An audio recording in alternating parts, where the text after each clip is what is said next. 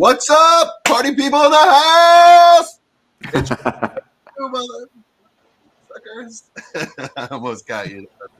It's Dynasty War Games, and we're here for day 2 of the NFL Draft. We're going to be here throughout the process. I'm joined by co-host Chad Mendoza. How you doing, man? Pretty good, man. How's it going? I'm great. I mean, obviously, I'm great. I'm screaming and yelling like an idiot. So, yeah, well, par for the course, right? Next joining us is Brian Ford, my co-host on Dynasty Fever. So, not a coincidence that Brian's here. We've done plenty of podcasts together. He's been a guest on our Super Bowl show and a lot of our Patreon shows as well. So, welcome, Brian. How are you tonight? Really good. Glad to be here. I kind of feel bad that Mike hopped on in time to be introduced in front of me, and he did not. So I kind of feel special. That was a choice. I made a choice. You know what? You know who I am for War Games. You guys familiar with the Three Stooges? Yeah. But then there was Shemp, right? Yeah. So you're Shemp. I'm Shemp. Okay. Yeah, I just kind of pop in every now and again. Cousin Joe, I think, was another one that they used every once in a while. There was a Curly Joe or something like that. Yeah, something like that. Yeah. That's me. Or 6-man or whatever. Yeah. Yeah, 6-man. I like that. 6-man. Yeah. All right. So also joining us a little bit late, but just in time, really. Mike Casper. How are you tonight, Mike? I'm good, man. I'm just. It's draft finally. We've been waiting forever. So right on. So I hope you got a little sanitizer after changing that poopy diaper. Yeah. No, I had to take a nap earlier today. Daughter did not sleep last night, so obviously had baby girl last Tuesday. So yay! Congrats! Yeah, congrats. So yeah, that's right. We have not announced that on air. Congratulations, Mike, on the birth of Gemma. What's the middle name? Gemma Estelle. Gemma Estelle. Beautiful. Yeah. That's a beautiful name. Good job. I got to pick the name this time. This is the only one. Oh, nice. Full name, first, middle, and last. Nice. Well, last. Wow. Yeah, I think you did a good job. Wife gave me the rights. She approved. So Gemma is actually a very popular name where I am in Baltimore County. Yeah, for whatever reason, spelled the same way too. There's a bunch of people. Mike, can I ask you a question? Yeah. What's up? Sir. So, 9 months ago, you're not thinking this could happen in draft week? Maybe I should. Yeah, no, definitely did not plan that. Yeah, no. Okay, all right. Mike was just overcome with passion that night. Oh man, right on. It was right before football season, right? So I was probably excited. Bored. Yeah. It was like the dead zone, right before training camp, and he's like, all right, let's do it. Why not? Perfect time. Yeah, I guess this iteration of the podcast did not exist then. So commitment to the Patreon podcast back then was, it's not quite as what it is now. Yeah, for sure. All right, so what we have on tap, I'm just going to do a quick little rundown. The 4 of us are going to be here all night. I'll be here all night. Mike might have to run at some point. Brian, you're welcome to join us all night, but I don't want to keep you captive. So if you want to run, you can. If you want to stay, we'd love to have you. Chad's with me. Chad's not allowed to leave. We're going to have a couple people from the DWZ Patreon jump on and talk to us. We've got Austin and Nick Guzzi, both of those. Austin Bell, Nick Guzzi, both of those are really good Dynasty players, guys that we have a lot of really good conversation with. So we're going to talk about their teams, a couple of their Patreon teams, and who their NFL team is and what they think about what they've done so far in the draft. So we also have a couple of industry guys coming on. Shane Manillo, one of my favorite people in the entire fantasy football industry. So he's going to come on from Dynasty Trades HQ, talk to us about the draft. He's a Philly fan, so y'all be outnumbered. I'm just going to take my earphones off and walk away. He can't be that great if he's a Philly fan, right? He's an amazing person. An absolutely amazing person. They all have a ceiling. It's not very high. Then we're going to have Dallas Hyder on to talk about the Bears pick. So we'll have him on live for the Bears pick, and we'll get his live reaction. We had him on for one of the rookie shows. And we will most likely be getting a drop in by Dave Donaldson late in the night. So, yeah, that'll be fun as well. We're going to play games along the way. We're going to talk about what's going on in the draft. But before all that, what I want to do is, and then we're going to talk about last night real quick. But before that, I want to give an update on the Dynasty War Games scoreboard. All right. So this is a running tally of all the games that we've played, who's in the lead, who's won what, who hasn't. Right. So it is my unfortunate and sad duty to report that Chad is in the lead with 4.5 wins. So if you remember week 1, we gave him an extra half win. I forget exactly why. It was he was cheating somehow and got an extra half win. Mike's got 3. And we do have our game still running, and that's the rookie landing spot game. Right. So Mike actually is the only one with an exact hit so far, and that was Kenny Pickett to the Steelers. So you're up 1-0 in the long game. Yeah. Nice. Yes. So Chad won the free agent landing spot long game. So he was the only one with 2 hits. Hey. Gerald Everett to the Chargers, Zach Ertz staying with the Cardinals. I had one with Winston staying with the Saints, and Mike had one with Christian Kirk going to the Jags. So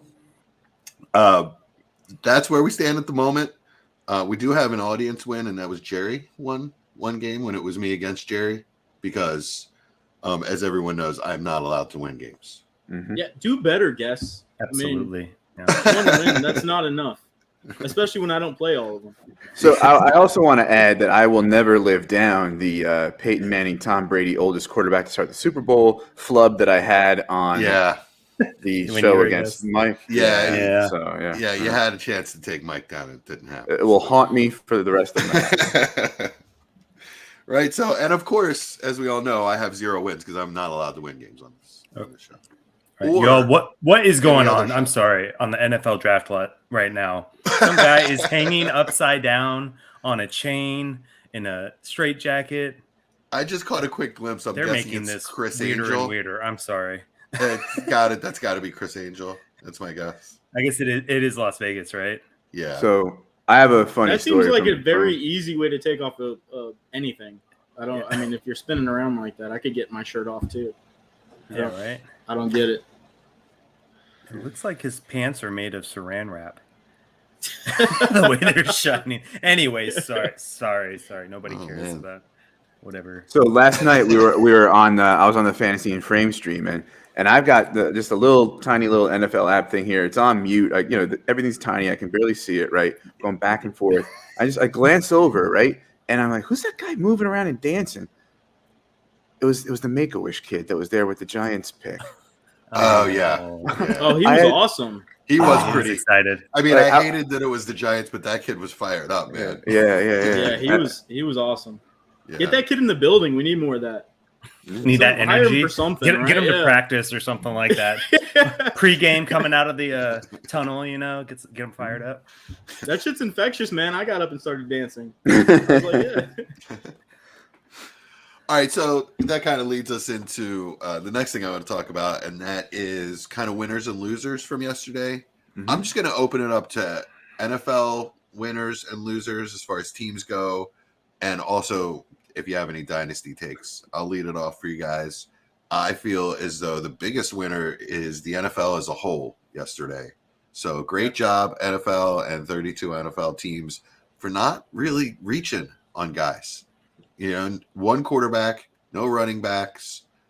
I really felt like premium on the wide receivers. Towards the end, I felt there were a couple reaches, like the linebacker that Green Bay took and McDuffie to the Chiefs. I thought maybe it's just because the talent pool thins at that point. But McDuffie. do I you? thought that was a solid pick. Yeah. Okay, short arms. I don't know. I think that the NFL really changed the way they looked at their teams and their sport, the way things are done this offseason, and the draft followed suit. And I'm really happy with the progression that the league is making. It's more exciting. It's more fun. Makes more sense to everybody. We always wanted we always wanted the NFL to work like fantasy football anyway. So great job, NFL. Thanks for not overreaching on players, and thanks for all the excitement. Mike, you got any winners, losers? So one of my big losers, I guess it's like winners and losers, I guess, but it's just the wide receiver market this year and how it's working out with all these massive contracts going out, and then with you saying with the changing NFL, how teams are just ready to move on, instead of feeling like they got to stick with their draft picks. And the biggest one obviously was the Titans trading AJ Brown, but Marquise Brown being traded to the Cardinals too, like that was just bizarre to see, wide receivers move like that. And I think it's probably going to be a trend now because of the wide receiver market, because obviously their deals are worth over 20 to 25 million a year. So it's going to be almost like the quarterback market where you get your wide receivers early, in the first round, have them for the first 5 years, see what happens, and either not give them that extension or trade them. So winners and losers in that they get paid, but then at the same time, like you can get traded on a dime. But it was good to see so many go in the top 15 or 20. It could become very rare that you see a veteran quarterback and a veteran wide receiver on the same team. Come up together and stay together for a long time, because the second contract for each of them is going to just be so big. What you see is teams that have young quarterbacks now trading for these second contract wide receivers, like the Dolphins and the Eagles. Yeah. So really good take, Mike. I like it. Chad, what do you think? Winners, losers? Winner is Jameis Winston so far. So far, right? Like if the Saints don't take a quarterback round 2, they got a pretty adequate tackle in Penning, and they went and got Chris Olave, and you can I guess you can count Michael Thomas as a new signing as well, right? So I mean at this point, Winston's never gotten a throw to him, right? Yeah, exactly. So I mean, biggest winner for me. I mean, I think the main thing is they've just got to stay away from the quarterbacks. Once they take quarterback, he's a loser. But I mean, big winner so far. I'd like to see them take another lineman. Me too. I think that'd be a good idea. They need it for sure. To help Kamara too. So, Brian, what do you think? Any winners or losers? Well, I got a million. Okay. So, I just want to plus one on Jameis there. Also want to, to Mike's point, I was, it's the same thing that we've been talking about, for a little while now, and really bearing fruit in the draft is that, wide receivers are coming in and clicking earlier than they used to. It used to be, rookie running backs could contribute quicker than wide receivers did. They had to learn more. But, I guess we have, college offenses running more pro sets and that sort of thing. And, and they're coming in and they're producing. And so why, if you're an NFL GM, buy free agents or give big second contracts to some of these wide receivers when you can draft them? I don't know if that's also going to be a win for maybe some dynasty managers in a startup draft where some of like the 26-ish year old wide receivers who are productive fall a little bit to them. But that remains to be seen. Speaking of wide receivers, I'm going to declare. Let's see, who's my winner? I think all those are losers. Actually, Hollywood's the winner. Hollywood's a winner. I think the way that the owner kind of flew out there and partied with him and had him enter the stage at the draft party when like Arizona's pick was happening, and they're probably going to sign him. That I think that's good. It means they love him. He's going to get volume. So Hollywood's a winner there. Yeah, Hollywood's a winner. Okay, I agree. I absolutely agree. Yeah,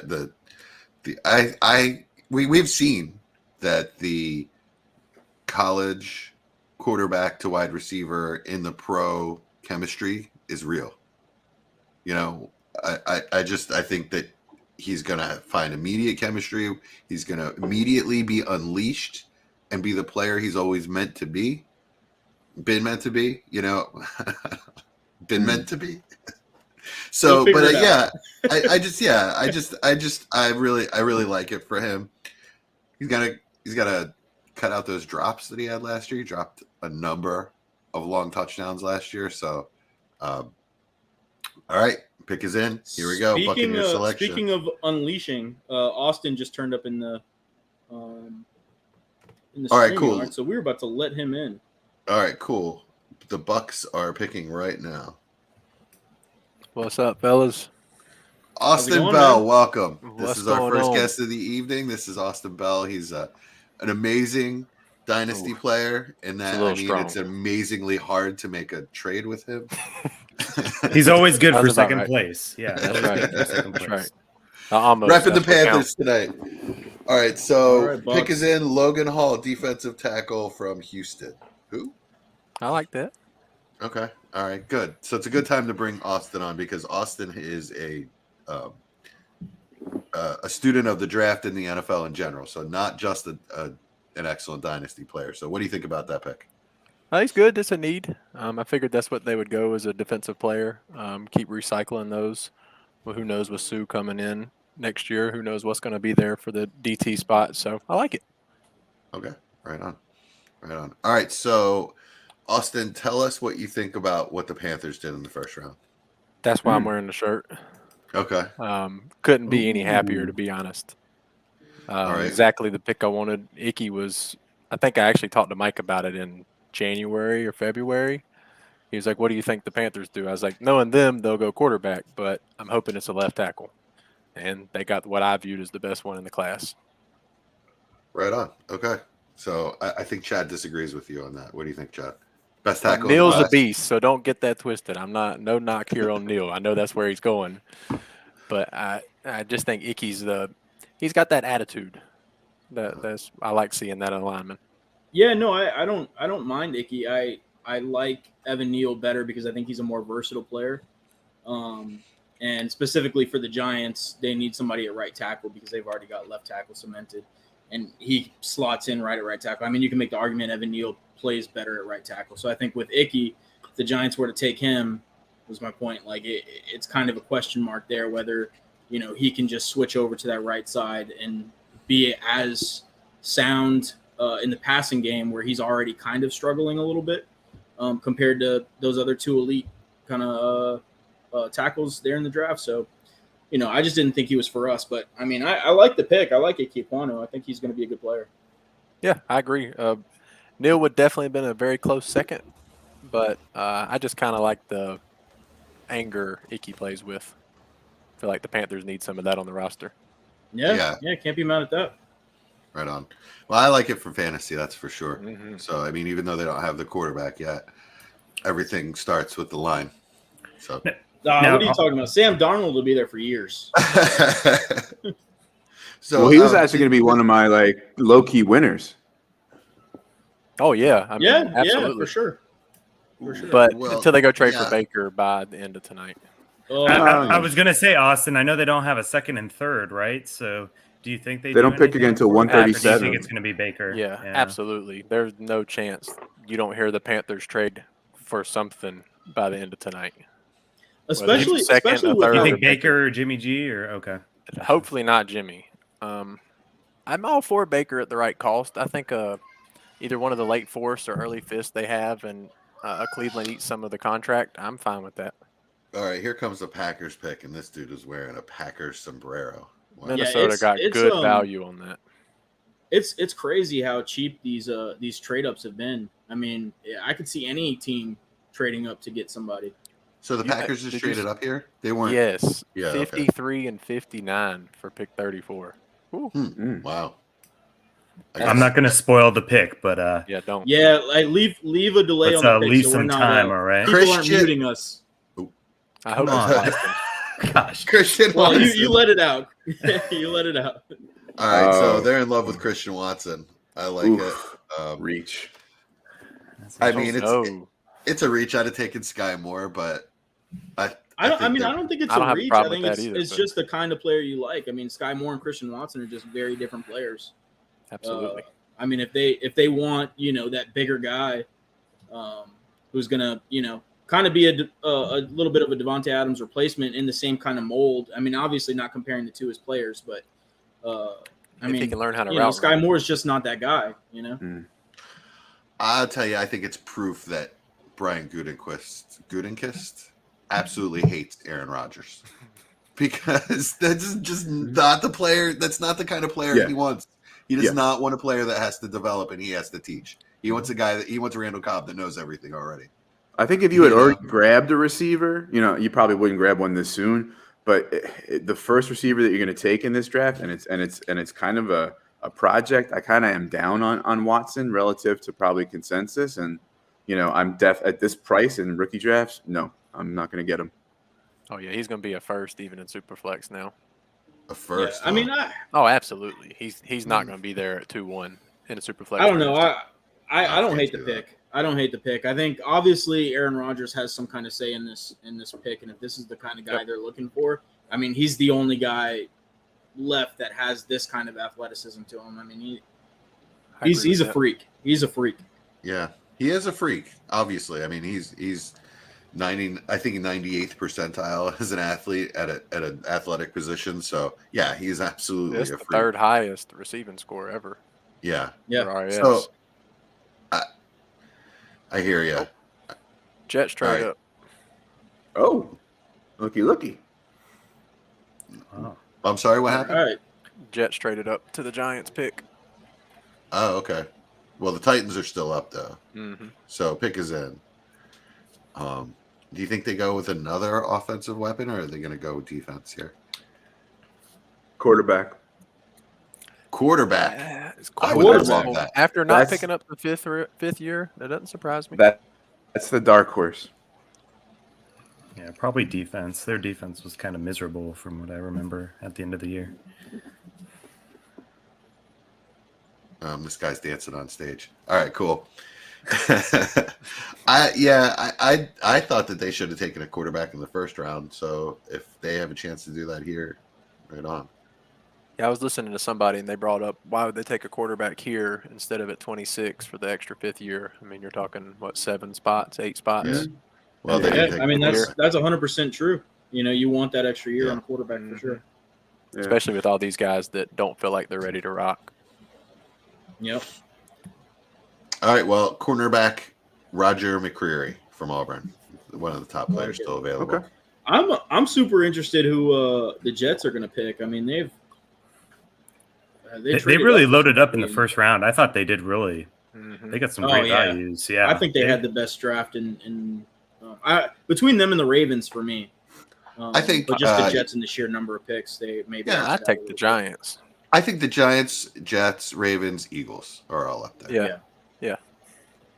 So you know how wild this is for me to hear? Like, I grew up on the Jets of Blair Thomas, Jeff Lageman, Kyle Brady, like so much so that there's a viral video montage of us effing up the draft, and it's just played every year around draft time, right? So for folks to be like, just getting an A, they owned the first round. I'm like, wow, we come pretty far. I ain't gonna spoil it, but here's another A. What you don't understand though is that it's we got Dallas joining us. But what you don't understand though is it's a different regime and it's Joe Douglas. Sure, yeah. And I have well, I'm sorry, not you don't understand, but a lot of people out there don't understand. I have a lot of faith in Joe Douglas, man. That guy's going to build that team. Yeah, it's just more of like a Jets fan curse kind of thing, like it's just like, we're always, no matter what happens, we're always bad and we're always screwed. And so to have a good draft, I think to myself, like, okay, when's the other shoe going to drop? What's the reality here? Who's going to bust? Well, we have our next guest joining us at Salad Galore on Twitter, Dallas Hyder, the rookie expert of the Dynasty Warzone Network. What is up, Dallas? Hello, my people. Yeah, as soon as the Green Bay Packers traded up, I was like, I got to get on there, especially after it was Christian Watson. I was like, oh, yeah. I was like sitting there. I was like, if they trade up for George Pickens, I might flip a table. But luckily, they made the mistake. So, I'm here for it. Thank you. I mean, my biggest thing is that they talked about it on the broadcast. And we have the obligatory and he's athletic, but he doesn't really separate downfield.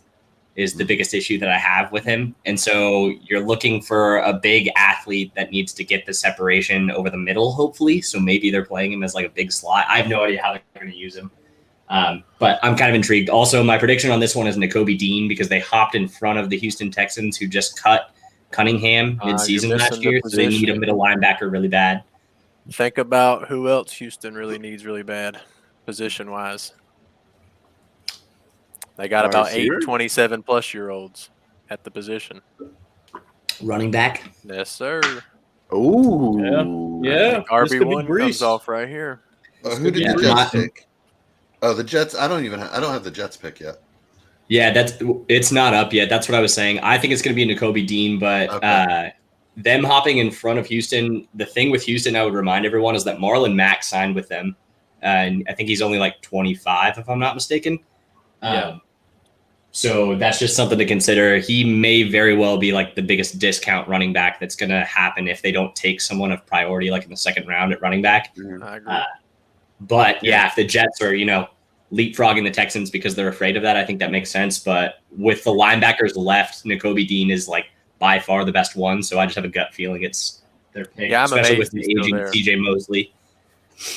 Yeah, I wonder if I wonder if there was a prop bet of first Georgia linebacker to go off the board, and how many people would have lost that. I would say a lot. Yeah. I couldn't believe they took the other guy. I don't even remember his name. Can't believe the Packers took the other guy. Yeah. But Quay is like you're jumping up and down over this Packers draft. You got to love this. Dallas. It's just hilarious to me. But yeah, Quay Walker is by far the better run defender out of the two. He has much more speed sideline to sideline than Nakobe Dean does, but Nakobe Dean is like by far the better pass defender recognition linebacker. So I'm assuming that the Packers just are looking for that true run stopper more than anything, just because of like the revelation that Devondre Campbell was as a true Mike for them last year. That's the only reason I can see them taking Quay, because he was like linebacker 7 for me in my rankings for IDP. So McShay called Nakobe Dean the smartest linebacker of all time. Basically, his play recognition is insane. Yeah. Oh no! I was wrong. It's not Nakobe Dean. Oh! Go ahead and talk about it. I don't care. Yeah. All right, Breece Hall to the Jets. All right. So I saw Hall mocked at when the Jets originally had 35. I saw him mocked at 38. For me, this is like a tier 2 landing spot for him. I don't hate it, but I don't like it as much as I would Falcons or Texans, workhorse wanted, apply within. I also don't like it probably as much as I would the Bills. So I think that the Jets are not on my list of teams where I would say Hall is not the 101. That would not make that list. So I don't think this really affects my value of him in a superflex draft. However, might maybe project differently for those who do projections, versus some other destinations. Although, as a sort of closet Jets fan, I am kind of excited. Mm-hmm. They're working so hard at this offensive line. I love it. I think this is a great landing spot. I think this tanks Michael Carter. Tanks absolutely. Michael Carter. Yeah, it makes me so sad for Michael Carter. I have 2 shares and tried my damnedest to sell them before the draft, and everybody's like, well, I just need to wait. I need to see day 2. I'm like, nah, you don't need to see that, man. Come on. There's nothing to see here. I'm gonna be contrarian on that. I think obviously it's a ding for him, but I think it's going to be a 2-back affair. I think he's more built for not being like an every down back. I think it's a Shanahan tree offense that likes to use multiple backs. I mean, a ding, I don't think it tanks him. I'm not too down on Carter. It tanks his ceiling, right? Like if you were the only running back in that system, you're inherently just going to have much more value no matter what, right? Whether that suits your playing style or not. Mm-hmm. So this just tanks him based on they're bringing in another guy. And they're drafting him very highly compared to what they drafted you. Sure. So he's going to get the opportunity. Even if he's struggling a little bit, he's going to get the benefit of the doubt over Michael Carter. which So- is Yeah. Yeah. I think the so question. the next. I'm sorry. Go on. I was just going to say, would you pay 112 for him? For who?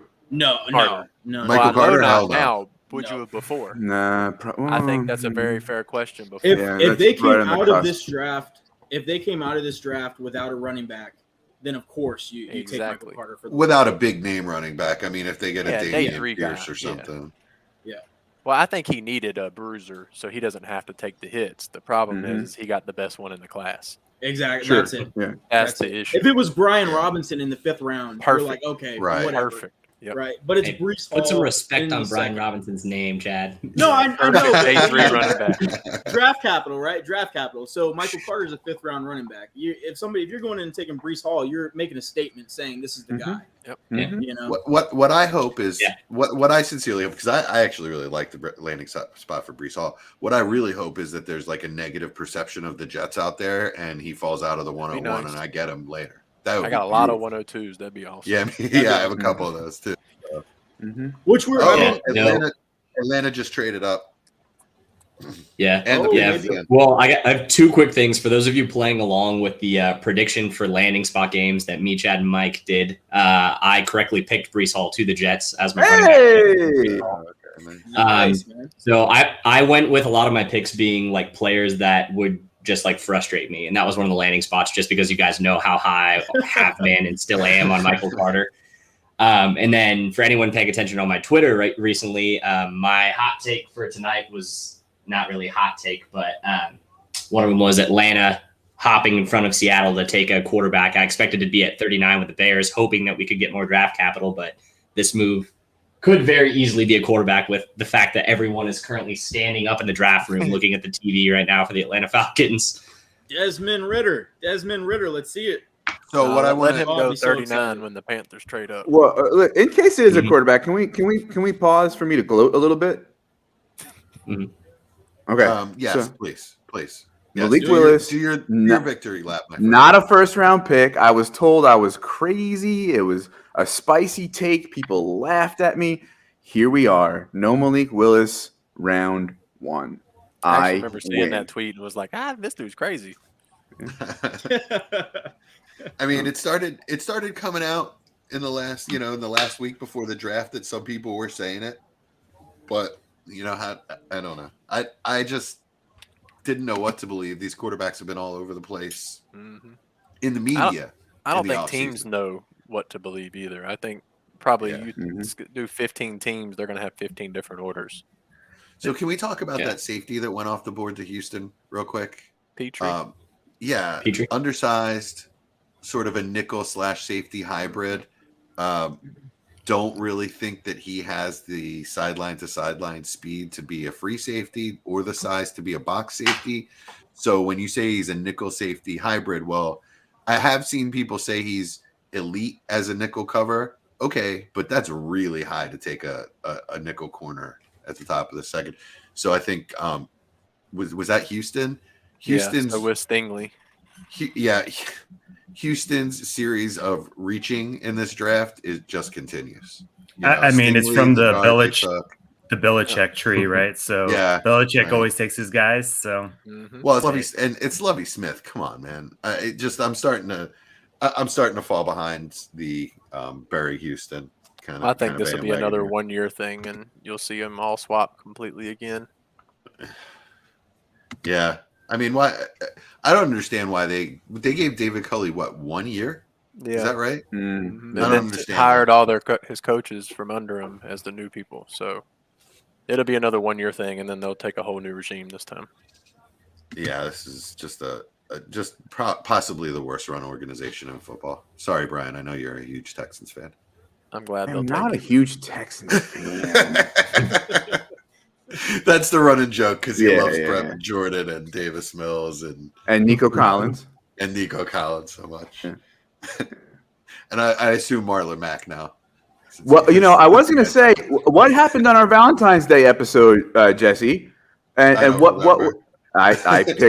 I picked Mac to the Texans as one of my matchmakers, Okay. and you were like, Marlon Mack, and here we are. I was like, yeah, So- and I still am like, oh, Marlon Mack. So what are you paying for Davis Mills?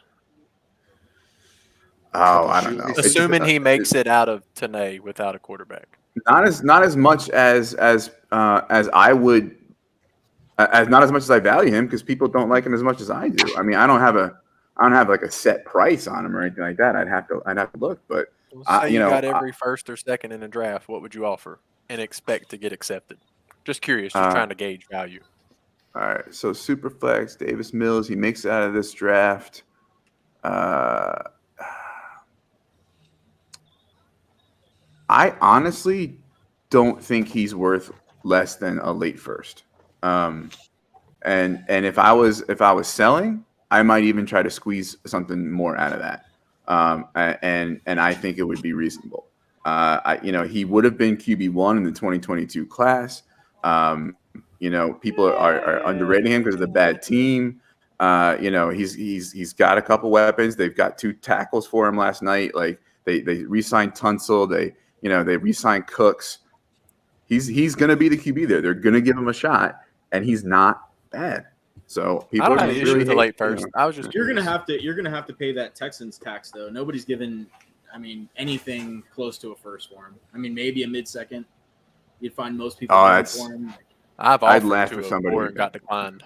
I'd give 2 seconds if I cared, but I don't. I'm happy I unloaded him to Austin. And then I sold him cheap right after. Dang it! I think he's just one of those guys nobody's expecting to last long. So that's what makes it tough. Like if he goes out this season and plays well, like if I have him on my team, I'm not selling him for a mid-second. But if I don't have him, I'm not going and buying him for like an early second. Sure. Okay. Yeah. No, that's a good point. Yeah. I'm not looking at him like for me, I think the irrational love is like sort of more of like being contrarian against the hate. You know what I mean? I just think he's getting way too much hate. I don't know. Maybe I value late first less than other people do too, which people tell me when I try to trade. So I don't know. Maybe that's it too. Yeah. So this is a good segue into this most recent Falcons pick that just came. So I'm going to talk about this real quick because the Bears are up and we'll get one with Dallas. But they traded up for not a quarterback. They just took an edge rusher.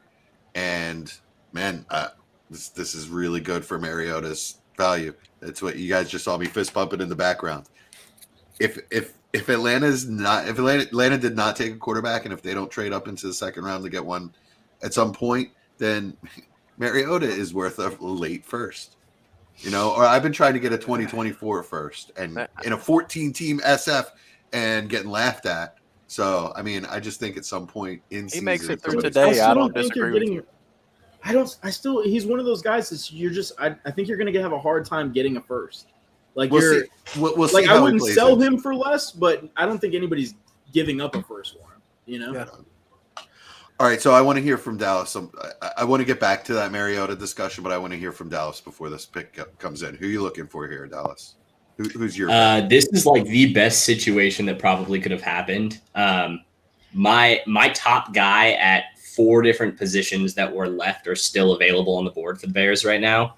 And so I'm not going to be upset with any of these picks unless they go out of left field. But I understand completely that the most important thing right now is to both get more protection for Justin Fields and more weapons for Fields. But the allure of adding Nakobe Dean next to Roquan Smith at the linebacking core would be insane in Eberflus's defense. That would be a very good one. My number 1 pick actually right now would actually be Andrew Booth, the corner out of Clemson, because our second biggest hole on the entire roster, in my opinion, is at cornerback behind wide receiver. George Pickens is my number 1 receiver left on the board that I would like. I don't care about the hate or anything like that. And then I would honestly really like a trade back if somebody in the next couple picks wanted to trade up to grab a quarterback, but I don't think it's going to happen before Seattle due to the fact that the pick's already in. So honestly, I don't really want a tackle, so I would probably go with the best guard that's left on the board, which for me, you're probably looking at Petit Frere out of Ohio State, which would be a guy who played with Justin Fields at an interior right guard position.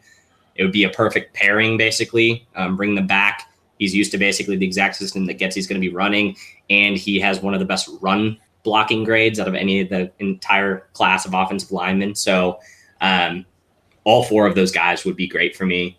Ranked in order, I would probably go Booth, Pickens, Dean, Petit Frere. So unfortunately, the Giants are Booth is going to the Giants, so you guys can't.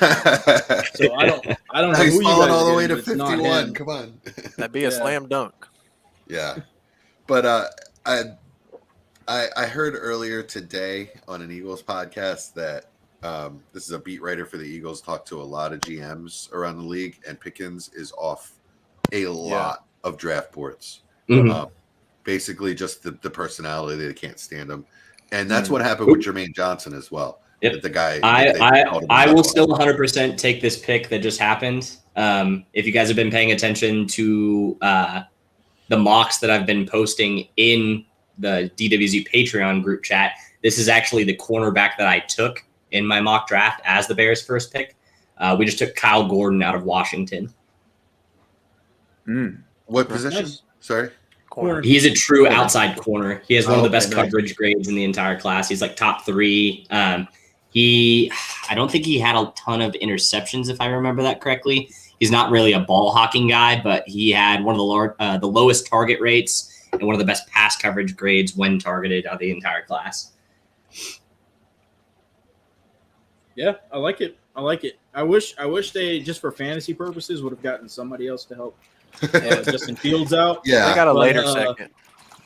Yeah, We pick again in like 8 picks. Yeah. Yeah, Oh, the okay, problem good. is you guys just need so many like defensive players. Like, it's not impossible that they go and they draft a linebacker or something. If I feel Yeah, like if the they were going to linebacker, Dean would have been there. I mean, that's Yeah, an obvious 100%. plug and play fit.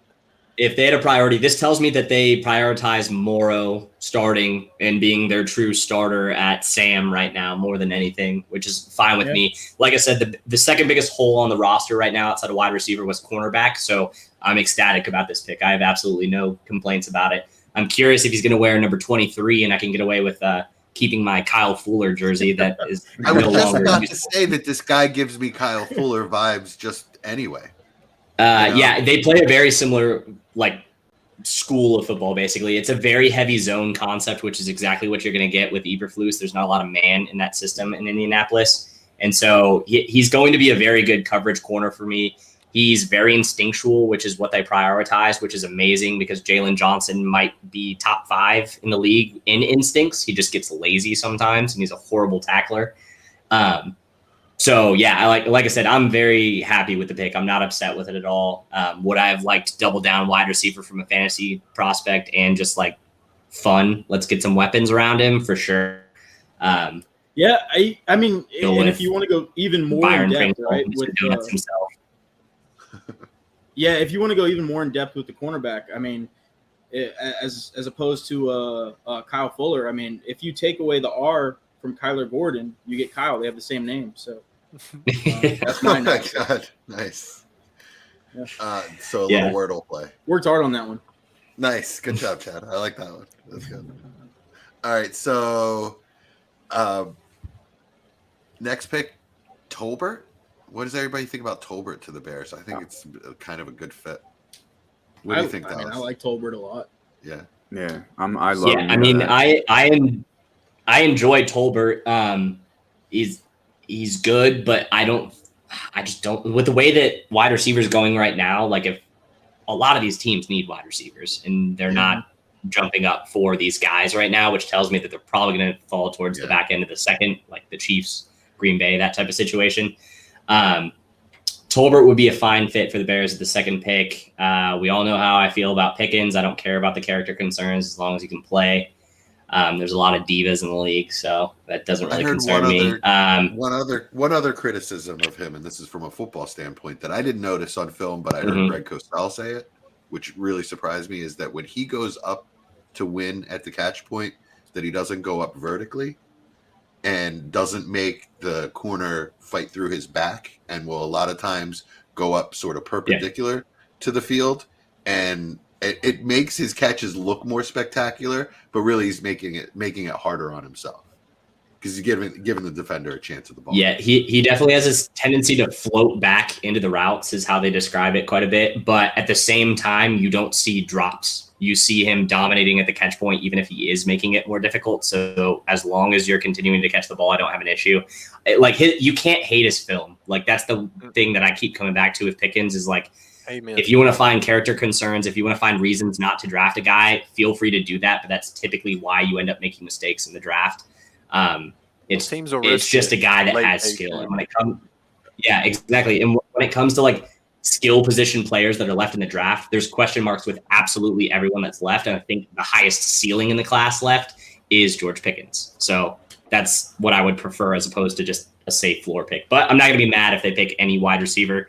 Even I was prepared for a Sky Moore at 39 right there, just to be like, it could have been Khalil, but it wasn't. So it's okay.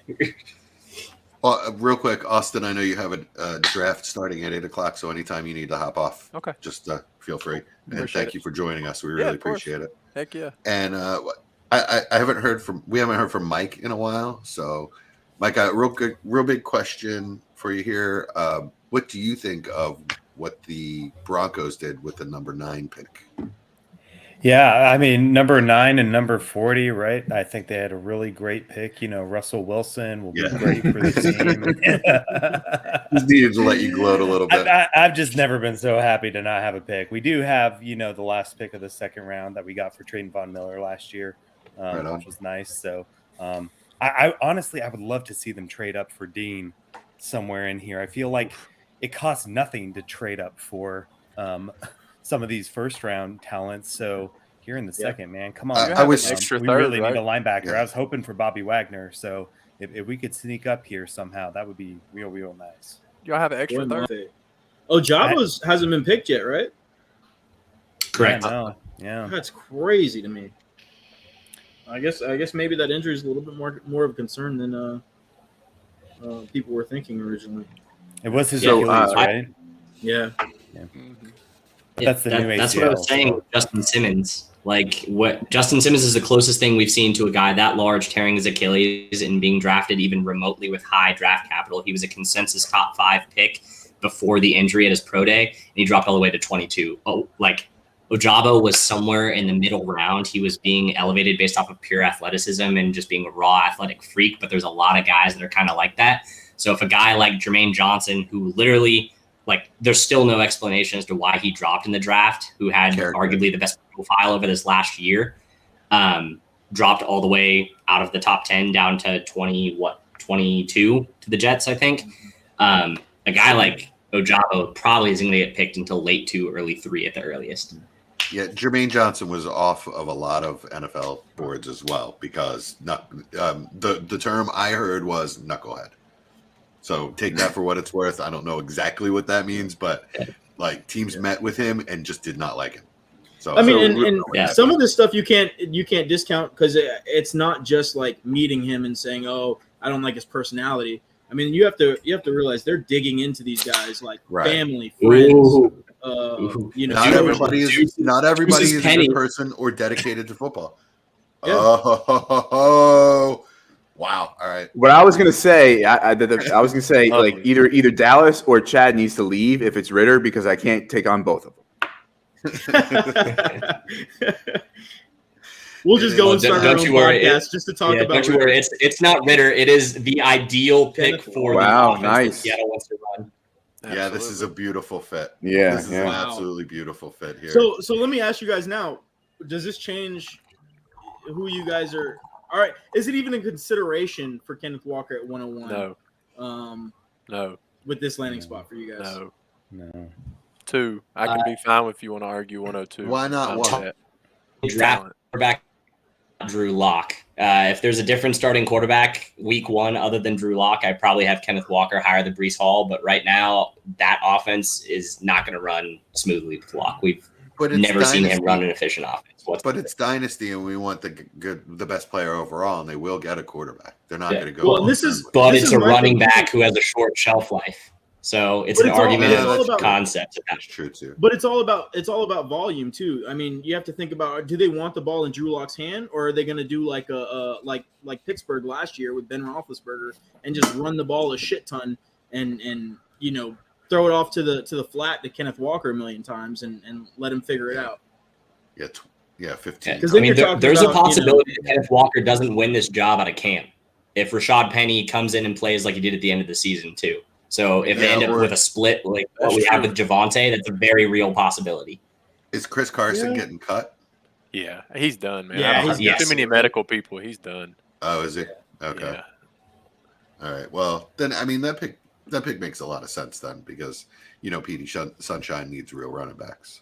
I like both spots. I'm still obviously Brees definitely 101, but I definitely think Kenneth Walker's in the conversation for 102. Okay. I'll take either. I mean, I it may not happen week 1, but when that guy takes the job, he's going to be lightning. And I believe that there's enough volume for 2 backs there. Is Rashad Penny better than Michael Carter? If you're comparing like who their competition is, yeah, probably. Really like what I've seen out of Rashad Penny, but I mean, it's not going to stay healthy. Come on. I mean, it hasn't ever happened. Didn't happen in college either. So it's not. He's gonna give you splashes and he's gonna randomly take away production from Kenneth Walker. But in a year from now, you're really Kenneth Walker is gonna be definitely a top 10 dynasty running back. Well, here's a question for you guys. Looking at the teams we have in the next 15 or so picks, do you guys see a spot for the next running back anytime soon? Let me look at my predictions. I projected Zamir White to Detroit. So, I mean, Detroit comes up in the middle of this round. I think that's a little bit rich. I think they're in personally they're at 46, but that's probably. God, is that a perfect, they're in 5. Perfect back for them. Yeah, I mean, I projected Zamir White to Detroit, and I mean, if Rashad White fools us all and gets drafted earlier than we anticipated and what all of fantasy wants him to, I projected him to go to Minnesota as an opportunity, but not really. Maybe Arizona coming up if they want a compliment to James Conner, but other than that, I guess you have Atlanta at the end of the round. Yeah, I would say probably at 58. Atlanta taking someone like Isaiah Spiller would actually make a lot of sense. Mm-hmm. Yeah, I think that would be a home run pick for dynasty purposes, obviously. Minnesota just traded ahead of the Giants, Chad. Do you think you're still gonna get your guy? Well, Giants traded back twice. Yeah, the Giants keep trading back, so they're not Andrew Booth probably not. They're not fiending for anybody. Right on. I mean, I love trading back at this point in the draft because the number one thing I've heard about this draft class is that it's not great from 1 to 30 and then really flat and very good from 30 to 90. So so far they have 11 picks in this draft. Wow. Yeah, so I mean, I think it would be wise to start trading some of those for future picks, 23 and 24, because you can oversaturate with players. I've seen the Eagles do it. There was a year that we actually did take 10 or 11 picks, and what happens is you just don't have room on your roster for these guys to stay and compete. So it's, in my opinion, better to push it forward to other years. The Ravens have 10, including 5 fourths, I think. So another team to look out for as far as using that. Well, it's also ammunition to move up at a point in the draft when you do see somebody that falls to a point that makes sense, right? Yeah. So yeah, that's what I'm saying. Yeah. All right, so the Colts got some pretty good compensation. Yeah. What's that? Yeah, that was a good trade back. Okay, we lost Austin. We should be getting Shane in the next few minutes, hopefully. All right. Oh, that's So gonna we've never had be fun for you two to talk about. Hurts and AJ Brown and all that jazz and Well, that's- Jordan Yeah, we're Davis. gonna have boy. to set like a time limit. On Well, that. I mean, conspicuous by its absence has been the Eagles talk tonight, and I've been intentionally saving it. I don't want to kill you guys with Yeah, it. we appreciate I it. know. We appreciate it. If and when Shane actually comes on, I mean, yeah. So I mean, if we have to hear it, it's best to hear it once, right? exactly. I mean, Chad, I know you're very bitter because you know you have no shot in the division this year. Sorry. I don't care. I'm happy. I'm happy. Yeah, you know, guys did a great job. Yeah, new regime, new coaching staff, new everything. There were a lot of rumors that the Eagles were talking about or trying to trade up to get Thibodeau if he fell like out of the top 5. So definitely crushed some Eagles fan hopes there. Not mine personally, because I always wanted Jordan Davis. That guy, holy crap. I mean, I hate the term unicorn, but Jesus, when is the last time you saw a 6'6", 3? Well, he played at 360, run a 4.78 40. Yeah, That guy's insane, and I'll talk about it a little bit now. But anytime you can get a guy that's 2 for 1, basically takes up 2 blockers, you know, he accounts for 2 players on defense. It just makes the rest of your players that much better because they don't have to fight. Some guys aren't going to have to fight any blockers, you know. So just think about Fletcher Cox and Javon Hargrave next to Jordan Davis, and anybody that knows football and knows anything about those guys, yeah, it's an exciting thing. Sorry, if anyone is like listening to the audio from the Vikings guy right now, this is like the cringiest announcement of a pick I have ever seen in my entire life. He just keeps going on. He's talking about himself. He's not talking even remotely about the Vikings. He's talking about what his grandkids are doing in school. Yeah, he was like, I put on a purple sports jacket, and I hope you appreciate it. Legitimately. All right, this is a good time to talk about something I wish I had brought it up when Austin was here. But what are we all drinking tonight? Chad? I'm drinking some kind of liqueur that is absolutely destroying my mouth because it makes some kind of like menthol flavoring thing. I don't know. What's it called? So yeah, Tingala? that's what I'm doing. Tingala? Listerine. Yeah. Tingala? Listerine. Yeah, it's not great. Never drink Listerine, by the way. Making it work. It's not for drinking. Well, all right, right it's on. not? Tingala. Dallas, what are you drinking? You say me? Yes. What are you drinking? Sorry. I'm drinking a protein shake. I actually just finished it. Okay. Right on. Okay, cool. I'm going with the Truly Hard Seltzer Citrus Pack. I just got through my 3rd. Is he still talking? yeah. Yes, he is. Citrus squeeze Yes, flavor. he's still talking. Dude needs to shut up. This is annoying. I can't stress how ridiculous this is, but hate to break it to you, you're not. They came out to tell him. Oh, and it's a great pick too. After everybody fell asleep, the Vikings took Andrew Booth. Cornerback clip. God, that was like a conversation with my grandfather. Very Just possibly never stops. Best player left on the board. I saw him mocked to the Eagles at 15 and 18 numerous times. So definitely a premium talent in the 2nd round. So great job, Vikings. Yeah, he was a lock to go round 1. Out. Yeah, but didn't. Yeah, I love the pick. Brian, what are you drinking?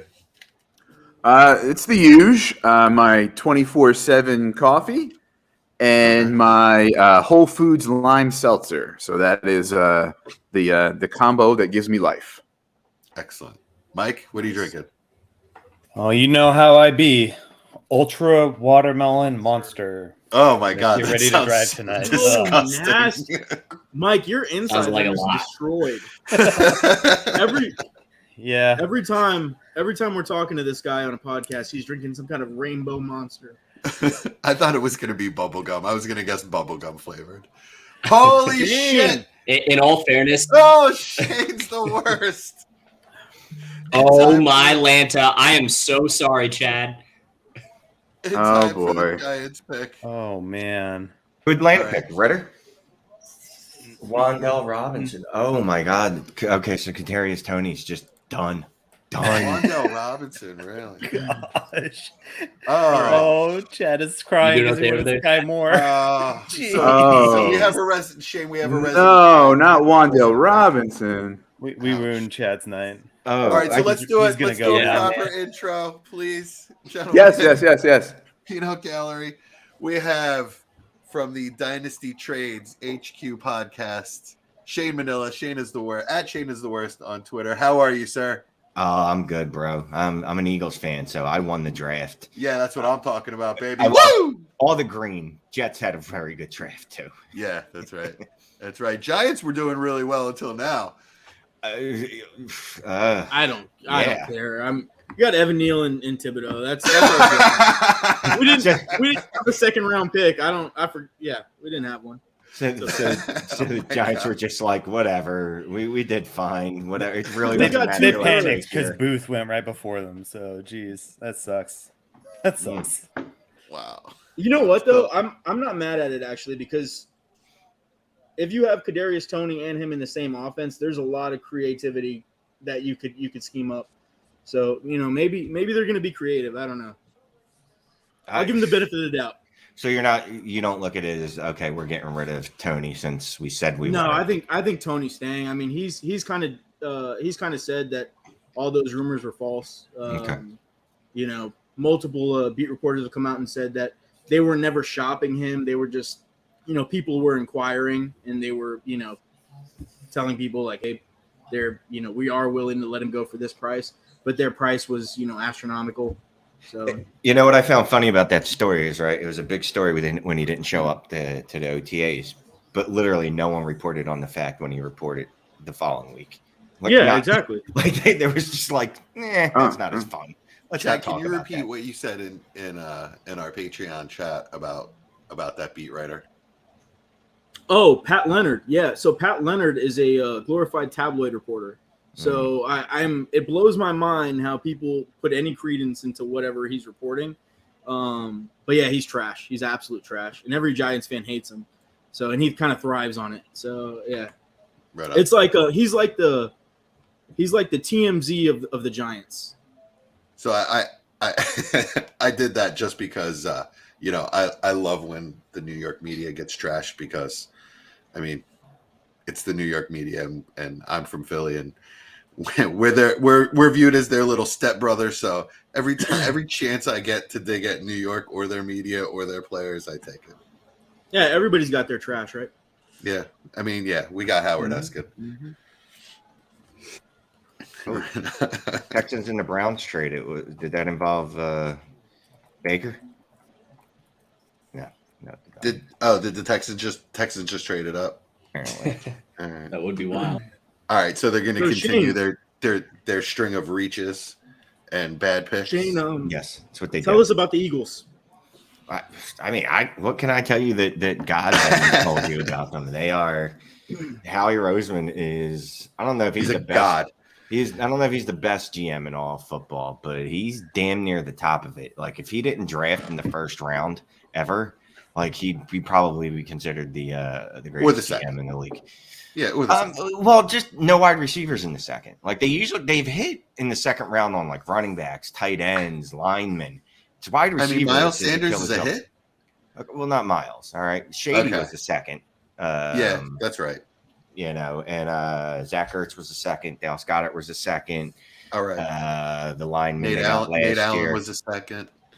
So they do well in the second. I'm excited for the offense, man. I really can't wait. I think they're going to throw the ball a lot. They want to, man. They were throwing at the 7th highest clip in the league last year in the first 7 weeks.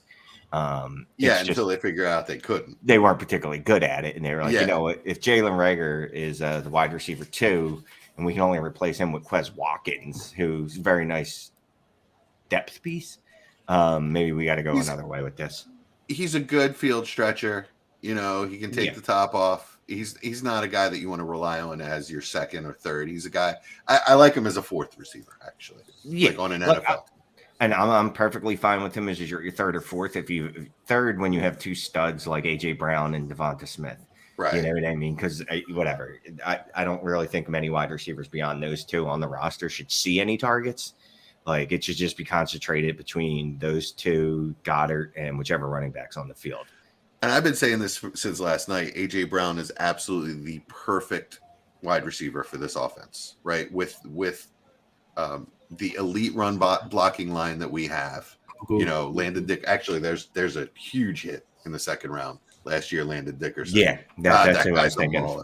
Yeah. So, like with the way we can run block and the way we're going to continue to run the ball, the play action is going to be. It's obviously works with AJ Brown, right? So the play action is going to be so strong, and you know, to add to that, Hurts' running ability, which they didn't have in Tennessee. I don't see how this is a downgrade for AJ Brown. I really don't. I think the dynamic is pretty much the same, and the offensive line is way better. Oh, yeah. You know, Hurts and don't please nobody tell me that Tannehill is some guru of accuracy. Okay, Hurts is a little bit of a downgrade, but not much. Yeah, I mean, the one thing Hurts doesn't have arm strength. When he throws deep and it's actually deep, he has no idea where it's going. Like, you know what I mean? Like, that's how you know he has no real arm strength, because it's trying to kind of like, well, look, I put my whole body into it. I can't control where it goes as well. Like, it went far. And AJ Brown is going to be a yak monster for him. He's got a good catch radius. He's just the type of receiver. Look, I thought Treylon Burks as a rookie wide receiver would have been good for the Eagles. So they went out and got Treylon Burks, but like the better, like no, like the proven bust factor. Treylon, because Treylon Burks is probably more LaVisca than AJ Brown. Right. Oh, John Mechie off the board. Mechie to the Mechie.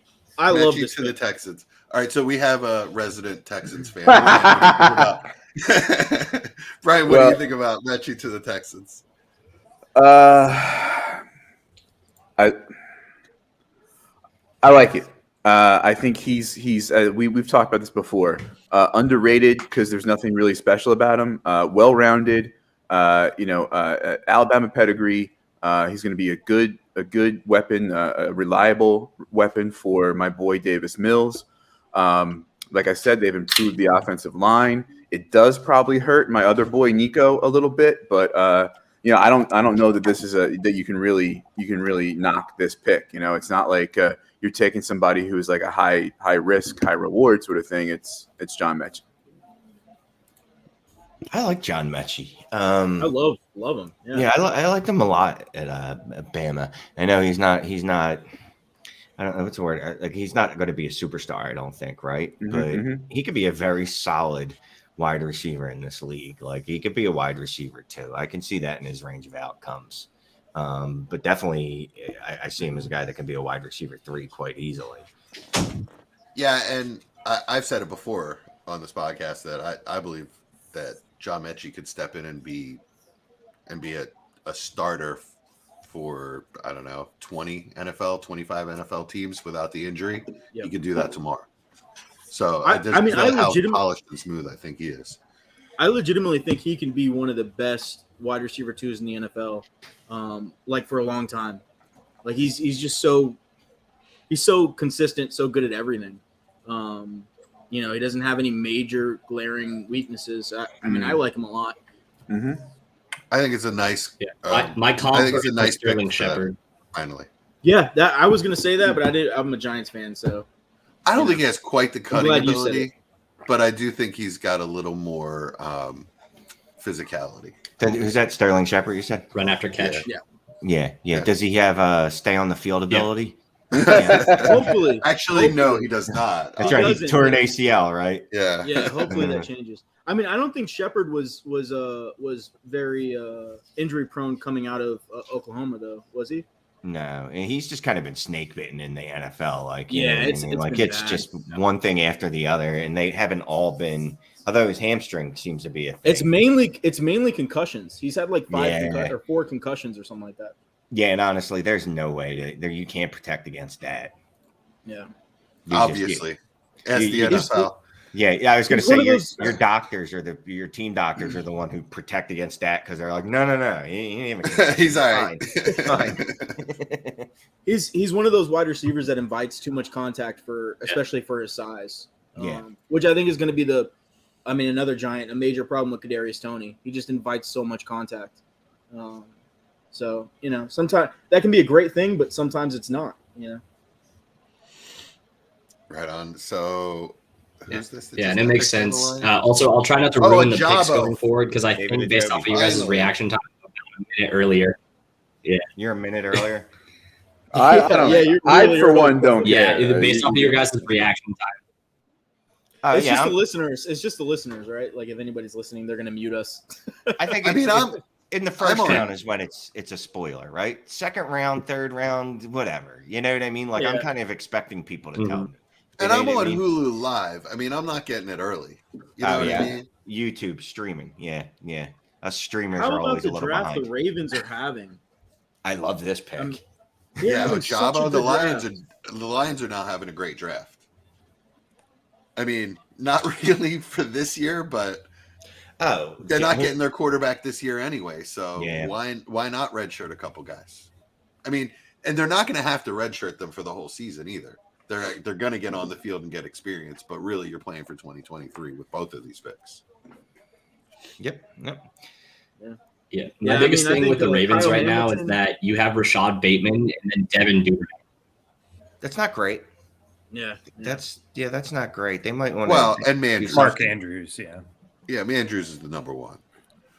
Yeah, but I mean, how many offenses have actually been successful in the history of the NFL where it was the tight end is your primary receiver? Like the Patriots. The Chiefs and the Patriots. Well, they had a murderer on at one time. So, like people were just literally afraid of them. They were afraid of them. Oh They're my like, God.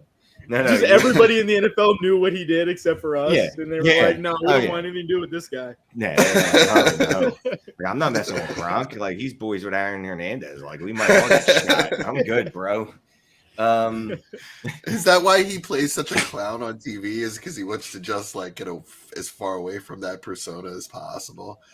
Look, I bet you playing and being in a locker room with Aaron Hernandez is a transformative experience, man. You're just happy to be alive, like you made it out alive, so you cherish life a little more than other people do. So the It's like Lions have finding 2 out your picks in a best row friend is here. Dexter, No, Jesse, the Ravens took a Jabo, not the Lions. Oh, I the think Ravens Yeah. took a Jabo. Yeah, Okay, the it Ravens. said Lions selection on here, so But that's yeah, what so confused me. Okay, so I think the that's Ravens a have gotten perfect steals on like every pick. Honestly, I mean they're having a hell of a draft. Josh Paschal. Yeah, Ojabo's a perfect fit for the Ravens. You can. Yeah. Now, so did he rupture his Achilles or did he tear an ACL? Achilles. Achilles. All right, so Achilles, that's okay. Yeah, so he's definitely redshirting. Yeah, which is fine. That's fine. You don't need him this year. Yeah, Okay. I mean the Ravens just do what the Ravens do. They trade down and still get good players. The masses want more Eagles talk.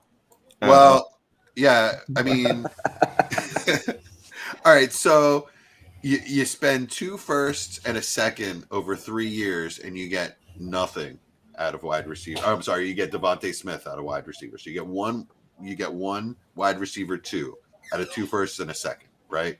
And then you take your 18th pick and the 101 that you got for free, and you get AJ Brown. God, it's a stroke of genius, Howie. Thank you for showing me that you can learn from your mistakes. Thank you. One day, we're actually going to take like a stud middle linebacker in the first round, and he's really going to show us. not during Hallie's lifetime. Yeah, I actually would rather see a safety. I'd rather see a stud safety, or you know what I mean? I thought when they moved up to 13, I thought they were going to get Kyle Hamilton. I'm so glad they didn't. I mean, you're not in a lot of chats I'm in, Shane, but I was posting pictures of Jordan Davis all day yesterday. I mean, he's a big dude, but did you see? I mean, I'm sure you saw the ESPN package they're playing of him where it's just like, we're going to rush the passer on this play. I'm good. Dude, you could eat that dude in front of you. You could pick him up, bite his head off, and go kill the quarterback. What are you doing, bro? But I mean, he's gonna absolutely. If there's anybody in the world that commands 2 blockers on him, it's him. And then you just unleash all the other monsters that we have up the middle, right? You know, Fletcher and Javon and Milton Williams, and then Hassan Reddick is like, "Oh, hey, how you doing? I'm standing right here."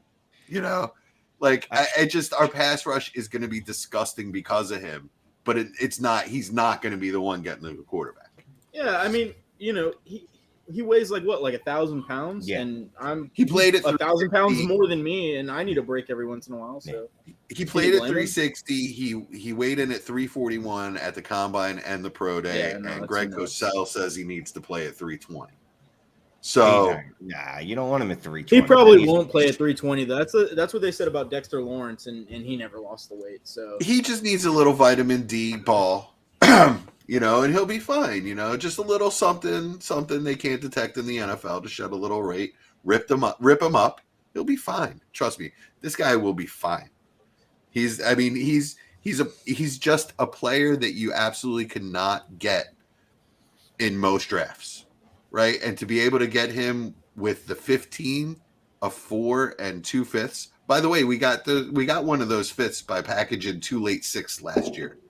Right, so that was a free pick. So it's just the way how he manipulates picks is the way he manipulates void years. Nobody in the NFL really does it like him, and it's amazing.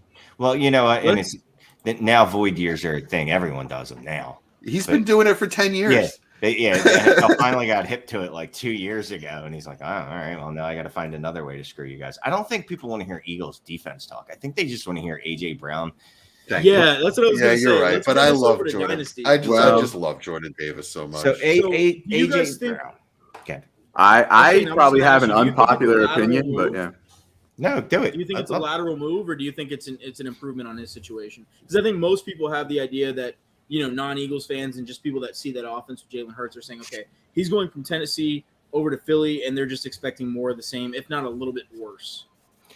I mean, I guess if you're a casual and you don't really actually dig into it, it's easy to make that assumption because you look at the Eagles, you go, well, they threw the ball at the 4th lowest clip last year, so they're not going to throw much, and Devonta Smith's already there, and Dallas Goedert. How are they going to feed this guy? You look at AJ Brown; he's never had more than 106 targets in a season. He's averaged for his career something like 7 targets a game. He's just been hyper efficient, right? Mm-hmm. And again, like I said, the Eagles clearly wanted to throw. They attempted to throw to start the season last year. They were throwing 34 times a game. They just traded a first-round draft pick for AJ Brown. You don't trade a first-round draft pick for a guy and give him $100 million if he's going to be a 5-target-a-game type player. You just don't do that. And smart teams don't do that. And Howie Roseman is many things, and smart is one of them. Mm-hmm.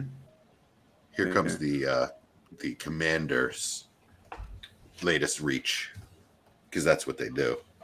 I mean, I love Jahan Dotson, but come on. Yeah, I'm probably one of those casuals that you're talking about. So, Brian, give me your contrarian. Give the contrarian. Well, let's see what Washington does, and then it's a defensive. His name is Fedarian, though. Oh, I thought it was Phineas and Ferb. I just saw the PH. Fedarian, that's a cool name. Fedarian is a good name, man. I want to know where that came from. Fedarian Mathis, DT Alabama, and announced by Santana Moss, another cool name. Yeah. So for me, with AJ Brown, I'm pissing on the parade in the sense that people are I think Philly fans in particular are way hyped up on it. Don't get me wrong. He was a dynasty top 5 wide receiver for me, right? And I just think that I am what Chad was saying. I see a slight downgrade here. Even if we say that they are going to increase the number of pass attempts and that he will, have substantial targets. I just, and maybe it is. I'm not, digging deep on the Eagles like Shane and Jesse are, but I see, this competition on Tennessee with. Robert Woods and Austin Hooper, and then he goes to Devonta Smith and Goddard. His quarterback, by no means elite on Tennessee, Tannehill, to throwing the ball, Jalen Hurts. He was the running back on the Titans. Derrick Henry set up a offense where it was play action, intermediate pass to AJB, get some yak, and he succeeds. Do you really do that with the backs that they have right now in Philadelphia? and they could draft one. I don't know that you build that with those backs. So I am saying slight downgrade for AJB, with probably more to be determined with the rest of the draft. What I think. Sorry, I'm sorry. Go on, Shane. So you brought up the play action because that's a good point. But the Eagles actually, so again, to start the season, they were not doing great with play action passes. They weren't. They were just never doing them. Nothing in motion, anything. And I was just trashing Nick Sirianni. But again, as the season progressed, it's something that they added to their arsenal. And I think, look, you wouldn't expect them to be the most run heavy team in the league last year, considering they had Miles Sanders, Jordan Howard, Boston Scott, and Kenny Gainwell, right? Like that's not really like, oh, I look at that backfield and go, yeah, we need to pound it. But I do think that they'll run a ton of play action too. It comes from the line. So what Brian, I feel like you're not seeing is the elite run blocking offensive line. The Eagles probably have the best offensive line as a whole and best run blocking line in the NFL. It's insane. So when you look, I mean, I'll break it down for you, Chad, because I see the face over there. I see the face. You make it a face, right? So you got Jason Kelce, who is an all-pro best center in the game at the age of 47, right? Can still pull out and block a linebacker on the outside, right? And then you got Landon Dickerson that replaced the best guard in the NFL, right? When Brandon Brooks got hurt and retired, Landon Dickerson steps in and doesn't miss a beat. That guy mauls people, right? We may have to pause this for Dallas. Oh, okay. I'm sorry, Dallas. Go on. Are we booing them? I'm so sorry, Dallas. Jaquan Brisker, give us your pick. Yeah. Okay, so this is more of a situational pick than anything for me. With the board falling the way it has been, I would assume that people just really do not like the wide receivers that are left. Which, cool, if you want to get Fields killed, that's fine. In the mock draft that I did, where I selected safety with the first overall pick as opposed to cornerback, Jaquan Brisker was my selection. So again, I'm not too upset. He was in my pool of players. There was basically 15 that I had, where if we got 2 of any of them, I told myself I wasn't going to complain. Jaquan Brisker and Kyler Gordon are both on the list for me. We're solidifying 2 massive holes. We currently had, I think it was PFF's 5th lowest graded strong safety, and Houston Carter, who is going to be our starter right now. And we didn't even have a second cornerback on the team. Addressed 2 major needs, but my question still is, what are we doing rocking with Byron Pringle as our number 2 wide receiver right now? Still a lot of receivers on the board. You guys have 2. I think you're going to get a lot of good receivers in the 3rd round. I mean, I think it's a pretty deep class. So, I mean, I don't mind it. If, like you said, I mean, that safety position was something they had to address.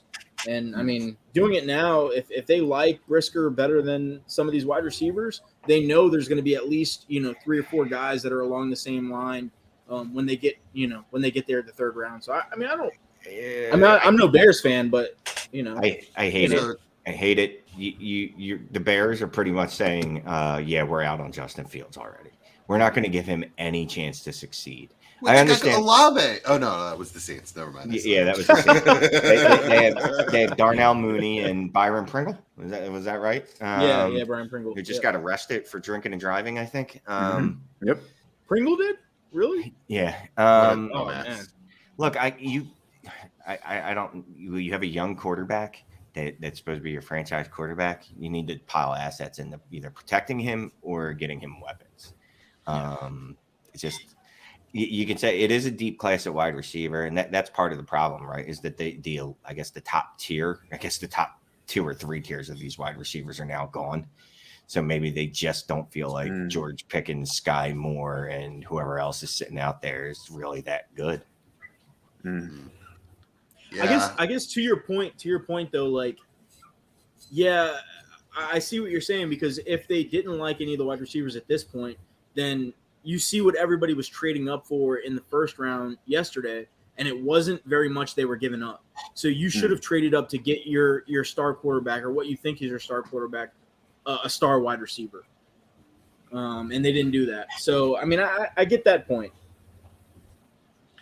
Yeah, and they did nothing there in free agency either. So, as Dallas can attest, I saw the posts every single day when a wide receiver went off the board, not to the Bears. You know, there's quite a Bears contingent in the DWZ Patreon, and you know, Dallas kind of leads the charge. But I mean, what's the thought process, Dallas? I mean, is it that they're booting this year and they're going to get their guys next year?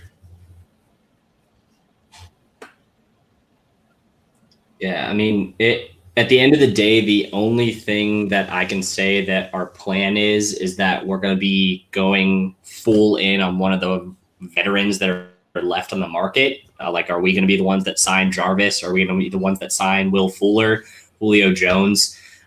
Just like Shane said, if they have given up on Fields, this is probably the best way to do it, is building the defense and just saying, figure it out, bro. But with me and the way that I'm feeling about it, I mean, I don't understand how you didn't either, like you guys were saying, go up and get your guy or trade back. Like, just trade back. There's a lot of names that have gone in the second round thus far that I would not have pegged going. Didn't expect John Mechie to be off the field. Didn't expect Fedarian to be off the field. Definitely didn't expect Wandell to be off the field. So off the confused move back. Yeah, I don't know. Our offense is going to be bad. All right, so next couple picks have some juice here.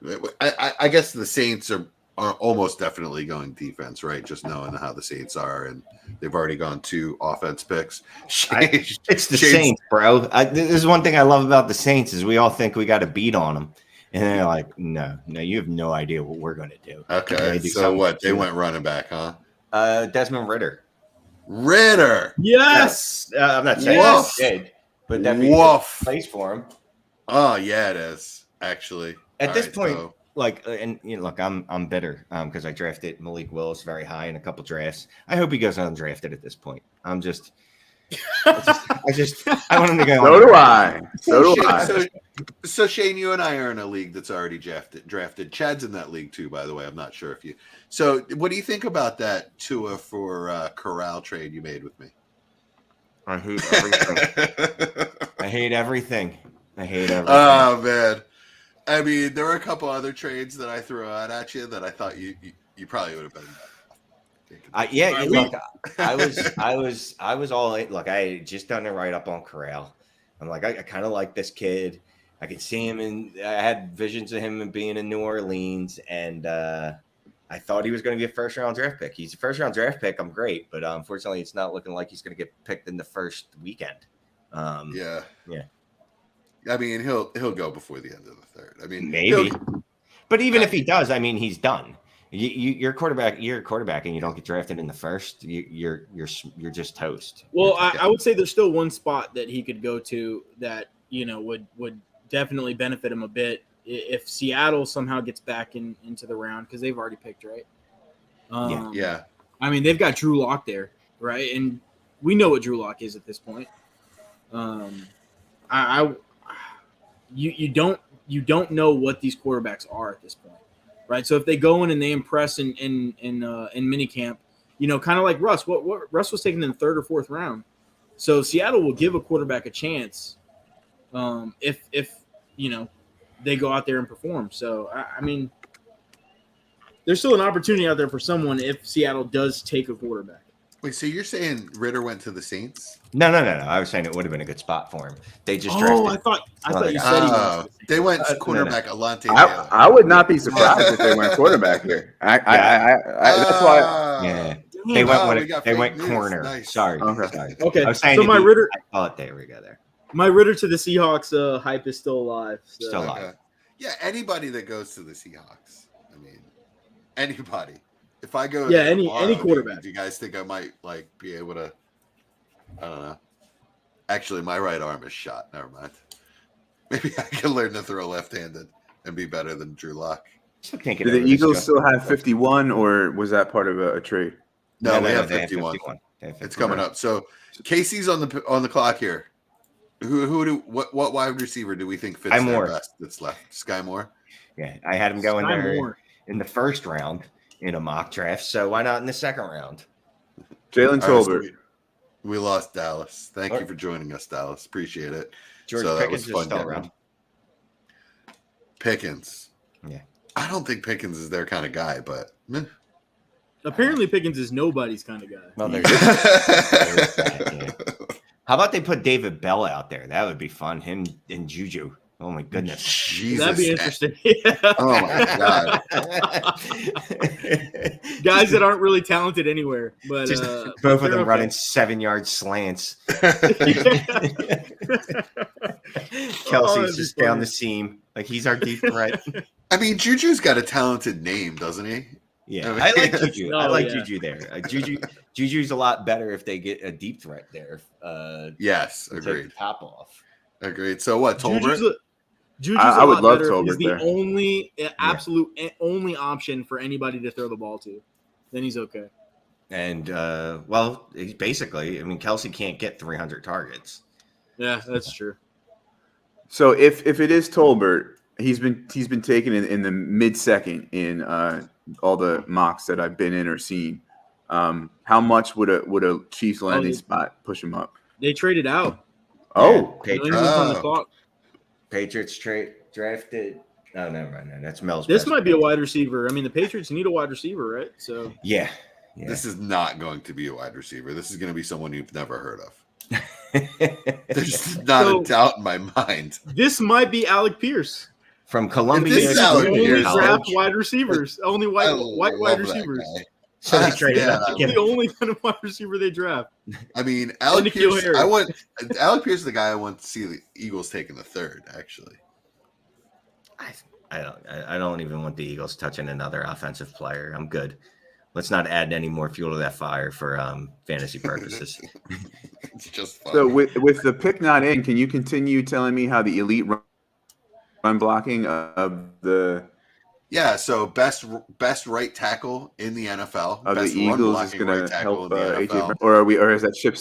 I mean, it's just the best run blocking offensive line in the NFL, and it doesn't really matter who your running back is, right? And Mhm. Kenny Gainwell was a steal at Okay. 5 last year. So I got to tell you that I don't think it matters who the running back is on any given play, and it's more the threat that we run the ball on you, and we're going to run the ball on you, and then boom, there's AJ Brown breaking tackles over the middle. N'Kobe Dean So- to New England. That feels like a New England pick if it were to Yeah, it happen. does. Yeah, actually, they gave up a fifth to move up 4 spots. As a Giants fan, I would be pretty upset if that was a Philly pick, N'Kobe Dean.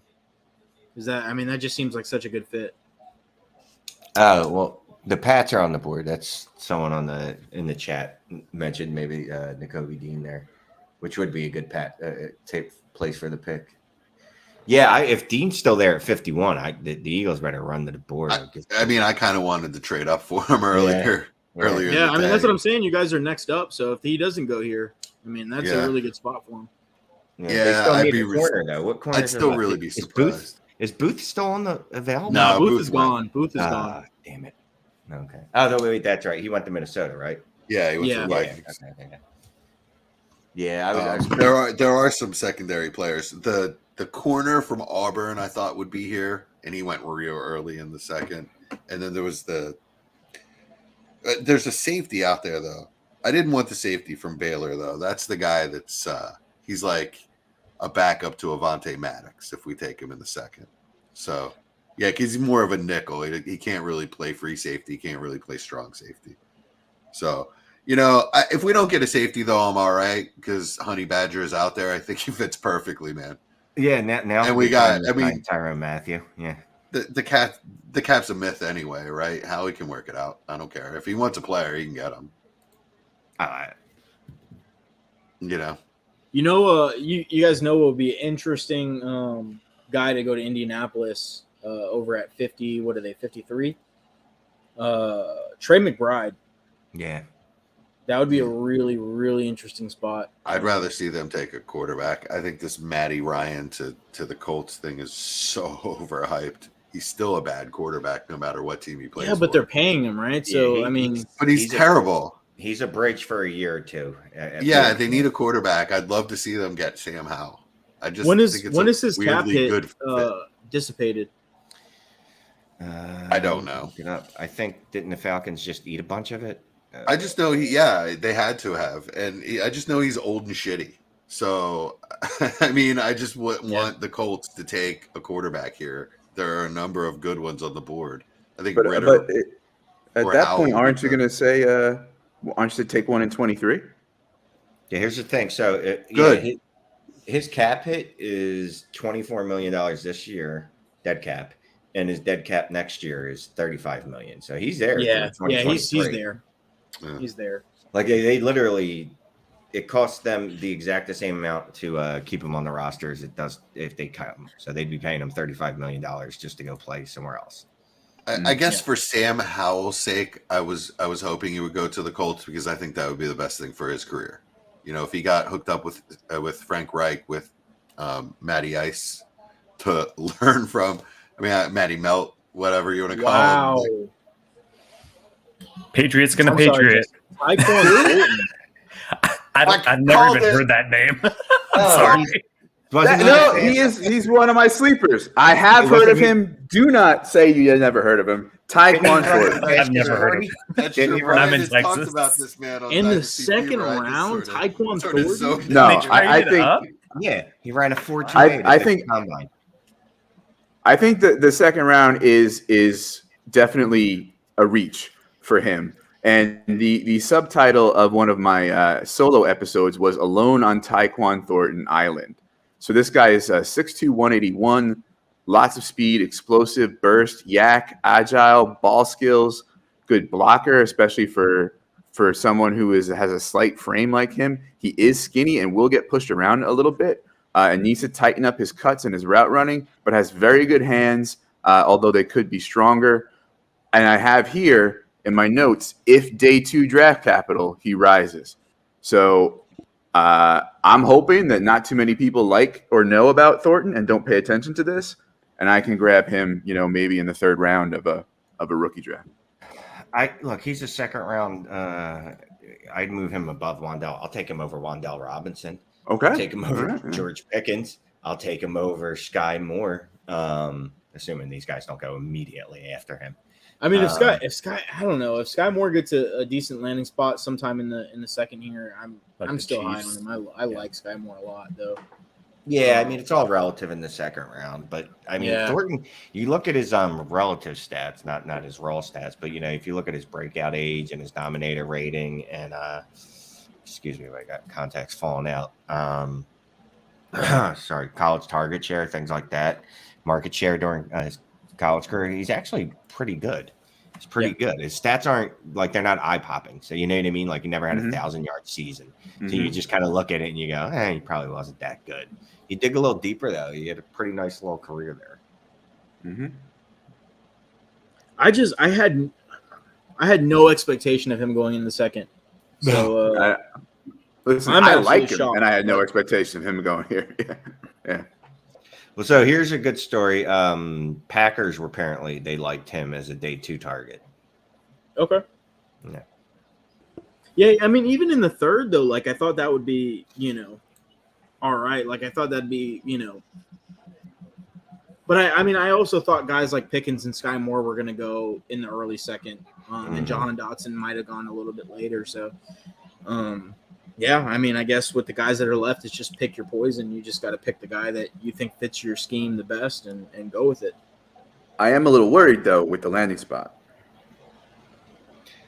They need a wide receiver, but they're a run heavy team, and I'm not a Mac Jones guy. So, as much as I love Tyquan Thornton in the way that I love Sleeper, I don't know. Could have had a better spot.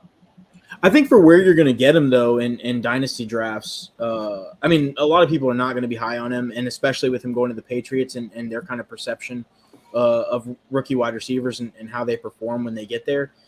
he's not going to be highly drafted. So he's going to be a guy you're going to get decent value on. So I mean, I think it's a good. He's going to be a good value draft pick. When you get towards the end of the second, early third, kind of time frame. Look, and you're shooting for upside there, right? True. You're shooting for upside. So, and one of the things that I always look for upside is someone that's kind of an athletic freak. Because generally you're going to get crazy upside from dudes like that, as opposed to, guys that run like me.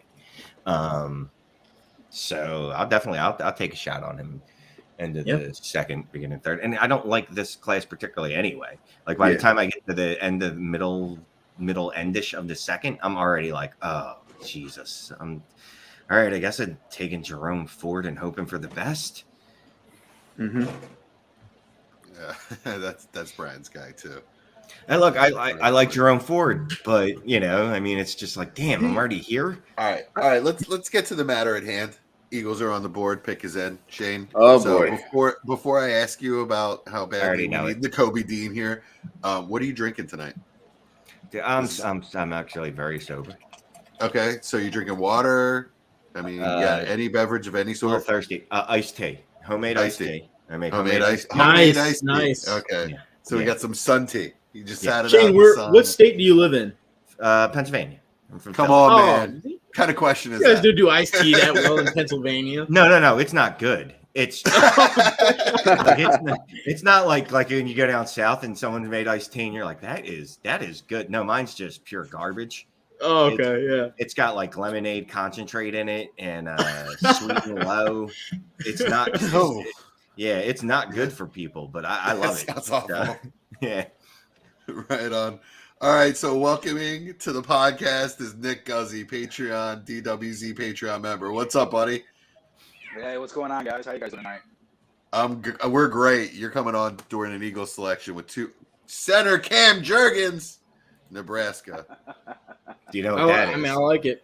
Well, I mean, their center retires every year, so I mean, exactly. I mean, that's Kelsey going, guys. This time I mean it. This is really the Kelsey's last 153. year. He's like, dude, I'm coming back for one more year. You better get somebody. Yeah. I mean, I was Landon hoping Dickerson's obviously our right guard, so. I was hoping the Giants would get him in the third, but I mean, I don't mind him going in this part of the second round. I mean, looks like a safe pick to me. Any player that hits here, I'm happy with. Yeah. Right? I mean, the only reason he lasted this long is because he's a center, right? I mean, if he was a guard, he'd be long gone.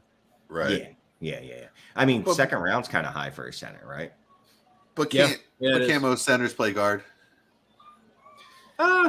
I mean, that's the guard. debate with Linderbaum, right? Like there are some people out there that thought Linderbaum could move over to guard and then he'd be worth, a mid to early first. I don't know. Do you think Kelsey? Do you think Kelsey could have moved to guard? No, but Kelsey's unique. He's very undersized. Yeah, exactly. No, he would have gotten destroyed. I still don't understand how he doesn't get destroyed as a center in the league, but whatever. Because he's nasty. He's the meanest guy out there. Apparently, he's friends with Aaron Hernandez. I was gonna say, oh man, why am I blanking on one of the greatest tackles in Eagles history? But Trey Thomas, John Runyon. No, Runyon. Yeah, I think he's boys with Runyon because he was the meanest mother out there. Runyon was a dirty fucking player, man, and he was. Yeah. So there's F-bomb number 1. Yes. So there we go. So there we go. Am I crazy? Am I crazy? No F-bombs on the YouTube, Shane. Oh, here we go. Pickens. The Steelers. I feel bad. Claypool announced the pick. He's probably like, damn it. Claypool announced the pick? Yeah. Mike, that's got to change his debut, debut, right? Pickens? How? Why? Yeah. So who are they out Value. on? This is the Steelers. They had a first round. The Juju replacement, right? This is what the Steelers do. They cycle through wide receivers. So who they out on? This has got to be like the worst landing spot in the entire league for him. Yeah, but he's obviously going to be good now. Yeah, but it doesn't matter. If the Steelers took him, he's obviously going to be good. Or he's going to be Limas Swede. Was that the guy's name? Limas Swede? Oh, wow. Wow. Well, I just really man. wanted to pick Willis and have a 3-way battle at QB. That'd be awesome. even with Ben though, right? I mean, there were times when Deontay, Claypool, and Juju all were able to get targeted. So I don't think it's. I just don't like the player. And also, one of my thoughts last night was on Pickett was, okay, this maybe ends Claypool's dip, and now I'm not so sure, right? So, Ooh, wow, nice pick by the Colts. Okay, I like that. I like that spot actually. I would have liked There Pickens goes there. Alec Pierce. Man, Alec did they Pierce. need another wide receiver? And I love Alec Pierce. Yeah, I like that. I spot. really liked him to the Eagles. I mean, obviously, it doesn't matter anymore. We don't care about receiver anymore. Yeah, so back to the Pickens pick a little bit. Like, just the problem with that to me is it's just capping everybody's value. I mean, if you're just saying, you're just going to pick the guy that you like, Deontay, you expect to get the targets, right? Like, that's just how it's been thus far. Yeah. We don't know how it's going to be with Mitch in there, or whoever is their quarterback when the season starts. But you just assume, and maybe it's not a safe thing to assume, but Deontay is going to get a certain number of targets that are going to be relatively high. So everybody else is going to have to feed off the remainder of the targets.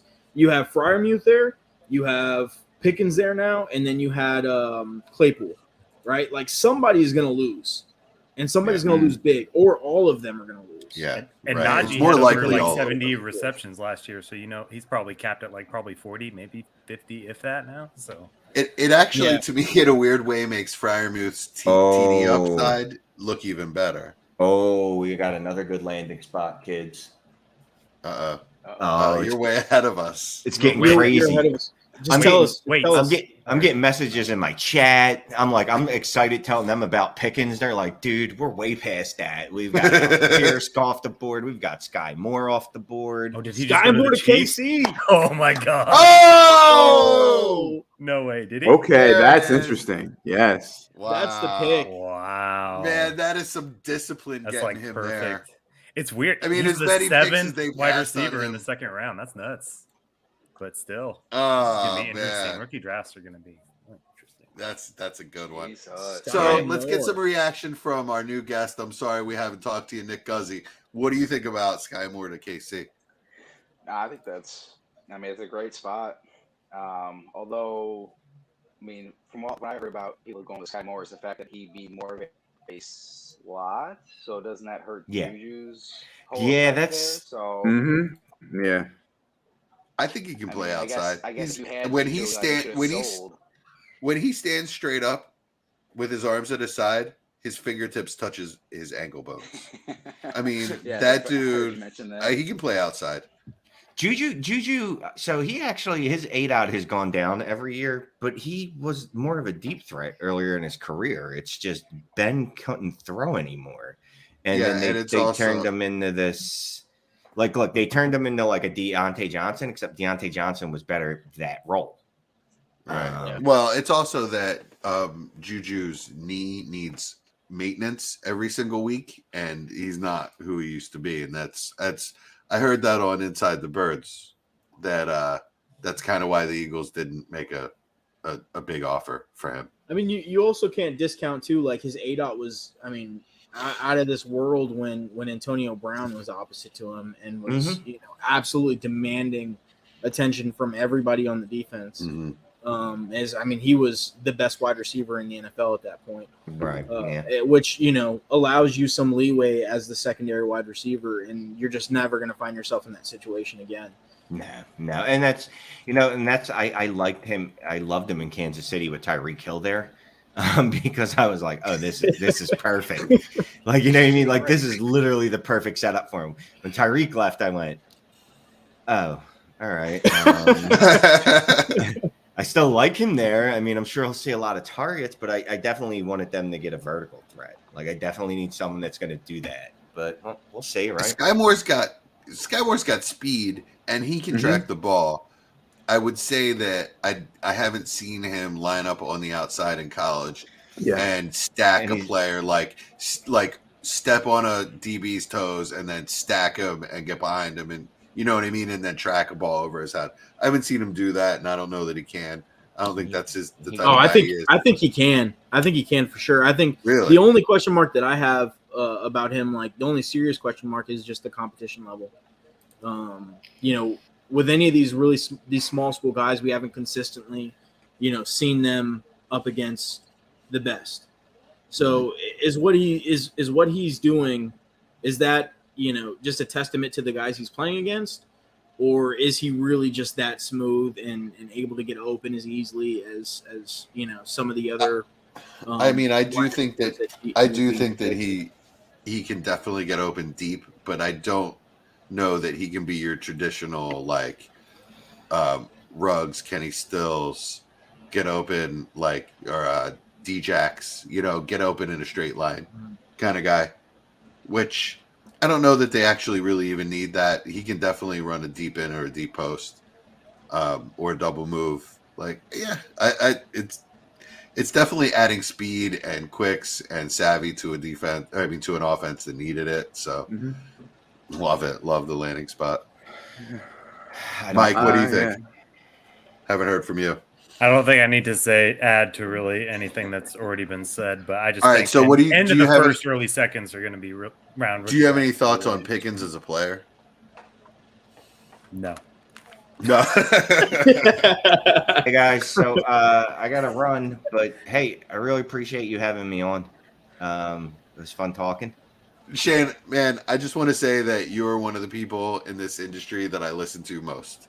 I just can't get enough. You're one of the people that inspired me to do this, and I really appreciate more than you can imagine coming on our podcast. This is honestly, it's gonna be weird for you. I'm gonna make it weird. All right, but I appreciate this more than you know. Thank you so much for coming on our podcast, man. As long as I got free time, you go invite me on. I'll always come on. There's nothing better than talking about this during the draft. Are you kidding me? And I appreciate you having me on, really, man. Yeah, no, I'll just add. I mean, he has some of the best draft content you'll find from the Dynasty community. Shane, you should go ahead and plug your Twitter and everything so everybody can follow you, because it's good stuff. All right, guys, made me all weird now. At Shane is the worst. Talking about draft content, worked on the Dynasty DLF Dynasty Draft Guide, and we got to update that bad boy this weekend, because this draft and the last couple of weeks has just taken a freaking flamethrower to it, and it didn't curse. And Dynasty Trades HQ podcast and Dynasty Trades in 5 on the YouTubes, and we're doing a live stream tomorrow if anybody wants to jump on with us. Awesome. Yeah, absolutely. I will when I'm done. And Jesse, if you would like to get Matt Corral off me, he's available. I got a couple extra thirds next year, so no problem. Works for me. Nice to meet you. Good to meet you. I'll talk to you guys. Shane, I love you, man. Thank you so much. Cardinals, guys. Trey McBride. McBride to the Cardinals. Wow. Okay. That is a great landing spot. They re-signed Ertz, though, right? Was it just 1 year or 2 years for Ertz? I think it was just 1 year, right? It was 1 year for Ertz. I forget. Yeah. Oh, okay, good. And he's just about dead anyway. It's fine. Jeez. Rookie. You're typically expecting these tight ends to develop in the span of 2 or 3 years. So I mean, I love it. You learn from Ertz for a year or two, and then come into your own, kind of like Goddard. Gosh, he looks like Ertz.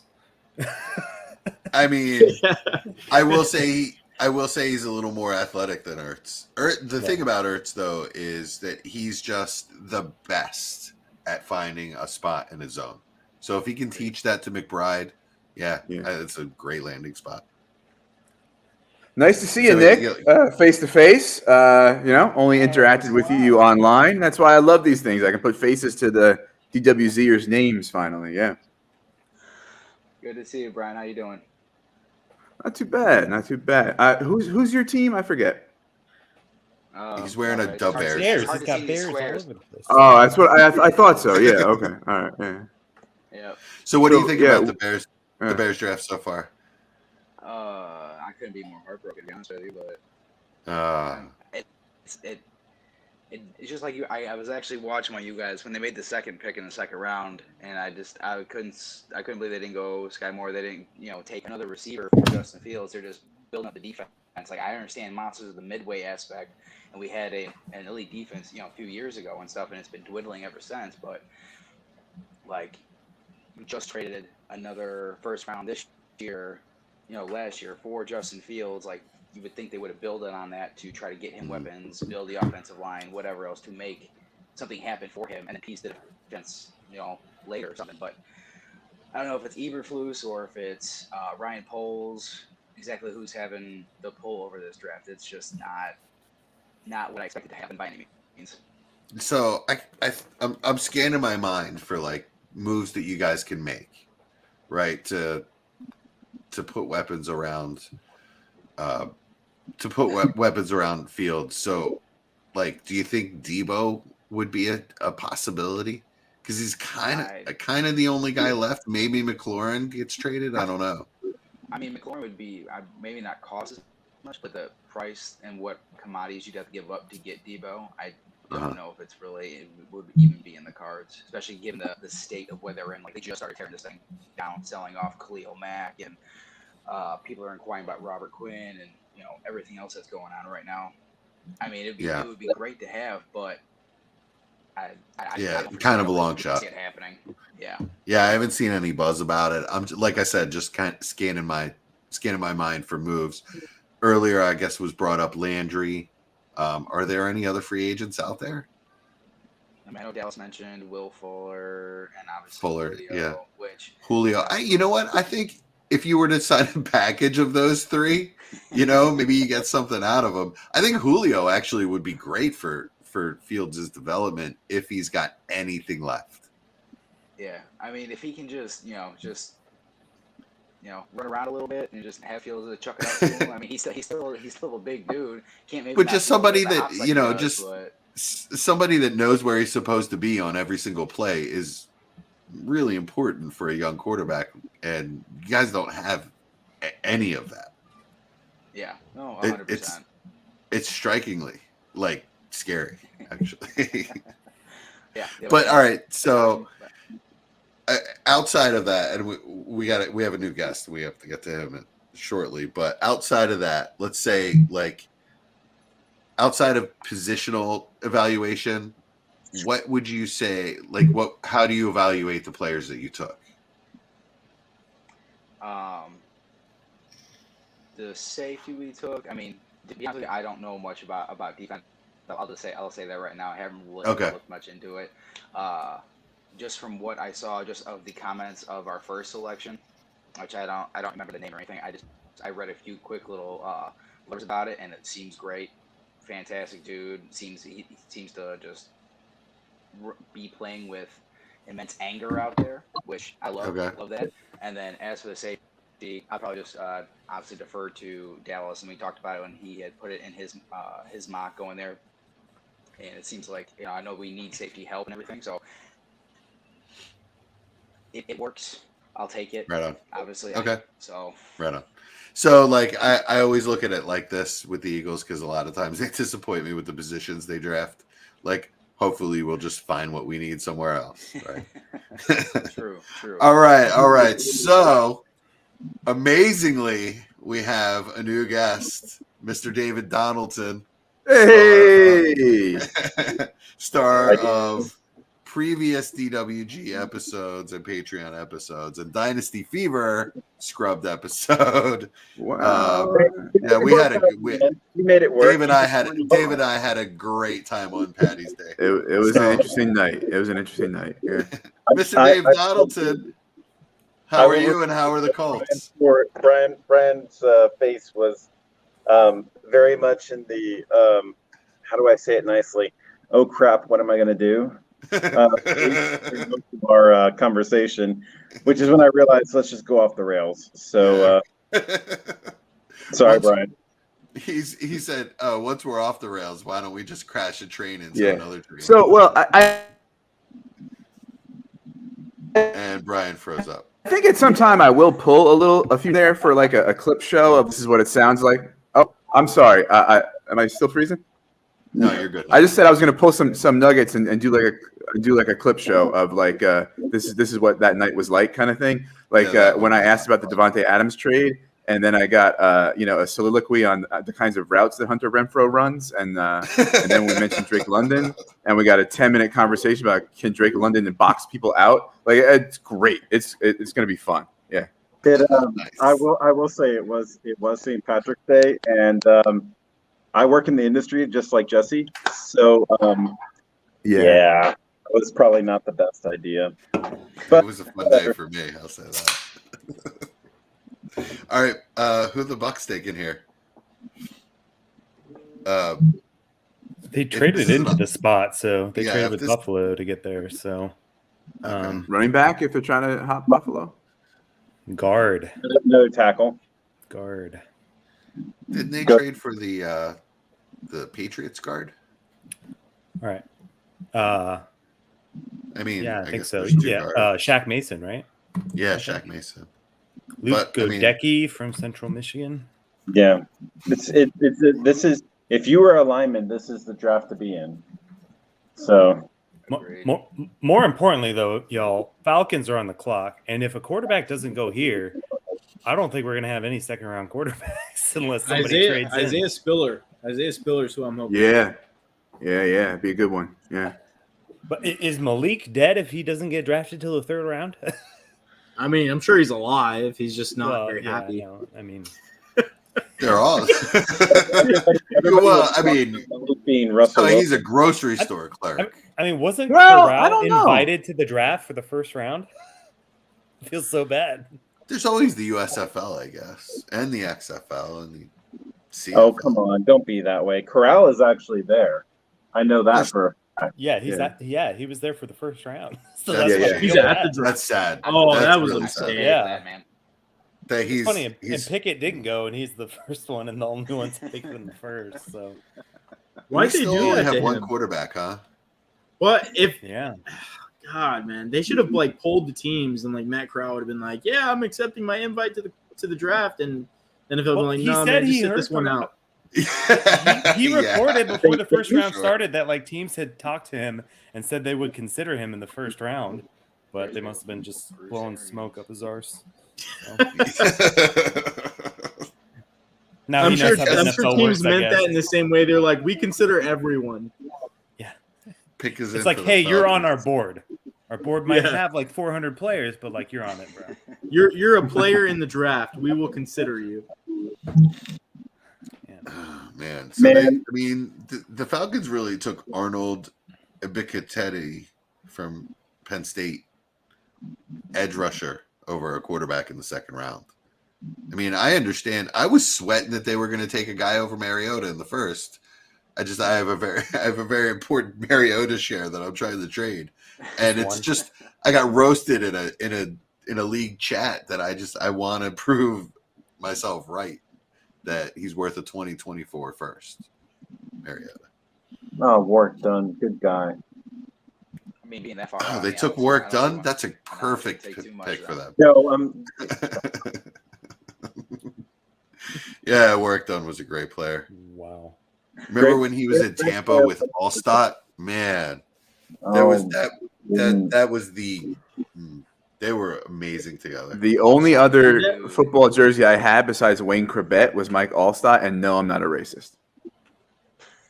What does that mean? Oh, Because he had two white dudes jerseys. okay.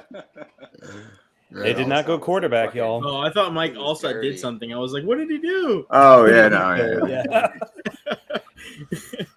So the Falcons select Troy Anderson, Montana State. Never heard of him. I'm not gonna lie. I am stoked right now. If N'Kobe Dean falls to the Broncos and they can take him, and they do, Where are will you guys picking? probably.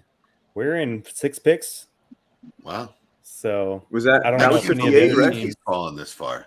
That's amazing that he's falling this far. his. I mean, who else, This has who all else been is a coming up mess. with the board? Because I mean, Minnesota, Buffalo. I mean, those are definitely some defensive teams that love their defensive talent. Yeah, that's true. Yeah, Minnesota, Buffalo. Yeah. What were you saying, Dick? I'm sorry. What were you saying, Dave? Dave. Oh, me? No, I was saying it's all measurables. Nakobe Dean just does not have any of the states that we really like to see. But Okay. at the same time, he's got all the tape we want to see. This is all measurables. So, Okay. Right on. Yeah, so all instincts, no measurables. So like Luke Kuechly without the juice, kind of. That's kind of how I see him. What do you think about the Colts draft so far, Dave? I mean, Alec Pierce, man, I love that. I love Alec Pierce, but I would have been more in love if it was George before. Okay. So you got a weird audio thing going on, Dave. I think when his phone's vibrating, maybe it's it's turning off his mic. Right back. Yeah. So Are you able to turn off your? Yeah, are you able to turn that off? Yeah, I'm turning it off. I'll be back in just a minute. Bye. All right, cool. Okay. All right, Vikings pick is in. All right, Vikings pick is in. I'd like to see a slot wide receiver for them. Really? Do they have one? A Thielen replacement? KJ Osborne. Oh, okay, even better. An offensive lineman. Okay, good. Ed Ingram, guard LSU. Second team all SEC. 2 sacks allowed in 2021. So looks like a good pass blocker. I like it. Yeah, I guess when you get an elite offense like Minnesota, just add to the offensive line, right? That's the best thing for a fantasy. Yeah, I mean, Kirk Cousins. Hey, Guzzy, turn your mic up a little bit if you can.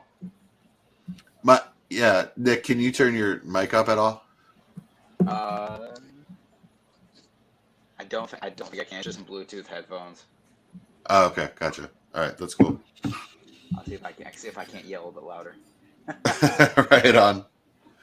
So let's talk about. Oh, he left. I'm here. I'm just out of okay. Shot. All right, right on. I was gonna ask you about. Do you have any Dynasty Warzone Patreon teams that you think were like positively affected by this draft? Is there any team in any of these Patreon leagues that where you're like stoked on this draft? Maybe not so much stoked, but one of them in the DWZ Listener League, I was thinking about making a run for it.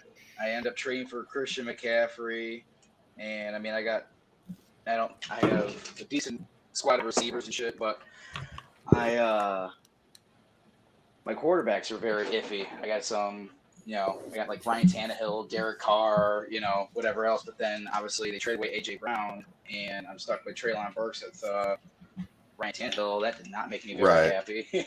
Yeah, Tannehill actually. That's pretty big. That's a pretty good point. He's taking a hit for sure.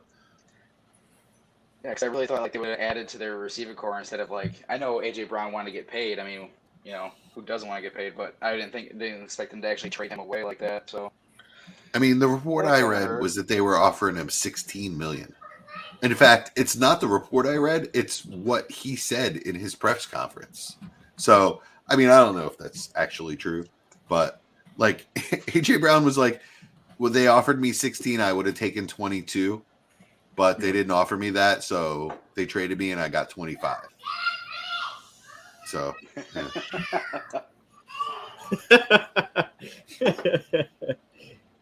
Is that right on? Sorry, you hear my kids screaming in the background? Yeah. Oh, is that your kids, Mike? Yeah, my bad. Nice. Got 4 little that's all good, monsters, man. so. I thought it was my kid for a second. I'm like, oh shit, hold on. Well, Bengals traded up We with all have Buffalo. kids. Yeah. So Buffalo Except traded for down Buffalo. again. Is this the 4th time Buffalo's traded down? That's nuts. All So, that Nick, means I'm my sorry, David shares are safe. Okay, right on. And I've neglected a very important question because I see you're sipping a cocktail there. What are you drinking tonight? Gin and tonic. Gin and tonic. What kind of gin you got? Cheap but reliable New Amsterdam. Nice. Actually, I like New Amsterdam. New Amsterdam's Actually, not they make a good vodka too. They do. They're have you had their the coconut one? No, I have not. They have a So coconut I mix would. that you mix that with some pineapple juice. Uh-huh. Just Right on. I think I've had New Pineapple juice is Amsterdam a on little a heavy couple for of me. planes. I usually do like if it were me, I drink a lot of vodka, and I do it with club soda. So it would just be the straight coconut vodka and club soda. I'll give it a shot. Sounds like a nice summer drink, actually.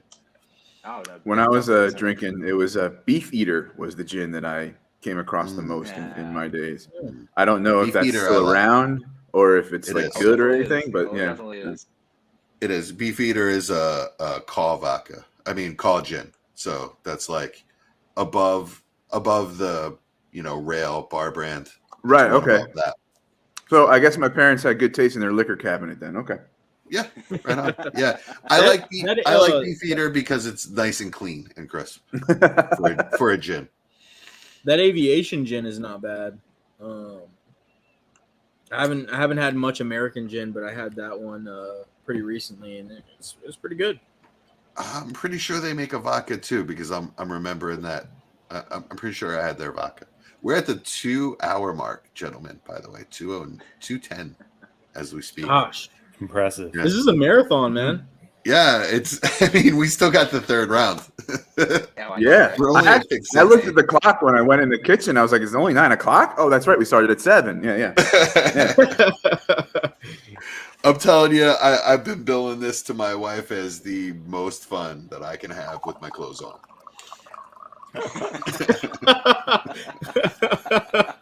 I like it. Oh god. No, but I mean, seriously, like, is there anything in the world there's nothing in the world I'd rather? I was about to say you're not creative enough, but I don't know if that's I don't know. Well, I'm not Orthodox, and I don't have to like make a hole in a sheet or anything like that. So that doesn't count. Oh my gosh. Oh wow, I just made Mike uncomfortable. I love Mike it. is blushing. Oh man. Hurry up, Bengals. Jeez, Mike, you have 3 kids. We know you've done it. He I got 4 kids, bro. 4 I got kids. 4. That's right. Sorry. I just sent a gift to the 4th, and I'm just like it slipped my mind. But yeah, no, I mean your 4 wife kids. did, Sorry but about okay. I'm still not accepting the answer that you did that. That was your wife. Your wife's like, did you ask Mike for the address yet? Let's get Dave back in Uh, Sorry. You better do. Oh, Dave Donaldson is back and sounding good. Yeah. What's up, buddy? Dave. What do you think I switched off my phone and my wife called me, so I'm sorry. I love you all, but there's priorities. So For sure. Yeah. Right on, No, we right don't on. know. And it's us. And thank you for telling her that and joining us. Yeah, exactly. Appreciate That's it. exactly what I was thinking. Hold that line. So, Dave, what do you think about the Colts draft? We were right in the middle of that. yeah, no. Alec Pierce, I think, is a great replacement for what T.Y. Hilton does in terms of stretching the field, providing a bigger body. He's got great speed and everything that's associated with it. He's a much bigger body than what T.Y. Hilton ever was, which means that we're actually going to have 2 big body wide receivers for the first time in a while, because that's not usually what the Colts do.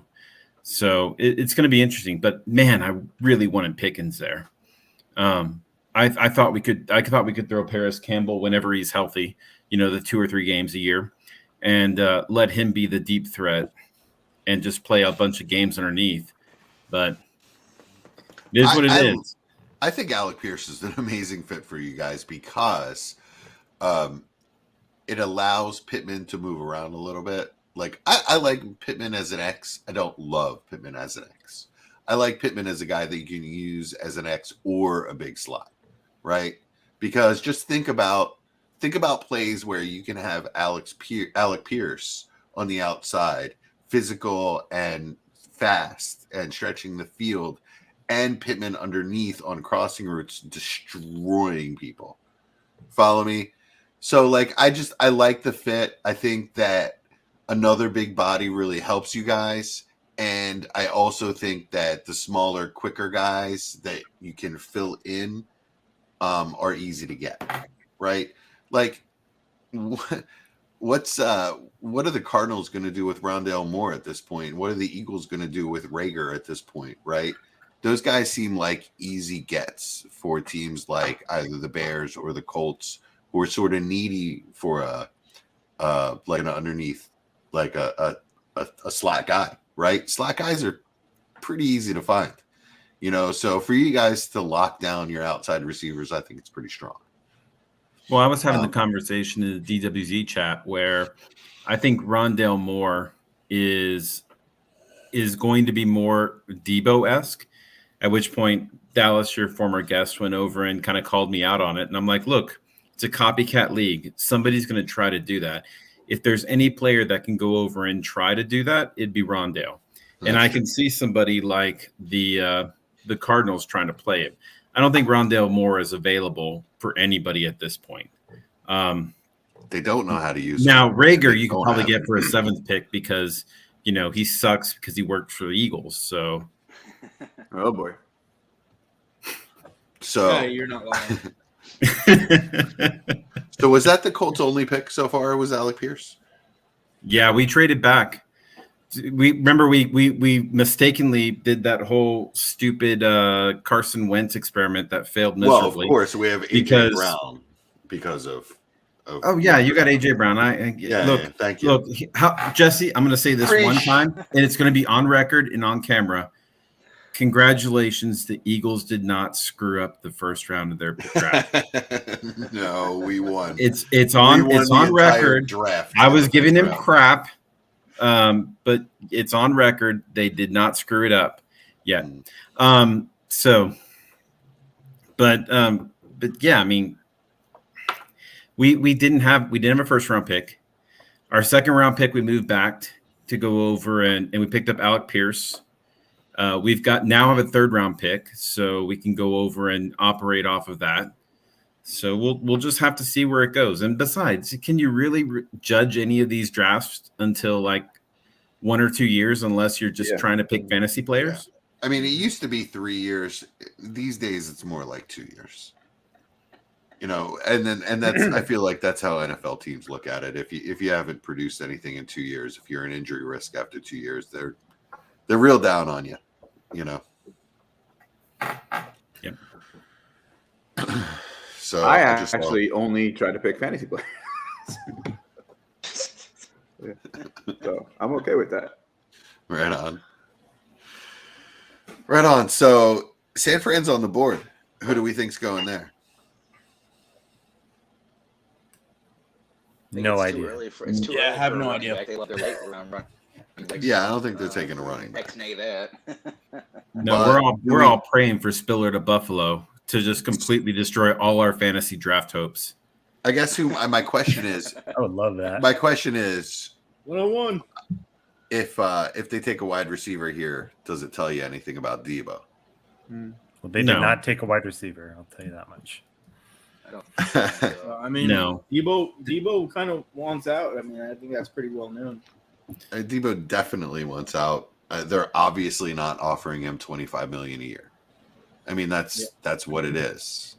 He can't take anything less than $25 million a year at this point. I wonder if he's going to sit like Bell, or if that's what it comes to. I feel like the 49ers are so stubborn because they waited so long for Jimmy G now, and the markets are gone, and they took an edge. I mean, they are so stubborn. There are two things they needed to do this offseason, and that's get what you can for Jimmy G, get him off your books, and extend Debo. What the hell, guys? I mean, it's bullheaded. It's honestly, it's Shanahan-esque. It's like Papa Shanahan, actually. Right, but I mean, if you think about it, like without being able to get rid of Jimmy G's contract, they owe him like somewhere 25 million, something like that. Like 25 million. They don't have the money to pay Debo because they still have Jimmy G on the books, since no one's paying for him. It's ridiculous. So I mean, they screwed the pooch on that one. Yeah, in a league where the cap is a myth, if you can't give Debo an extension when you have I mean, you have your rookie quarterback on a cheap cheap contract already. It just makes no sense to me. Right, but yeah, I mean, it's like once again saying you still have Jimmy G for 20. Right. What was it? Like 20. Right. It's 25 million, but they're already 13 million over the cap. So you have Nick Bosa coming up, and you have a couple of other players, like top end players. That's the issue. They can't afford to pay. They can't afford. Let's be honest. The San Francisco, with the way they use him as a running back, they can't afford to pay him $25 million a year for 5 years.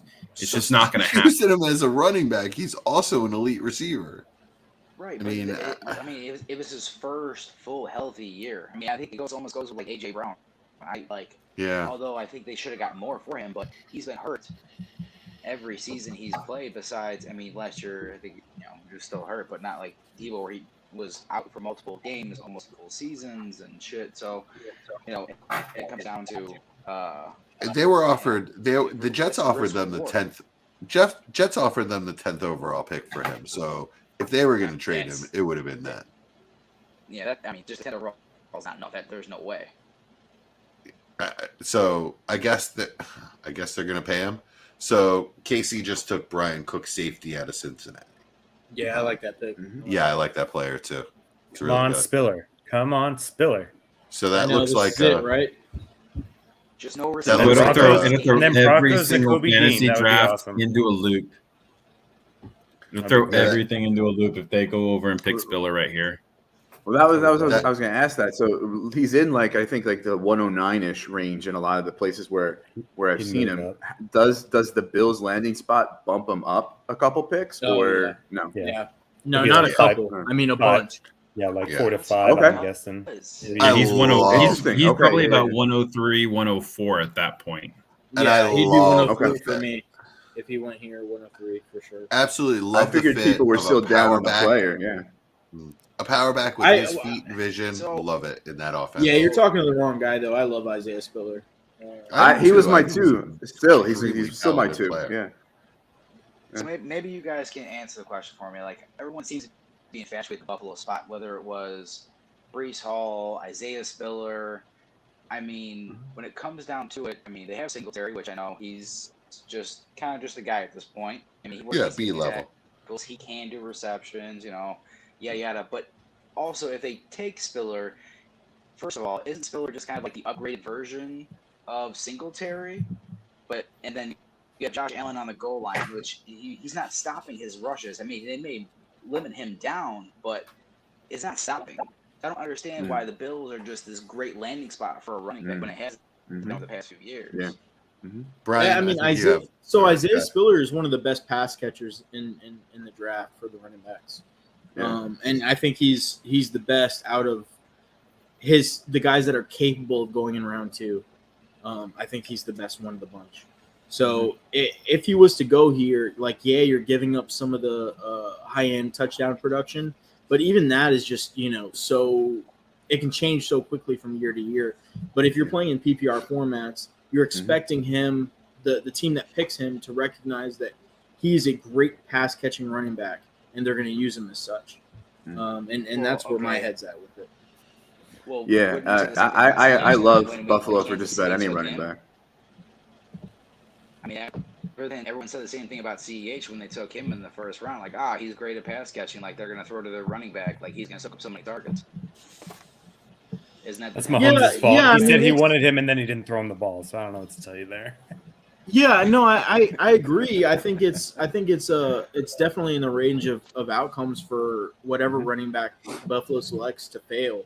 There's no fail proof landing spot for anybody, but I like the player a lot. I think he's a great overall football player. He's just good at everything he does. He's just not an explosive athlete. So if he's able to get the touches, I think he can do a lot with it. Especially I see what you're saying. There's a lot to be said for a running back on a team full of elite athletes, right? Yeah. With vision and good football instincts and great feet and excellent route running and top three receiver in the class out of running backs. Mm-hmm. Yeah. I love the Bills. I know people say like, Josh Allen's going to vulture and, Singletary's still there and they like to pass. They from 2020 to 2021, they went from 17th to 13th in attempts, but went from 20th to 6th in yards per carry and yards per game. I think it's a rising tide lifts all boats situation. I think everything that Chad said is right. And last night after the Fantasy and Frame stream, I stayed on with Nate Markham, and we were kind of breaking down like the math and the projections of like what Allen would vulture versus what, increase here and there and, take away 4 touchdowns, but gain this and that. And really the fantasy points, by our estimation, ended up being a wash. So that sort of cancels out the Josh Allen vulture factor. And I like the Bills for just about any running back. Yeah. Well, you got it. Oh, hey, all right. Hey, all right. This was not what we were all expecting. So he's a first round rookie pick now. Book it. Yep, he's like 110 to 112 now. Yep. Oh my! I think potentially even higher. Honestly, yeah. I think potentially even higher. I wouldn't be surprised. I think it's. I don't like Buffalo for this guy. I don't like this guy at all. I don't either. This isn't right. Like this is the wrong side.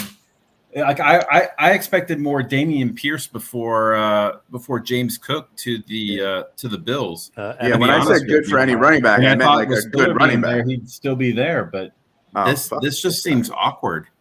I hate this guy. I guess overall, I mean, you can't be. Well, you can be thoroughly surprised, but I mean, all right. So they signed J.D. McKissick. He rescinded his offer and went back to Washington. They signed Duke Johnson. So I mean, they're looking for a pass catching running back. I mean, why not grab the best pass catching running back in the whole draft? I mean, that's what this game took pretty much built for. That's great, but his skill set is singular. It still seems so early though for him. His skill set is so singular. That's my issue. I agree. It's a bad pick.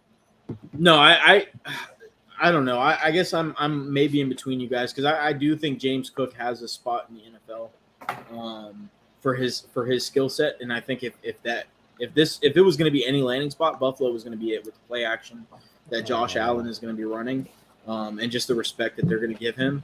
I mean, James Cook is capable of getting you a lot of chunk yardage, and being a dangerous player in space. And I think in that Buffalo offense, he's going to be able to have the space. So I mean, I don't hate it as long as they use him how he should be used. He's not going to be the 3-down back that everybody's looking for. Maybe they still intend on using Singletary and using James Cook more as that pass catching option and just trying to get him in space and let him do his thing.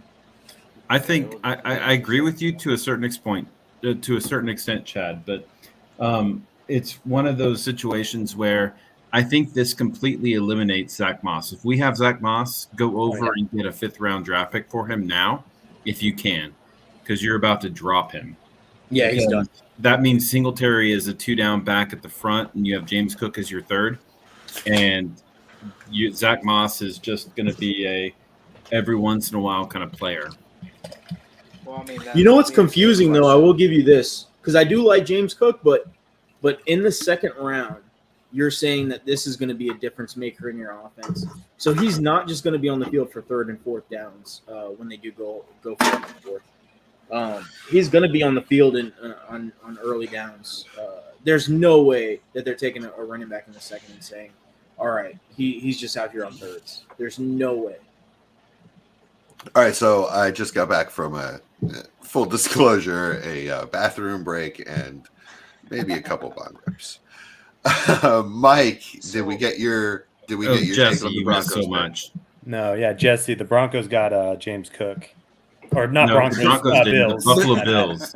Yeah. Wouldn't that Bills be some took- shit if the Broncos Bills took James Cook in the Cook. 2nd round? Blue. Yeah. Okay, Just so Mike, Broncos take. They took some edge rusher from Oklahoma. I have no idea. Okay, Still, but I'll be you honest. like that you got an edge rusher to replace Von Miller. Yeah, I nobody mean, replaces Von Miller. Yeah, nobody does. But Well, I mean, Von Miller's 180. You got a late second round pick for him with which you took an edge rusher. I would have really loved Dean there. I mean, they pick again in 11 picks. I don't think he stays there that long, but I don't know. My mind's more, I guess, fantasy right now because I'm worried about these quarterbacks. Yeah. These picks. I do think James Cook is a first round pick, a back end first round pick. Yeah, I think so too. For sure, locked in. I'm with you. 110, 112. We're in the third, guys. Where's Willis at? Like, I'm not going near him. Is he even a first round pick anymore? No, there's no way. In the super flex, he's late, but this is going to be one of those super flex drafts where we just basically draft like we're doing one QB for. Yeah, pretty much. I got Jahan. Listen, we went before the draft. Like we had a draft before the draft. Me, Chad, Shane Manila are in this league. 14 SF. I got Jahan Dotson with the 19th pick. You're right. So, like, that dude right now is probably like the 108 or 109, 110, you know? With where the quarterbacks are landing, it's exactly. I mean, the only guy you can take is Pickett. So, what? Pickett's probably like the 102 or 103 at this point, right? I don't think you can. Some people are going to panic and go, this is the only quarterback I can get. Yeah. I think he's going to go earlier than people expected. No. I think Pickett is rocketing up at the moment. Yeah, I think there's something to be said for, supply and demand. So, like, people were going into this draft saying, okay, I'm going to be able to have the chance of getting, one of 3 first-round picks at quarterback, right? So even if I have to use the 112 or 201, I'm going to be able to get a quarterback. But at this point, those guys are out of play. Like, you can't select them with a first-round pick or an early second-round pick, in my opinion. So that means Kenny Pickett, just in being the only quarterback to be selected in the first round, like he's going to go 105, 106. Like he has to. That sounds about right, Yeah. No, this is going to be one of those drafts where we look back and we have that Mac Jones like last year where it's like, oh, I got Mac Jones in the second round. It was awesome. The only issue is there's 4 quarterbacks that we have to go over and pick from to figure out who's going to be the Mac Jones this year. Yeah, I took and who's going to be the Baker Mayfield / I took Mac Jones the other late quarterbacks. first, and in every league I could. Like Mac Jones didn't slip past me into the second in any of the draft I was in because, like, he went middle first, so he's that translates to late. First, like, Superflex pick. But, man, in the third round, these guys, like, the teams just aren't going to be committed to them and can overdraft them so easily. Or just stick with who they have. Because a lot of these teams have quarterbacks that are going to take these quarterbacks at this point. Like, well, we saw this coming, though. I mean, we've never seen this many. We thought they'd go at least in the high second, though. I don't think anybody saw this coming. I mean, I think we saw some version of this, but it wasn't this. No, not necessarily this, but when everybody is trading and trying to get quarterbacks and teams basically saying, okay, we're not going to compete. We're just going to go over and get a crappy quarterback and hope we get one of the top two, maybe 3 quarterbacks that are going to be in next year's league.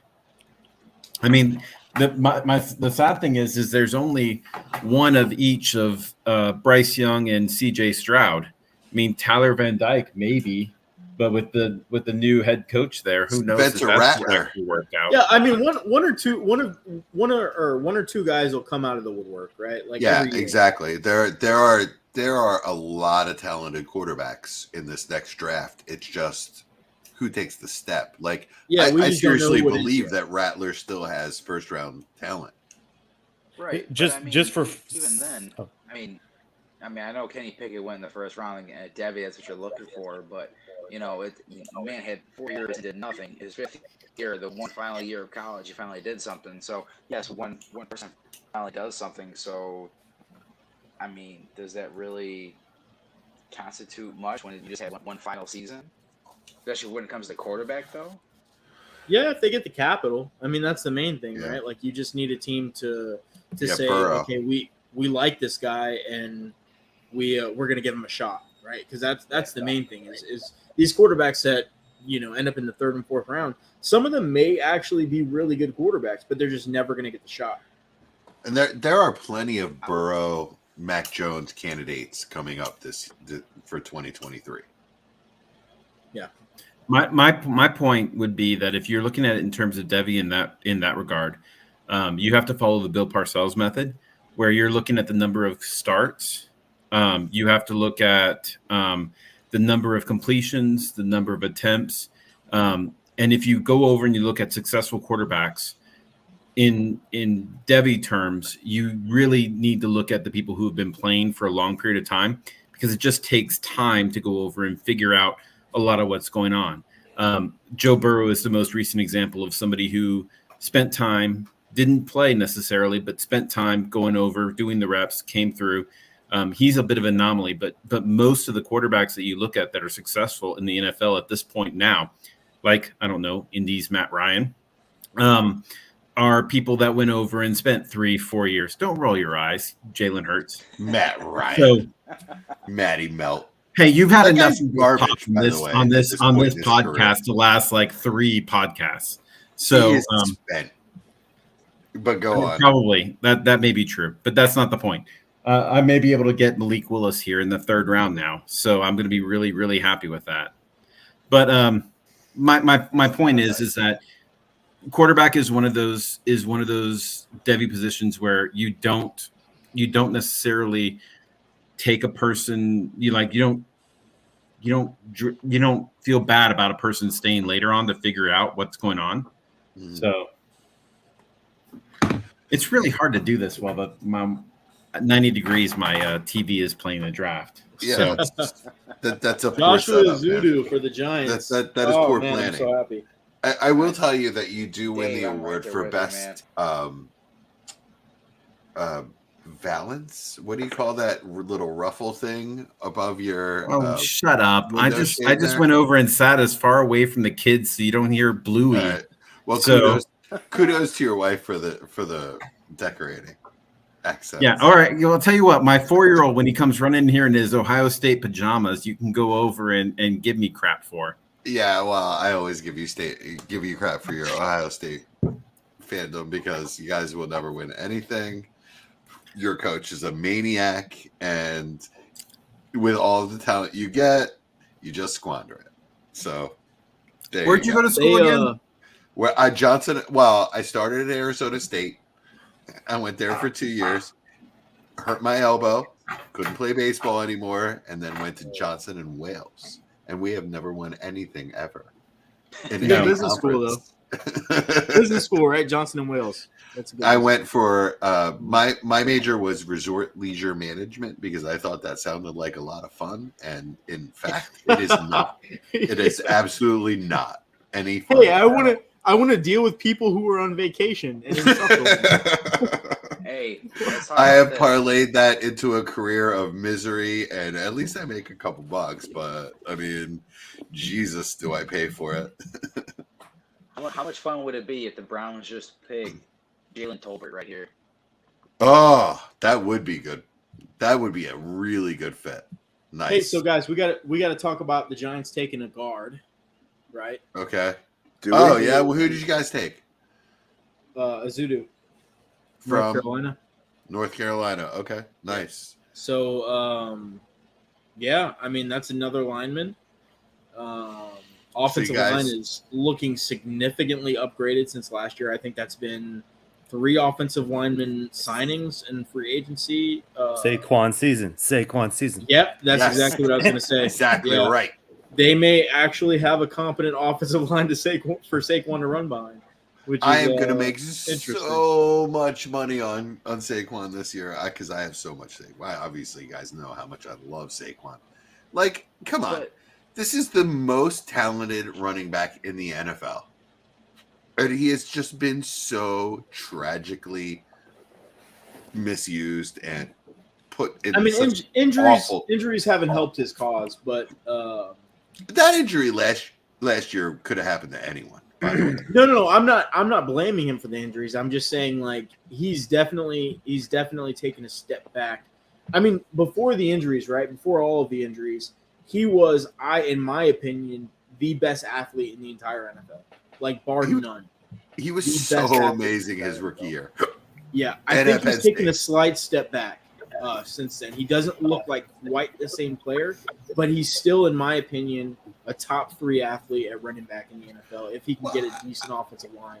I don't think that's a full evaluation, though. I think you'd have to look at him now, because like what you're evaluating first year off an ACL, right? So obviously he's not going to be 100%. He's not Adrian Peterson, right? Who is an alien from another planet and has like superhuman, like basically he was injected with the Captain American serum, and that's why he could heal that way.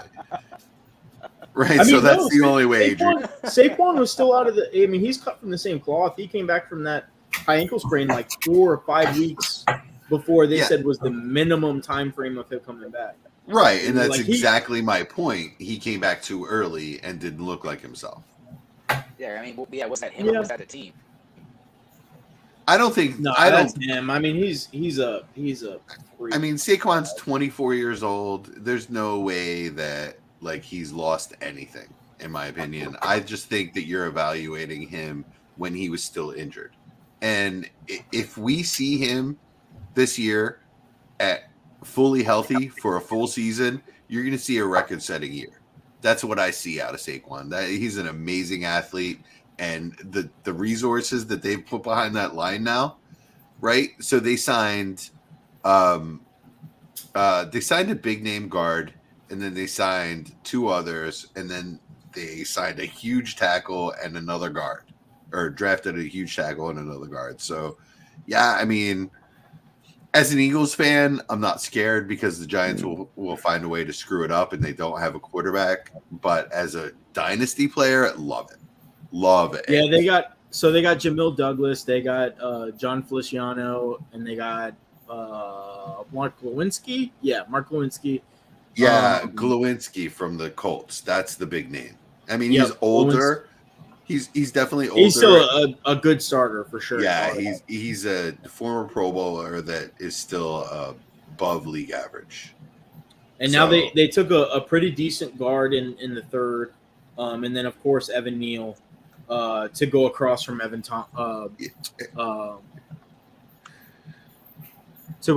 Thomas. So they should be set.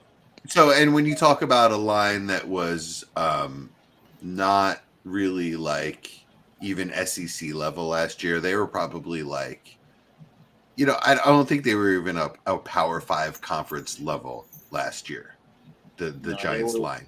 They were one of the bottom 2 offensive lines for sure. Right. Like they were by no means a professional offensive line. So when you make that many, like when you add that many additions, like it has to improve, right? So to what degree is what we're going to see. But man, I love Saquon at this point. I mean, I've always loved Saquon, but I love this for Saquon. It'll be interesting. I think that at the start of the NFL season, they will have one offensive lineman from last year starting on their offensive line. Yeah. So, and there is something to be said about continuity, and it's a new coaching staff. So, you got to give it time. And if Saquon doesn't come out and have 100 yards and 2 touchdowns week 1, dude, calm. Be calm. Could we get a quarterback here at Tennessee? Oh, I'm Brian, you were talking about it, and I just looked it up. So the Tennessee Titans, which pick is in, and not a quarterback. It's the Frenchman. Okay. Okay. All right. So 2023. So after this season, so they're for a cap hit, 38 million, 57 dead caps. And obviously not playing 10, they can't do shit with him. But with next year, 36 million owed, 18 million dead cap, and then the next 2 years, 2024 and 2025 are void years on top of that for their contracts. So I don't know what they're going to do. I mean, it was. Yeah, it was a bad. Yeah, it's a bad. The Tannehill deal is one of the reasons that they're not able to pay AJ Brown, and it's a mistake. I just thought maybe like this late that they might say, okay, they've dropped this far. I thought the same thing. I was thinking maybe Yeah. like even like I was thinking maybe even Ritter. I mean, Corral's available. Like so many options. They do a bunch of play action. Like why not go with Corral? But I mean, I don't know what they're doing. I just don't. There's 4 quarterbacks out there. I mean, Yeah, we do have Seattle and Atlanta coming up, so we'll see if this is the spot they feel comfortable taking. And I think Atlanta has 2 picks in the next like 15 picks or something. I don't know if you mentioned it. I don't know if you mentioned it. We might have skipped the shark the fact of Jacksonville's up, but then Chicago is 71. Let's see what Chicago does. Hopefully, we grab a receiver at this point. Maybe something I don't know, but and I do not know if there's any more offensive talent that's available, but or offensive line of it talent that's available. But let's see what happens. man, I'll tell you what, this draft right here is a huge argument against doing your rookie dynasty draft before the NFL draft. I mean, Luma's good. Oh yeah. If Chicago does not take Khalil Shakir here, I don't think that Justin Fields is going to be worth what we all paid for him, and that's sad coming from an Ohio State fan. So, Dave, my apology. It has taken way too long to ask you this question. What are you drinking tonight, my friend? I have gin and tonic because it's superior to vodka. Okay. Yeah, Guzzy. So it's Fever Tree. It's Fever Tree tonic with Rogue Spirits Rogue Spirits gin. I went over and found it's kind of interesting. It's much more spruce driven than I'm used to, but normally it's Fords. Nick is drinking New Amsterdam gin and tonic this evening. You're the man. There you go. Yeah. So where is that gin made? Do you know? Rogue would be out of Oregon, Portland. Oh, okay. Yes, sir. Nice. I lived right outside of Oregon for a while. Those of you who don't know, I lived on Mount Hood for a ski season after my first year of college. Johnson and Wales. Ski season. I did. I did. So Johnson and Wales has amazing placement, and they put me in a 5-star restaurant at the top of a mountain on Mount Hood in Oregon. I got a free ski pass and a free place to live and a job as a captain at a restaurant where I did tableside flambe. Cherries Jubilee flambe and bananas Foster. I also did your Caesar salads tableside and did a small amount of wine opening and suggestions. I was not a sommelier, Dave, but I did do some suggestions. Well, that's what I do. So yes, right on. But I remember staging as a sommelier over at Frasca in Boulder, and just thinking like, this is the life, and why do I not live here? And I'll tell you, that's not the experience I had in Mount Hood. So the town that you live in, if you work in Mount Hood, is called Government Camp, right? And I lived in a place called the Shack, right? And this is amidst 20 feet of snow everywhere. And anyway, it was a great time. I did a lot of snowboarding. I did a lot of other things, but it was not a mature person's place to live. I'll put it that way. So it was great for a season when I was in my 20s. But here goes a Bears selection. Come on, Guzzy. We getting a wide receiver. Velus Jones Jr. from Tennessee. Weren't we just talking about him? Yes, we were. Brian, take it away. Okay, so if you like breakout age, you're not going to like this guy. 25-year-old rookie, pretty much. 6th year in college, injuries, COVID, transfers, etc. But speed upon speed, versatile usage, special teams usage keeps you on a roster. He might be a one-contract player due to age. NFL people like him more than the fantasy community does. We might grow to like him. Wow. I will say that out of all the podcasts I've listened to, out of whether it be draft media, fantasy, all that stuff, I don't think I've ever heard of this guy. I'd be completely honest with you. I do not think I've heard this name before. He's definitely a deep name, but we're in the third. I have a question. Is this Devin Hester 2.0? I mean, Is he a return anything's guy? possible, right? At this point in the draft, right? I'm not saying he's going to be elite, but I'm saying the NFL likes him as, move him around, gadgety, special teams. I mean, he's 5'11", 216, so I mean, it's not bad size for that speed. I'm not disagreeing with you, Brian. I'm just saying everything I read about this guy, it always talked about his special teams and not about his receiving. And so this to me feels like Devin Hester 2.0, where we're going to have a kick returner that also doubles down as the second guy behind Daryl Mooney, which doesn't make any sense, but still. Well, I'm sure that's why Dallas hopped off the. By the way, that was the wrong player. He's 6'2", 204. In my notes, though, hands contested catch. So, they do. He's not absent any receiving ability according to what I've seen. Yeah. Okay, I could be. I've been wrong before. I'll be wrong again. But the profile, I see what you're saying. I'm not saying that you're wrong. I think at this point in the draft, any range of outcomes is applicable to a lot of guys. Yeah.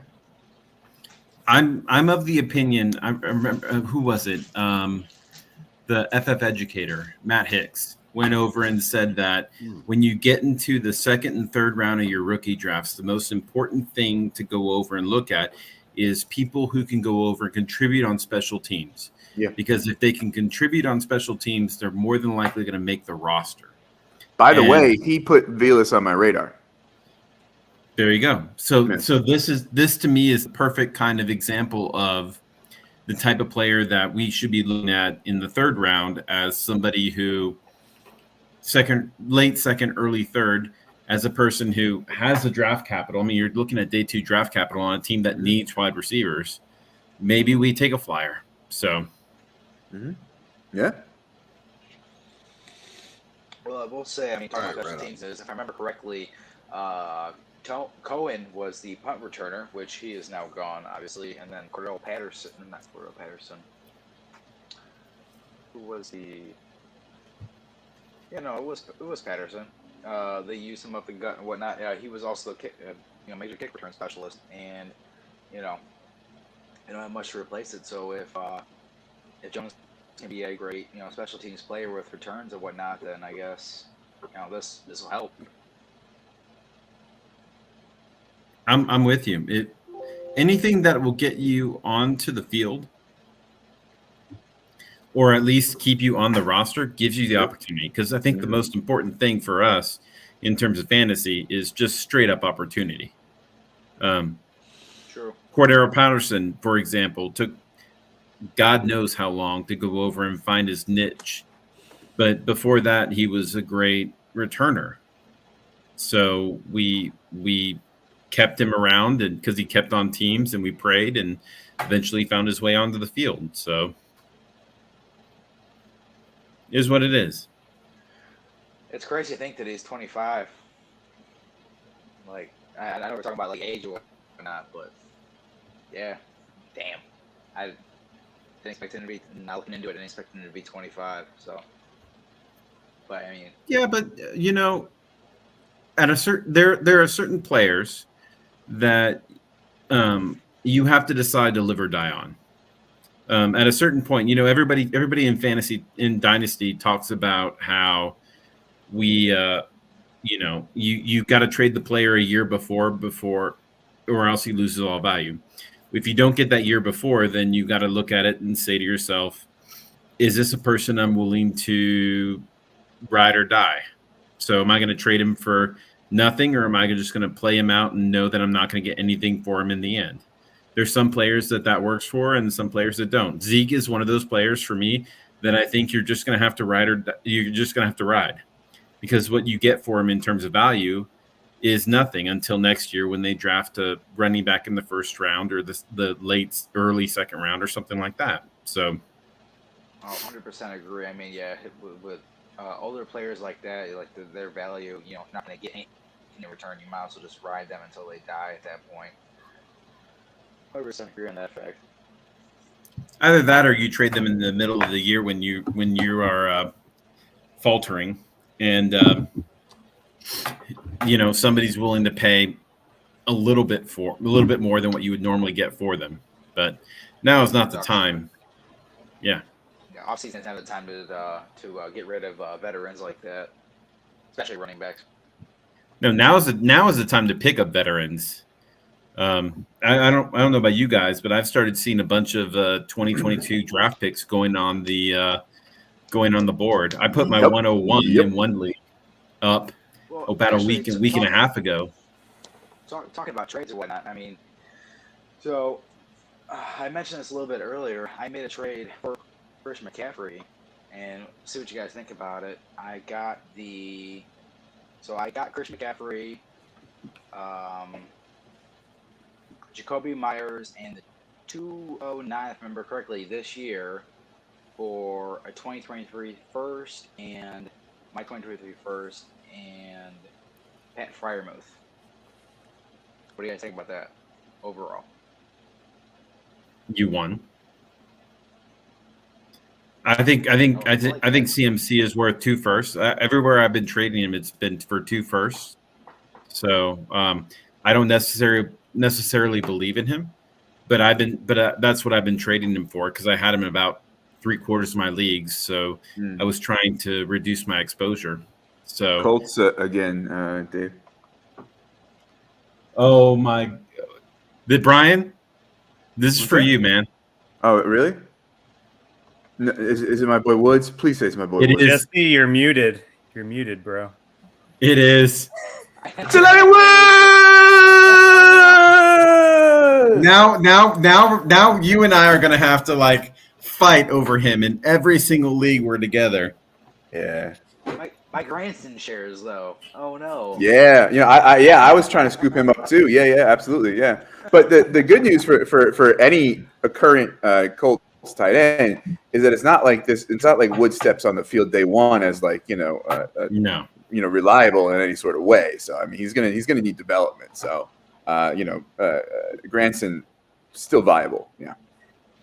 Actually, the crazy thing is we paid Mo Alley Cox, but Mo Alley Cox is more of a second tackle that we go over and we use in the run game, especially whenever Paris Campbell is hurt. We'll go over and run a two tight end set. So Granson could have been the other one.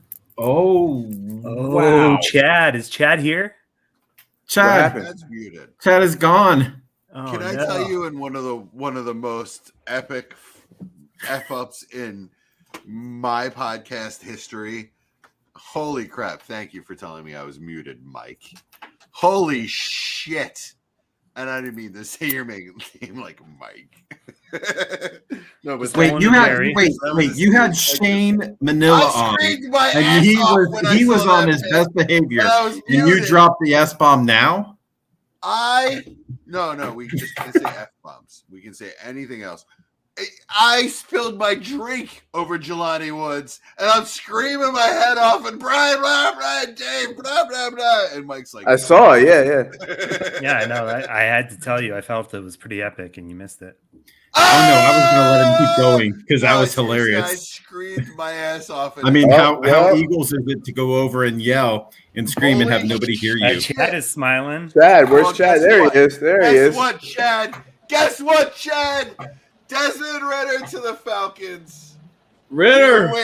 We've been waiting for 15 years on this podcast for this to happen. Literally about to hit the 3-hour mark. Yeah.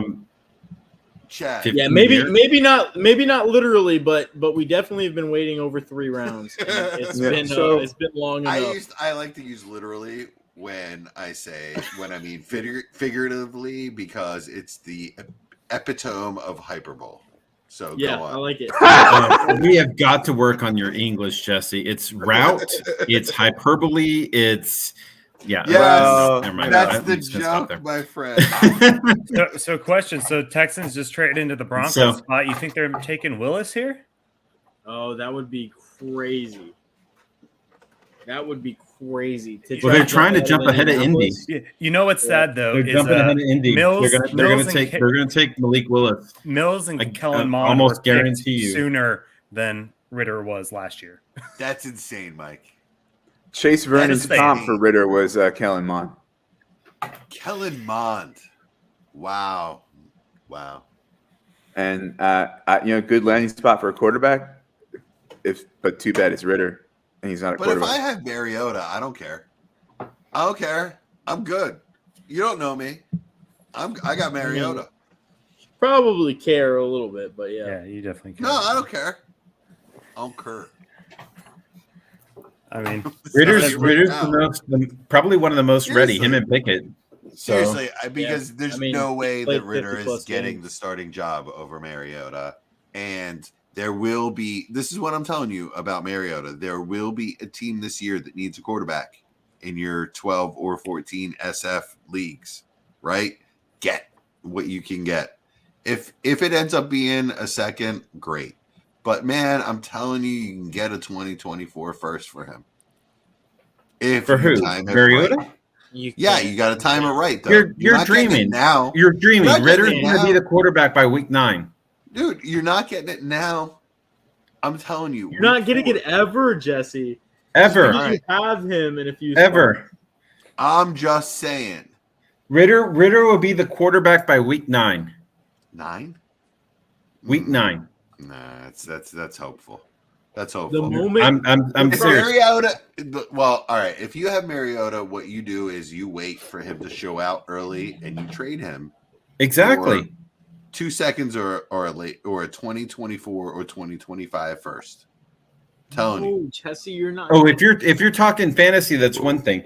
I'm talking about that's what right I'm now. talking about. Fantasy in the sell window on Mariota. That's You're it. not getting a first. Nobody's giving a first for Mariota. No, especially now. Well, You'd Chad, have to get a if you're second. in my chat telling everybody not to give me a first, then maybe. Okay. I won't be That guy. spreading the propaganda against your trade value. But I'm just saying, nobody is going to reasonably give up any kind of first. I am just Marcus telling Mariota. you, I will be able to sell this man. I will. I mean, you can sell him. You can sell him for whatever you So- want, and you can get a good return for him. Well, that's what I'm just saying. Like your return. Well, I guess my main underlying point, and I will Alright, so, move off hey, of this, is that We'll talk sell about this him real quick. in the first couple weeks of the season, as opposed to now. So, All right, we'll talk about this. Mariota is due. Cap hit is $4.2 million this year with a dead cap of 6.7. So obviously he ain't going nowhere. They just signed him, no big deal. right. Next season, his cap hit is $14 million with a dead cap of 2.5. Oh yeah, he's gone. Yeah.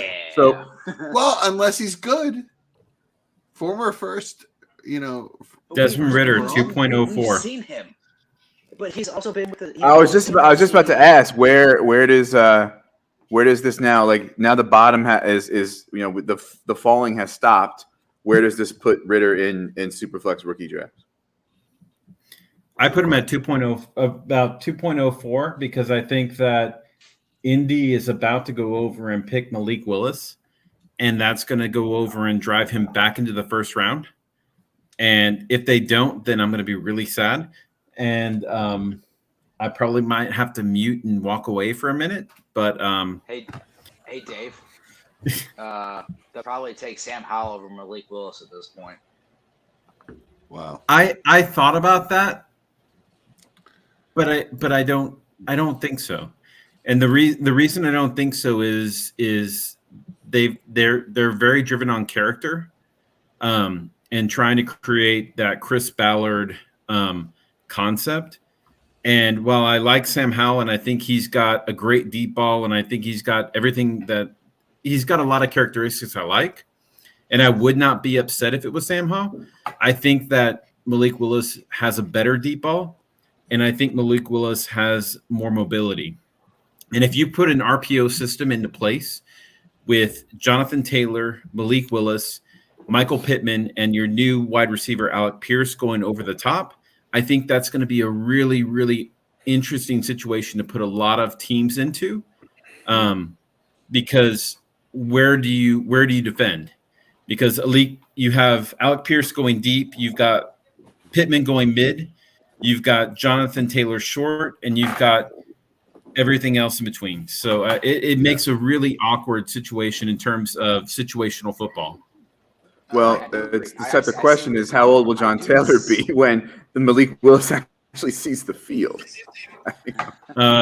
Probably a year and a half, because if you look at Matt Ryan's contract this year is the bad year. Next year is pretty awful, but by year 3, it's going to be completely palatable. But we also still have plenty of cap room if you look at the Colts. Realistically, Jonathan Taylor has 5 more years, so 3-year window with Malik and Jonathan Taylor. I think that's key. All right, so let's talk about this though. Let's talk about the quarterbacks that Frank Reich has had over his tenure. I mean, obviously, yes, they did. Which trade one? for Carson Wentz. So we have Phillip Rivers. He's not mobile. We have Carson Wentz. He was mobile. But now they just traded for Matt Ryan, who is definitely not mobile. Yeah, so and we also have Andrew Luck, and we have Jacoby Brissett, and we've had what, 5 quarterbacks in 5 years? Look, I agree with you to a certain extent. Ballard played his cards right up until the point where he realized that he was middle of the road. He did the fantasy no, where you did everything right except go over and get an elite piece, and so you're always middle of the road. So no matter what you did, you could never get an elite quarterback. And so they've been trying to piecemeal it together for years. And if you really look at the Colts, I mean, I'm allowed to say the S word, right, Jesse? Yes. Okay, good. It's a shit show. It's a shit show. Go back. When we were looking at it, we expected Andrew Luck. And Andrew Luck went over and had his issues.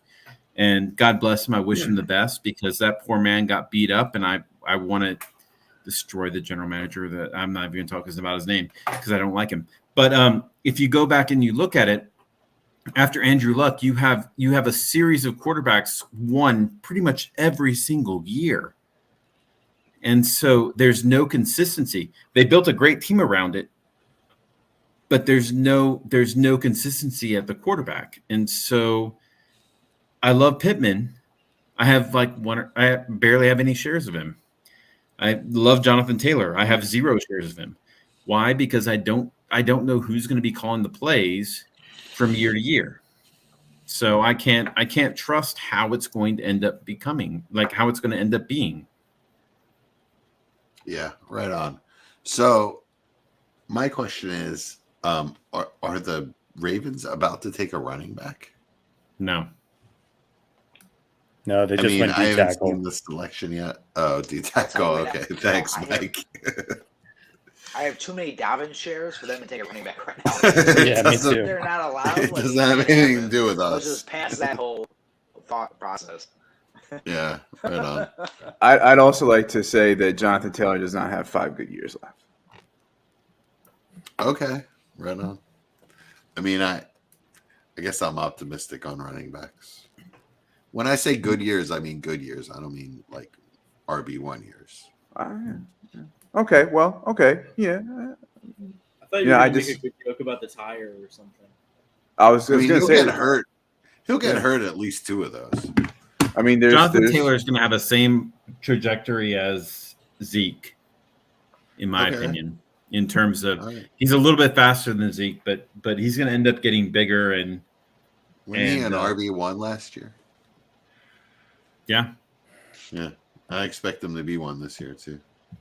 Is it just me, or is this 3rd round lasting forever? Yeah, it really is. Come on.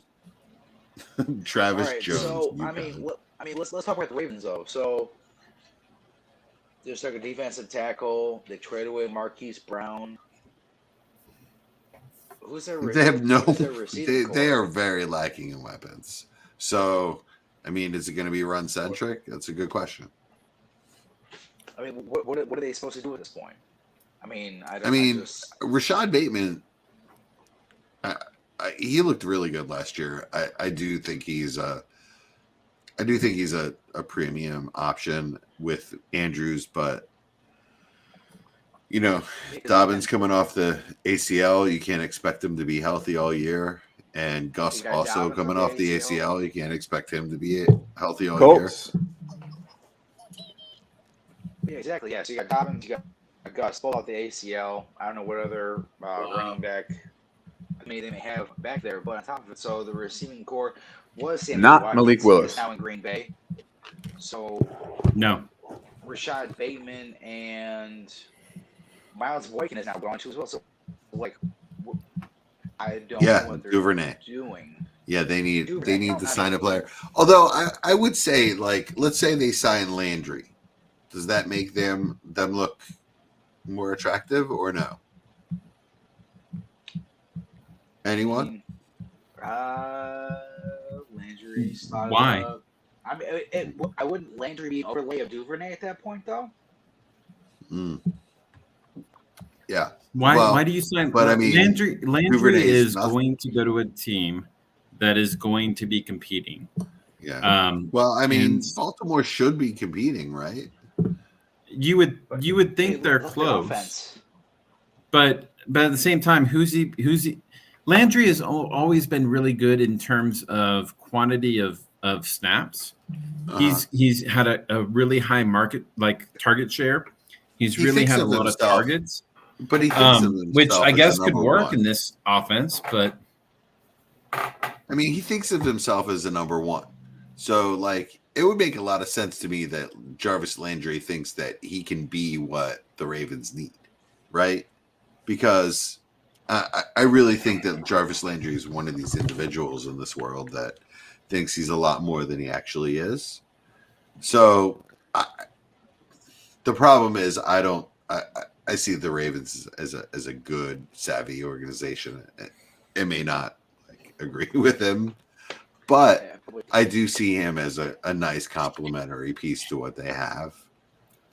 It may not be the elite option they need, but yeah, right, exactly. Does Cleveland go wide receiver here? We're about to find out. I'm still saying Jalen Tolbert. I'm just going to keep changing the names until it actually happens. Because why not? They have Anthony Schwartz, but what good does he do? He is a track kid who does nothing. Let's actually get a good receiver in here that actually has long speed and actually do something with it. That can be Deshaun Watson's Will Fuller. Let's do it. Come on.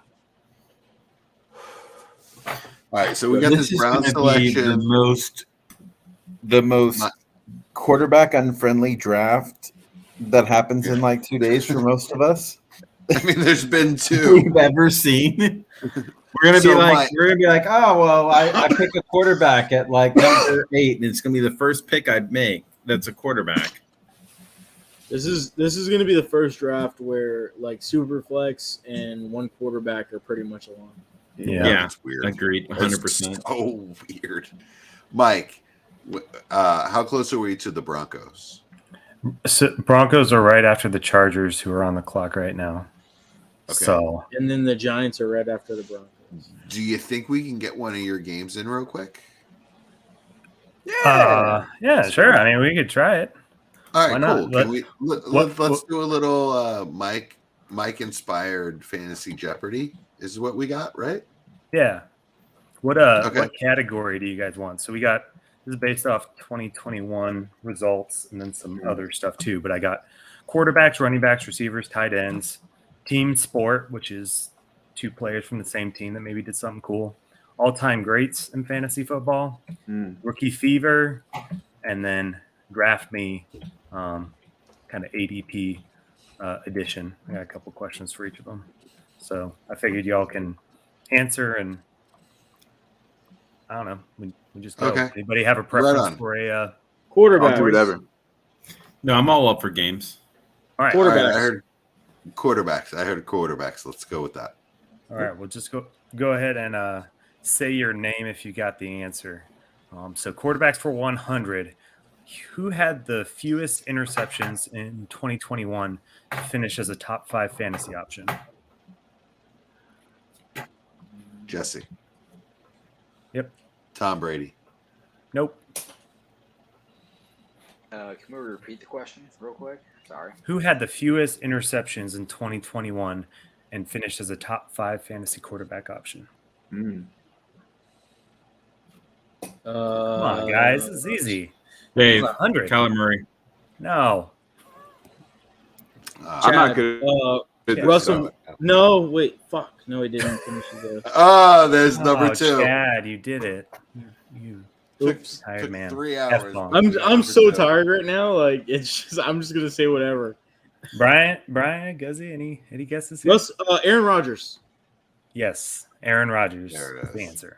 Yeah, Aaron that Rodgers. was. Pretty sure he had 5 interceptions. I was gonna say Russell Wilson, but then I was like, did he finish as a top 10? I couldn't remember. And he didn't really even play. Yeah. I said 5. Yeah. Yeah, but all good. All right.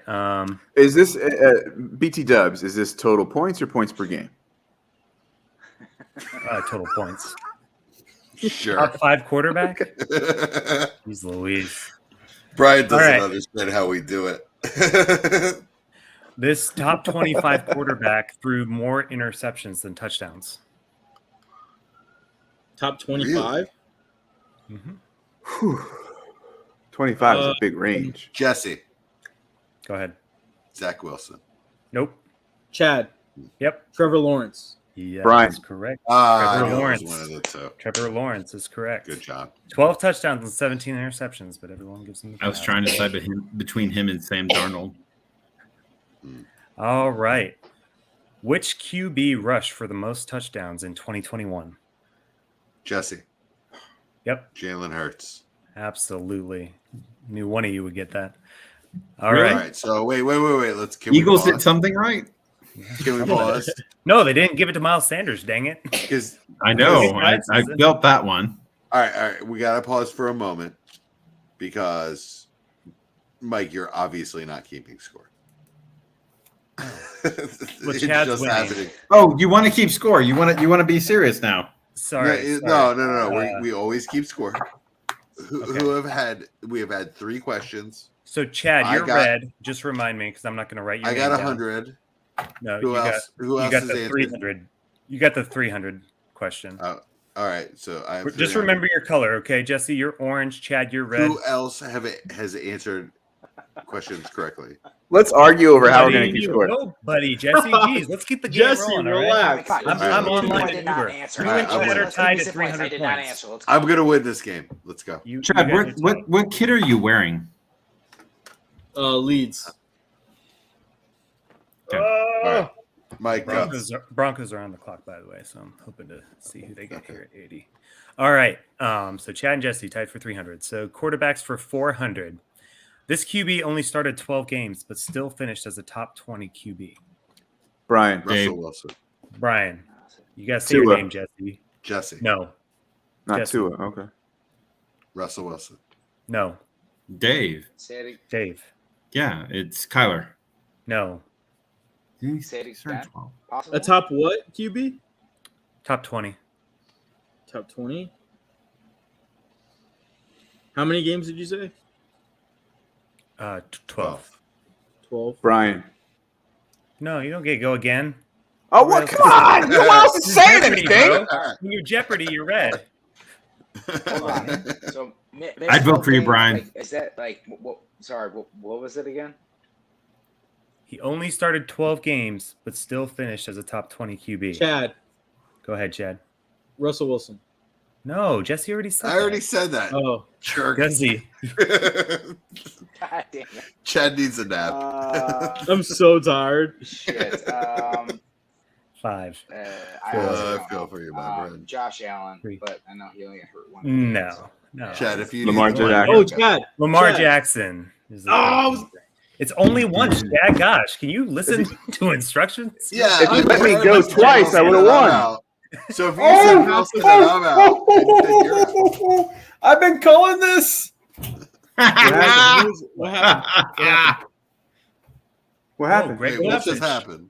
Greg Dulcich to Denver. I knew that. I knew Alberto. I Really? told you all. Freaking Alberto season. Wow. Yeah. I've been. man. I actually got. I actually was in a DM with Dallas earlier, like a month ago talking about how Dulcich is going to be the top tight end, one of the top 2 or 3 tight ends. And he's like, no, he's a system guy. I'm like, no, his athleticism is way over the top. Good. It's going to be good. Well, I like him. I am on record in the War Games chat He's a beast. Saying, hey, like Alberto hasn't proven squat. So yeah, I've been saying something is really I mean, high, look at the highlight reel that they're showing on this guy. He's a beast. No, he's like a wide receiver in a tight end body. Yeah. Alberto is now going to get stuck on the line being the 6th blocker, and Dulcich is going to be the one that's running down the field. I love Dulcich. He was my tight end too coming into this, so I love him so much. Yeah, he's my too. All right, Greg maybe Cosell you guys loves can tell him me as what well. the difference is between Dulcich and Noah Fant. Dulcich is not on the Broncos. there, I so what mean, is the difference Fant between is the two? not on the Because- Broncos. Well, no, That's I the get difference. Good that, analysis, Jesse. Jeez. But let's talk about like as a player. So you had Noah Fant there fighting with Alberto for targets. Now Alberto Fant is gone. So now you have Greg Dulcich there fighting for targets for Alberto. What is the difference between the two? That's actually a great point. I think Nick- Fant's a better athlete than Yeah. Dulcich is, but you're just hoping that Dulcich comes in and is able to really cement the position because Fant So Nick, was that's a great point. given a number of years and he wasn't really able to match the production that he was expected to have. But I mean, Noah Fant as a prospect is better than Dulcich, but he just hasn't panned out. Which tight ends are just so difficult to get your kind of grasp around and understand what they're going to be on the NFL level after. But when you say that Fant hasn't panned out, he also hasn't had a quarterback. So now he has. Yeah, I mean, that's true. That's true. But I mean, you would expect a guy on Fant's level to be. But he has to show you. You mean like Evan Ingram? He has flashed. I mean, he's had big time 50-yard touchdowns. So yeah, but I mean Evan Ingram can't catch. Fant can't. You know. Yeah, but they've. Yeah, I mean. Yeah, I'm being an asshole. I'm sorry. I get the whole premise, but they're just not. They're not steady contributors on any level, which is worrying. Right. You know, you expect for Fant, for the prospect he was, to be a standout at the position, even if he wasn't giving you the production, for you to look at him and say, okay, this is a player. Which I mean, in my opinion, you haven't been able to do in his time in the NFL so far. You know, even Hawkinson in that same draft kind of gives you the same vibes. You know, I don't think so because Hawk, you can watch Hawk and you can say, all right, this guy hasn't been the dynasty player we expected him to be, but he's a player. Like you can watch him and say, no, this guy is the dude. And Fant just hasn't been that. Okay. Well, here I'll make my Dulcich rant real quick, and then I'll let you guys all discuss if you don't mind. But please. you don't go over and draft Dulcich to be your blocking tight end. He's not Weidermeyer. He's not any of the other guys that are out there. If you are drafting him, you are drafting him as your wide receiver type of tight end, because that's the skill set he had, because he came into UCLA as a wide receiver, bulked up because he got too big, and became a tight end. This is where C2C comes into play for me, because I had him and I drafted him and I used him quite well. So this is one of those situations where if you are drafting him here, you are expecting him to go over and be a pass catching option. And Noah Fant, you know, it's one of those. But here's the deal, Chad. Noah Fant was a first-round pick, and everyone had high expectations. I don't think you're drafting Dulcich in the first round of any fantasy draft. I think Dulcich is a mid-second at best. And so he was one of my guys I was hoping to go over and have in basically any of the late seconds, early thirds that I went over and had as a person that I could go over and do. Because I agree with you, tight end is a crapshoot. And so you're just hoping you find an athletic person who can go over and make sense. And Dulcich by far is the most athletic tight end in this draft, in my opinion. So take it for what you want. All right. So thank you. I appreciate the Dulcich analysis and very concise and to the point. And to that, I want to add that the world has now come to an end because Joel Embiid has an orbital fracture and is out indefinitely. So the rest of You this didn't see that like podcast- 2 hours ago? No, I just saw it now. God damn it. Jesse. Oh God, Jesse. I'm sorry. Oh my God. I just started laughing. But The After world that- is over. Live reaction. After that horrible news, I'm sorry. To I break mean, this- he's got a torn ligament in his damn shooting hand and now has a freaking fracture in his face. That's not like injury prone crap. It's just that we're from it's Philly just bad and- luck. No, it's not bad luck. It's The quarterbacks were 500. It's Philly luck. there we go. It feels Okay. like home. It feels So like home. now It feels on to exactly topics. right. It's exactly Now on what to topics that happens. we care about. So yeah, like give us a couple of other trivia questions. All right. Quarterbacks for 500, y'all. Get your thinking caps on. This is the toughie, all right? God, Name 3 top 12 QBs that threw for less than 4,000 yards. Say that one more time, please. You got to get all 3. Name the 3 top 12 QBs to throw for less than 4,000 yards. In 2021 Yep. or in general? 2021 in general. Uh, 2021. Chad- what? Go ahead, No, Chad. Never mind. Jesse. Hold on. Nope. Jesse, go ahead.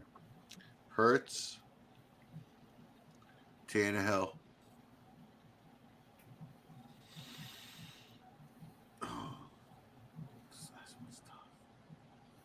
Mac Jones. No. Chad. Did I get any Chad. right? I can't. You want me to tell you so they can get it and you can't? No, you're right. Chad, You're go right. ahead. You're right. I'm just my brain is scrambled right now. I'm sorry. Chad. Less than how many yards did you say? Less than 4,000. 4,000? You said top 10? Top 12. Top in 12? fantasy finish, yeah. 3 quarterbacks in the top. Kyler, Josh Allen, and Hurts?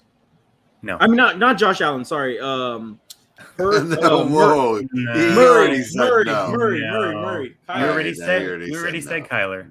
Damn. No. You're out. All right, Dave. Oh Go my ahead, God. Dave. We can't have It's any Hurts, more. Lamar, and Kyler. No. No. Okay, hold on. Do we get another shot? Brian. No. No. Yeah, Brian. Brian. If Brian Like or Jeopardy, Nick. man. You don't get to go again. Okay. So Hurts and Kyler are on the board for me, and I'm those are 2 that I like. Kirk Cousins. No. Oh, I know who it is. I know who Guzzy. it is. Damn it. Nick, chance. you're muted, Nick. Isn't it? Yeah.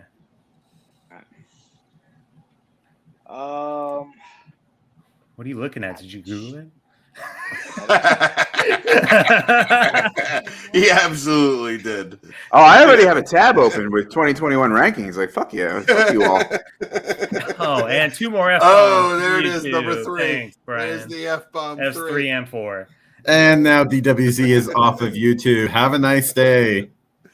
I mean, we're There at, you go. we're at No, 3.5 hours at this Hey, Makobe Dean just went to the are on Eagles. the clock. Oh, Kobe D. no. Woo! Oh God! So All right, sorry for I'm your sorry. I'm going to game, mute all Mike. of you. Oh, come on. Can I Come on. The can I Kobe guess one Dean more in time, the Mike? 3rd round. Holy crap. After Guzzy goes, let Guzzy go. He's the only one I that know hasn't it's gone. something under Oh like my 4,000 yards, God. top 12. Is that right? Oh my God. Yeah, three like three that? QBs. Okay. Mute yourself, Jesse. Jeez. Trying to run a No. game here. I am not. Mute I'm him, sorry. Chad. So sorry for your game, Mike, but come on. I Woo. mean, An let's Uber go ride already, with so I can go. Matt Ryan, No. Ryan Tannehill, and No. yeah, All right, you can guess, that was Chad, gonna- but no. I That award was you gonna no be my points. guess was Ryan Tannehill. So if that's wrong, I don't know. It was Tannehill. Yeah. Tannehill, Hurts, and Oh. Kyler. No points, Oh though. wow. I can All see that. right. We ready for another? Do we want to do another category? No. Well, you guys are Yeah, tied yeah. for 300. That's fine. So. That's fine. Okay. No, I mean, no, as yeah. soon All as right, I, well, let's do one more. Let's do one more then. do you want to do running backs, receivers, tight ends, team sport, all-time greats, or rookie of the year? Wide receivers. Wide receivers. All right. Who had the most receptions in 2021? Chad. Chad. Fuck. I just said it. I don't actually know. Gosh. Cooper Kupp. Yes. 100 points for Chad. All right. For 200. Which top 12 wide receiver had the fewest receptions? They also had the fewest receptions in 2020 and were a top 12 wide receiver. Chad. Go ahead, Chad. Debo. Nope. Top 12 fewest receptions. Oh, I think I know who it is. Damn, why do I always like say whatever comes to my head first? You've got your Jesse filter on. It's called Jesse. I'm so tired. I'm just like saying whatever. Brian. Oh my God, the Kobe Dean. Brian, go it ahead. doesn't make up for Embiid though. Mike Williams. Nope. Say it one more time, please. You got the first name right. This top 12 wide receiver. Oh, it was going to be my other guess. Yeah. And they also had the fewest receptions in 2020 and were a top 12 wide receiver. I forgot Did he the get the first 2020 name part. right, All Mike? right. Does he have your first name? Anything? Jeez. Let's go with Deontay Johnson. Nope. Dave. Go ahead, Dave. Mike Evans. That is correct. Yeah. That was going to be my All guess. right. So, Dave, I'm going to make you yellow. So you have 200 points there. All I sound right. cowardly at yellow. Sorry. First No, it's color that okay. came I'm up. just giving you crap. All right. Which two teammates had the best average of wide receiver finish between them? Brian. Say that one more time. Which two teammates had the best average of wide receiver finish between them? I already buzzed in. Two teammates. Go ahead, Yeah. Brian. Brian went first. Chase and Higgins, Bengals. I want to say no, but I need to make sure because now I'm questioning myself. Oh no. Did I do this wrong? Did I do this wrong? All right, while you look that up, I want to point out that like probably the best part of this podcast, if you're actually watching, is that Mike's daughter started off like just like kind of hanging out in the background. This is like, my son. Thank you, Jesse. This is my son, Lucas. That's your son? You asshole. Right. Sorry, Lucas. Oh, and Lucas, I'm so sorry, but you have long hair. And Chad. Okay, trust yeah. me, So the girls are gonna die. If he got it wrong, then I'm gonna go. yeah, it is wrong. All right. Okay. Is it Cooper and Lamb? Oh no. Dave. Go ahead, Dave. Jefferson Thielen. Oh, there's his son. I don't even know who it could be. Guzzy, Jesse. No, I can't recover from all that's happened in the last 10 minutes. It can't. I can't. Let's go with. They could good wide receiver teammates. Let's go with Mackie Blockett. No, though they're a close second. Who did he say? Metcalf Lockett. Is it? I gotta guess. Is it Debo Ayuk? No, it's Allen and Mike Williams. Yeah. What did they That was finish? my second thought. 11 and 12. I thought someone had said that. Yeah, damn. I thought someone had said it. I thought. 11 and 12. Yeah. Okay. Damn. Well, I was thinking I took a chance with Thielen because I knew he only played 8 games, so I didn't know if you went the whole season or half or whatever they played. So It was good thought. Okay, who was the only top 20 wide receiver to not have 1,000 receiving yards?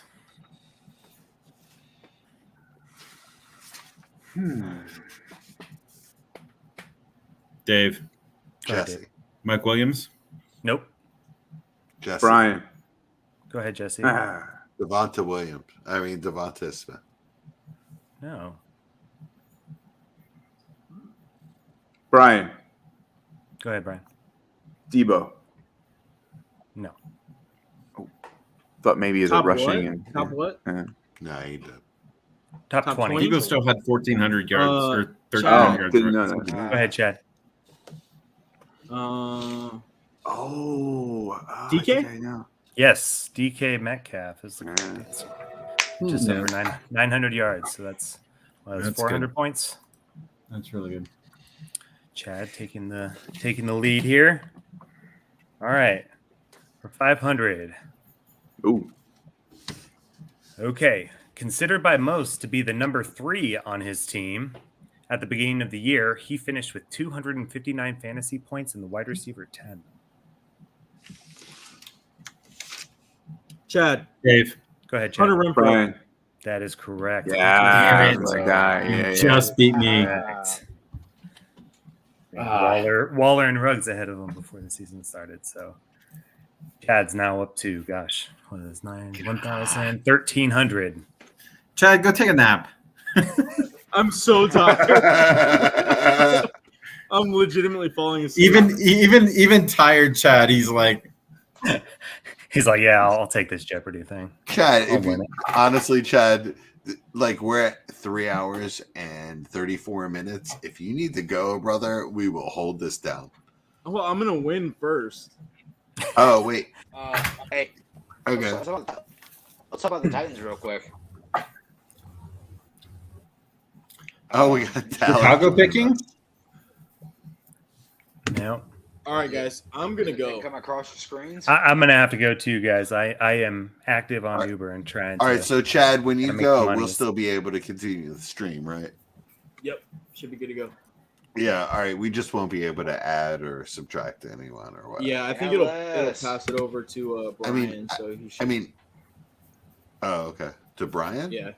Oh, because he was the second. second one in the stream. Yeah. Oh, Okay. Oh. Hold on, you might All want to right. stay for just a second. Yeah. My No way. stream just Let's talk. crapped out. So Say it. I don't care. Who is Let's it? talk about it. Who is it? yeah, just announce it. The Titans just took Malik Willis. Oh, Oh. Yeah. Malik Willis. All right, there we go. Wow. I kept All saying right, the why don't you guys Titans talk quarterback. Yeah. Yeah, he looks excited as hell. Let me tell you, he looks so happy. All right, see you guys. Later. All Take care, right, Mike. thank you, Mike. Thank you so much, Mike and Chad, my co-host, my beautiful friends. Like to Mike's son. Listen, man, the girls are gonna love you. He can't hear you. No. Oh, He's thank telling Take care, God. Mike. He's telling him Oh, to do thank it. God. So- Oh, my life is saved. Mike, I thought he heard all of that. Okay. Just tell No, him he he's just an awesome he guy. just heard me curse at you, so that was it. Just tell him he's an awesome guy and thank him for joining us. They said thanks for joining us. All right. I see Right you. This on. son's freaking All right, awesome. have He's a just good like night. staring at us. And he can't even hear you. I know. Yeah. You The, guys- the facial Right reactions are on. perfect. Rock on, Mike's son. You know, live your own life. All right, see you guys. Later. Bye. All right, so let's take inventory here. So what we have left is my good friend Brian Ford and co-host of Dynasty Hello. Fever. We have my Hello. good friend Dallas Hyder and DWZ content creator friend. Actually the rookie expert of DWZ.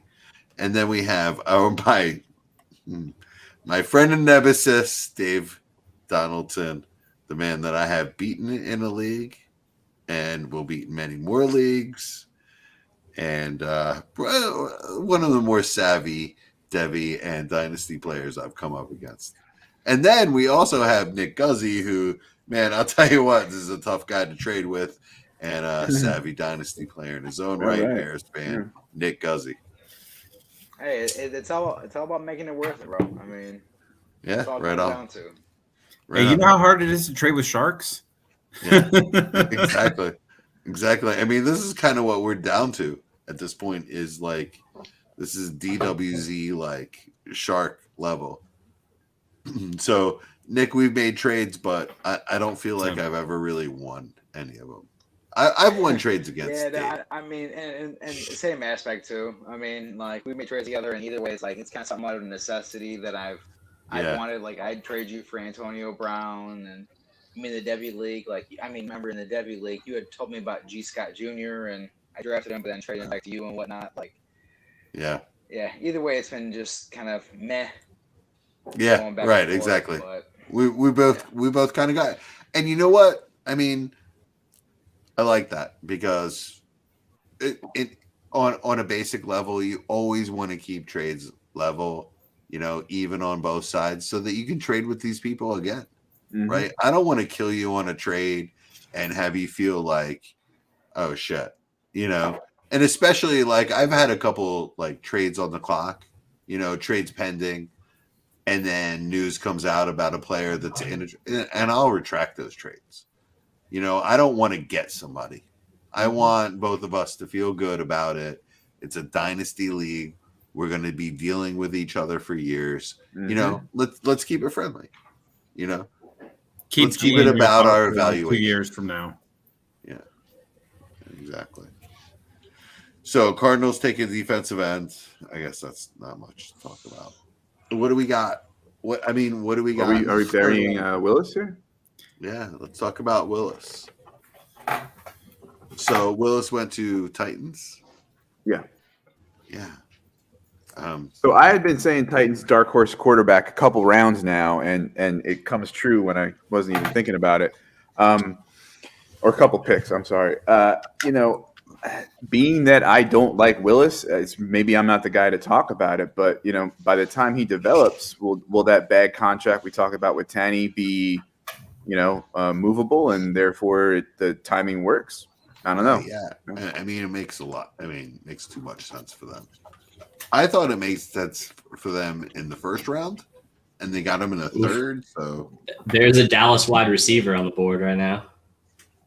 We were just talking about really. I mentioned Shakir for you, so don't worry. Yeah. No, Tolbert just went to the Cowboys. Wow. Oh, okay, interesting. Love Tolbert, like the offense, but pecking order, right? Yeah. I don't know. We'll see. I mean, Gallup's coming off the ACL.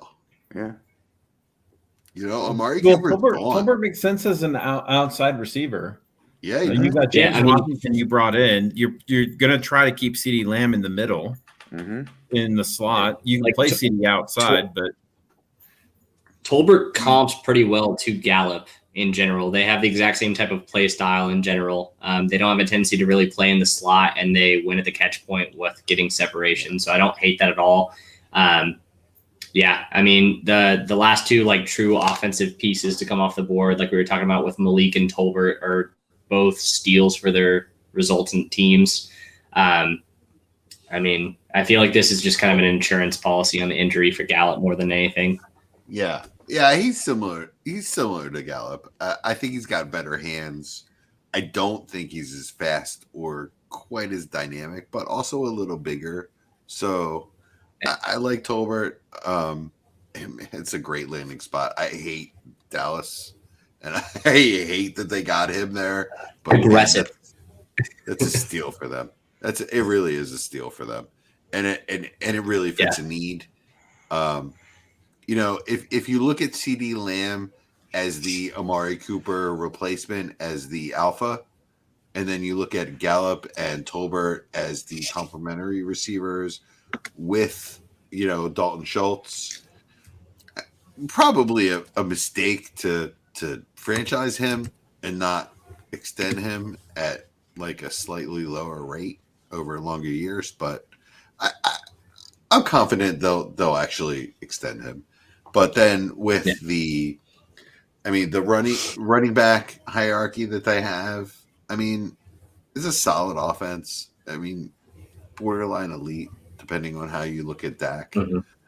I see Dak as borderline, right? Borderline elite.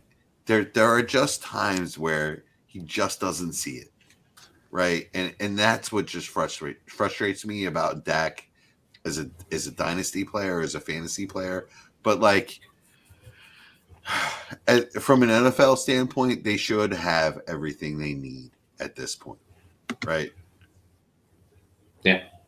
Yeah. I mean, I agree. I think Tolbert is pretty much dead for me in the rookie class, though. I don't really want anything to do with him. He didn't go to a spot that's going to funnel him targets. He's literally like the fifth option on the team right now, behind Gallup, behind CeeDee Lamb, behind Zeke, behind Pollard, behind Schultz, who they just franchise tags. Like I don't want anything to do with Tolbert right now. Hell of a third round pick, though. Right? Yeah, I mean it's great for the offense. It's not great for fantasy though. But like you're looking at a guy that's going to get maybe 40 to 50 targets. If you take Tolbert in the third round of a dynasty draft and stash him on your taxi squad, that's a premium taxi squad player, right? Because if you look at him 2 years down the road, you know what I mean. I'll ask this question because I'd love to hear Dallas's response to this. I agree.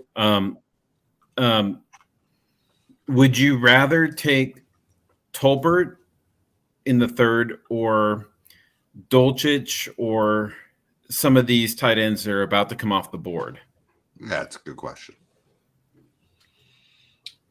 Yeah, I would be slamming the tight ends. So the thing with me with Dulcich is that I don't really want anything to do with him specifically just due to landing spot, but I just love how reactive we always are because I was never into Albert O. I've never been into Albert O, but as soon as Fant went away, everyone's like Albert O, top 12. Fantasy pros moved him immediately to tight end 10 overall. And what do you know? You get a guy that's just as athletic. You get a guy that's just as good after the catch as. And he freezes. Yeah. Pick a third round. Oh. So like for me, I want tight end in this situation. Like for me, my tight end 2 still on the board. You're looking at Charlie Kohler. You're looking at the Giants who still haven't drafted a tight end yet. They have a couple of picks, not in the third coming up, but in the early fourth. So if they were to take a guy like Kohler after shipping off a guy like Evan Ingram, sign me up for that every day of the week. They will take a tight end at some point, and that guy I would take easily over a guy like Tolbert. Like I said, he's pretty much dead to me, which I don't say very often. I said that earlier today with Rondell Moore after everything that happened with the Marquise Brown trade. But I just can't draft him in the third knowing where he landed. It's just like the target opportunity is not there. Even if they lead the league or in the top 5 in pass attempts like they usually are, like I said, you're looking at maybe 50 targets on the season, which just isn't sustainable for the first 2 to 3 years. Let me ask you. I've always been a Dulcich truther. So yeah, I mean, you and I have talked about it before. So I got really excited when he was the first tight end off the board, but I wanted to hear a counterpoint to it because I know I have one view of it and you have a separate view. So yeah, and don't get me wrong, like Dulcich is talented, but my main issue is like Albert O already was looking at being like the 3rd or 4th target on the roster. So now Dulcich has to beat out Albert O to become the 3rd or 4th target on an offense. Yes, they usually target tight ends with Russell Wilson. Oh, not they. Russell Wilson has a tendency to target tight ends in the red zone. But it's all touchdown upside. And yes, it's slightly higher than some other upsides of some offenses with some quarterbacks, but you're going to be splitting those targets with Albert O is my main issue. And Albert O's got 2 years left on his contract. Dulcich is coming in as a mid-round pick, so he's got 3 years on his contract. Jerry Jeudy's locked in for another 3 years. Cortland Sutton's locked in for another 3 years. Javonte Williams there in the past game. Melvin Gordon just got re-signed. So as a rookie, he's a stash for me maybe at a late round pick, but where he's going realistically in like the 2nd or 3rd, I'm not touching. Well, I don't think there's a tight end in this group that goes over and becomes a immediate put on your roster. I think every tight end that we have in this draft, and I think you'll agree with me, is a stash. I don't think there's any one particular individual, unless something crazy happens, where we would go over and say this tight end needs to be on our on our roster. So yeah, I mean, if Kohler or Ruckert lands in New York, he's going to be a starter in the similar vein to Freiermuth. That's the thing is like there's literally this. What is their Caden Smith, I think, is their tight end one right now after giving up Evan Ingram. So, because they cut Kyle Rudolph. So they have Caden Smith as their tight end in New York. It's like their biggest need on their roster. So like whoever lands in New York will be fantasy relevant. It's just how much you trust that offense. But yeah, it's interesting. I did pop on actually to talk about the Velus Jones pick for the Bears. So I know this is backtracking a little bit, but I had to get my about that because we were having a discussion on here about is he Devin Hester? I said he's Devin Hester 2.0, and I got kind of shot down by a little bit by Brian there, who shot down. Hey, no, I don't. Look, we don't know at this point. Yeah, nobody knows. Originally I was very upset. I had to get a little bit of Glenn Levet 21 into my system in order to talk about this. But for those of you, once again, that are playing along, I mocked Velus Jones Jr. to the Bears in my mock draft. It's actually decently accurate right now. I had Kyle Gordon and Velus Jones. I just had him a round later. I had him in the 4th, not the 3rd round of the Bears. And so I can't get furious about it. It immediately fills a need at returner because people don't realize how important Jakeem Grant was to the Bears in the return game last year. So when it comes to him stepping on the field day one, he's immediately going to be our kick returner and our punt returner. He was like the only person in all of NCAA football last year that had like 800 receiving yards, more than 600 kick return yards, and like 300 punt return yards, something like that. They use him all over the field. For anyone that's been following along specifically with my tier list, he was in a tier that was later on in my rookie rankings, and it was him, Emeka Emezi, and it was Trey Turner out of Virginia Tech. And that was my tier of the 3 guys that I didn't understand why they weren't being talked about more, but I had them extremely low in my actual rankings due to the fact that I didn't think they were going to get the draft capital. A guy like Velus Jones coming in and getting the draft capital that the Bears put into him immediately skyrockets him in my ranks. And I know that's going to be taken as a Bears bias, but it's not, because I prefaced this full-heartedly in my actual ranks for him. So when I'm looking at Velus Jones, I don't think he's Devin Hester. The thing with Devin Hester is I won't compare anyone to him because he should have been a first ballot Hall of Famer, but no one ever puts return specialist in the Hall of Famer. The dude was a different breed. Realistically, he is coming in with the same type of pedigree as a guy that also went to Tennessee in Cordell Patterson. They're similar size. They have extreme athleticism at the position. You just have to be able to use him. So he's also an older prospect. That's the thing. So he was a 5th-year senior this year. Oh, and we froze up. So I want to move on a little bit. Third round pick. Third round pick. Oh, you froze up, Dallas. So let's. Sorry. So he immediately came in as an early 3rd round pick. So he's going to see the field. At this point, let's talk about. So we have a number of 3rd round picks left. Do we think any running backs are going to go here? So I have to see right now who's left. Yeah, I mean there are a lot. No, I think Rachaad White just went. Oh, did he? To Tampa Bay. Tampa. Okay. Oh wow. Okay. Yeah. So Rachaad White, James White. I mean, is there really a difference? Yeah. I'm sorry, but yeah, I'm making a joke here at the expense of everybody involved, but it also has a ring of truth to it. So okay, yeah, it does. It does. Yeah, probably my argument against runner and hands in this draft. Go ahead, Dallas. I would agree. I like that pick way more than I like the James Cook pick. I was just literally laughing to myself when I saw the James Cook pick earlier. Mm-hmm.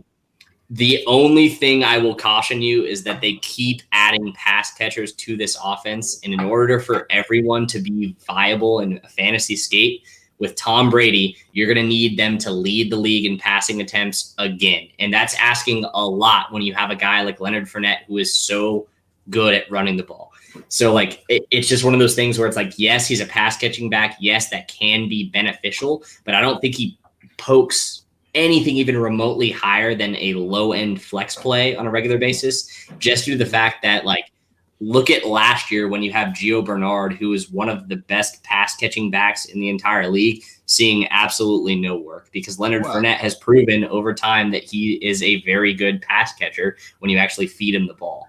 But my only argument to that is that you can't expect running backs to stay healthy, right? And Leonard Fournette actually has a really good injury history. He has stayed healthy. But he had a foot and a hamstring his rookie year that barely bled into his second year, and that's it. Other than that, he's seen the field like every single snap.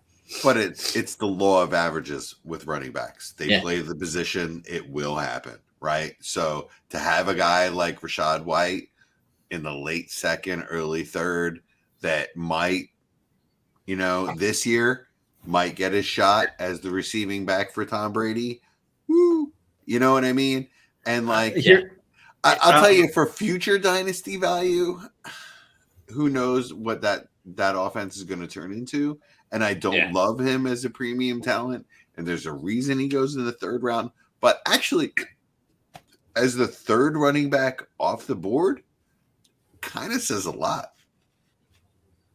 He's the fourth, actually. Yeah. Yeah. The big three. I'm sorry. My point was going to be that what is the difference between Rachaad White and Giovanni Bernard outside of 10 years worth of experience? It's just a straight up replacement. And I can tell you right now that Rachaad White does not have as good of a mustache as Gio Bernard does, because Gio Bernard's mustache was the gnarliest mustache I've ever seen in my life as a human being, and it was beautiful. I'm going to go ahead and call it right now. Best take of the night. Right there. Yeah. Best take of the night. Not as good a mustache. Wow. The 49ers just went with Tyrion Davis-Price out of LSU. They just brought in a freaking bruiser to the running back field. So, this is a guy that didn't make my top 25. I've never heard of him. So it just absolutely kills every one of our Elijah Mitchell shares.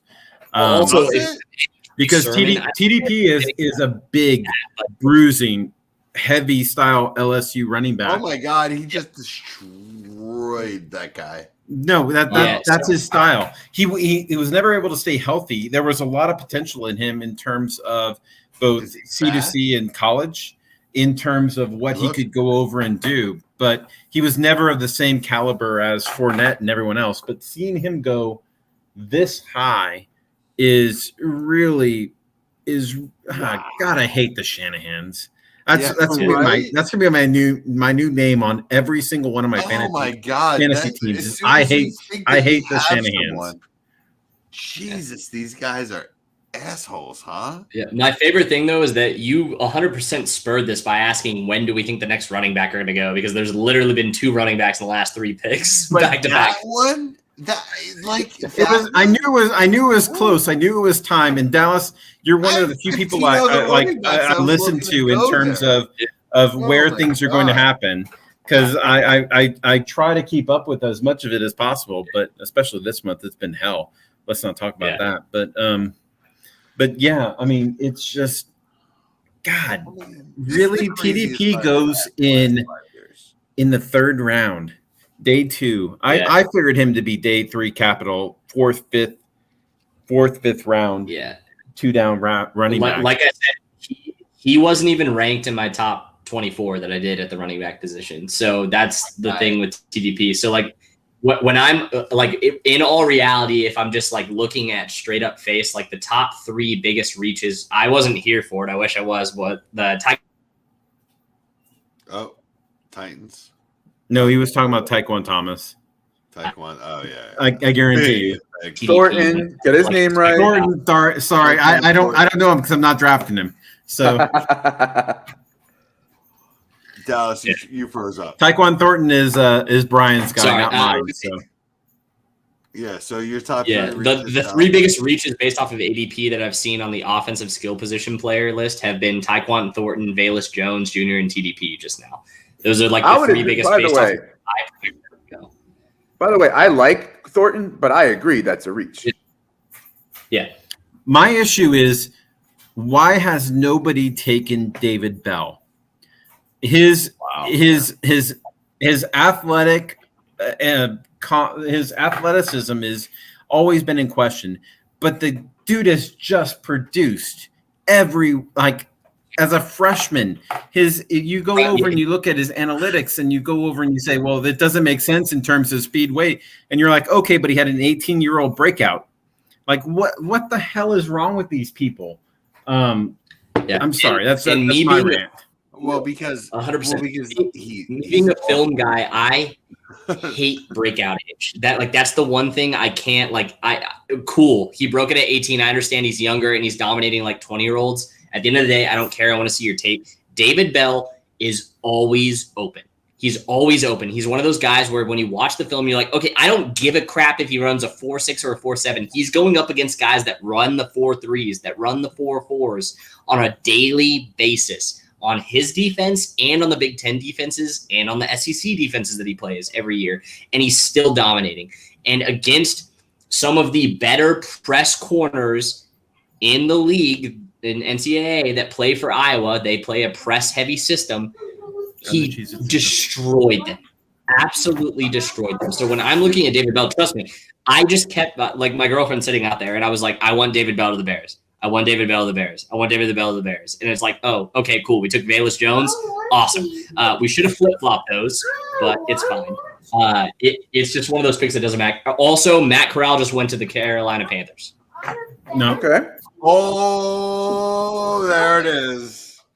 Wow. Yep. So now they get their replacement for Darnold in the 3rd round, and wow for Darnold's career, right? I mean, because this guy was legitimately terrible last year, and then got hurt. So there's no way in the world that the Panthers have any confidence in him, and I don't think they're going to trade for Baker now.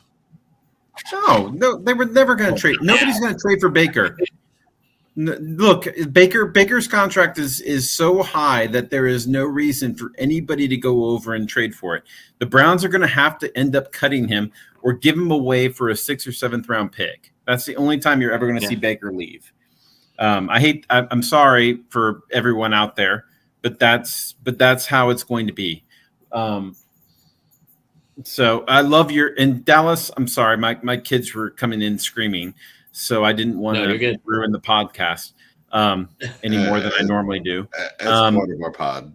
So, but I absolutely 100% agree with you that David Bell is one of those people that he's almost like Amon-Ra St. Brown, where he's that guy that goes over and doesn't have the metrics, doesn't have any of the statistics that everyone likes, but you just watch the tape and you just think to yourself, damn it, this guy can play. So I'm very lucky, in basically every Devy league I have David Bell. So I think David Bell's skill set lends itself to a move the chains kind of nice 2nd or 3rd, nice 3rd or 4th option on an NFL team. But as far as a fantasy skill set, he does not have that.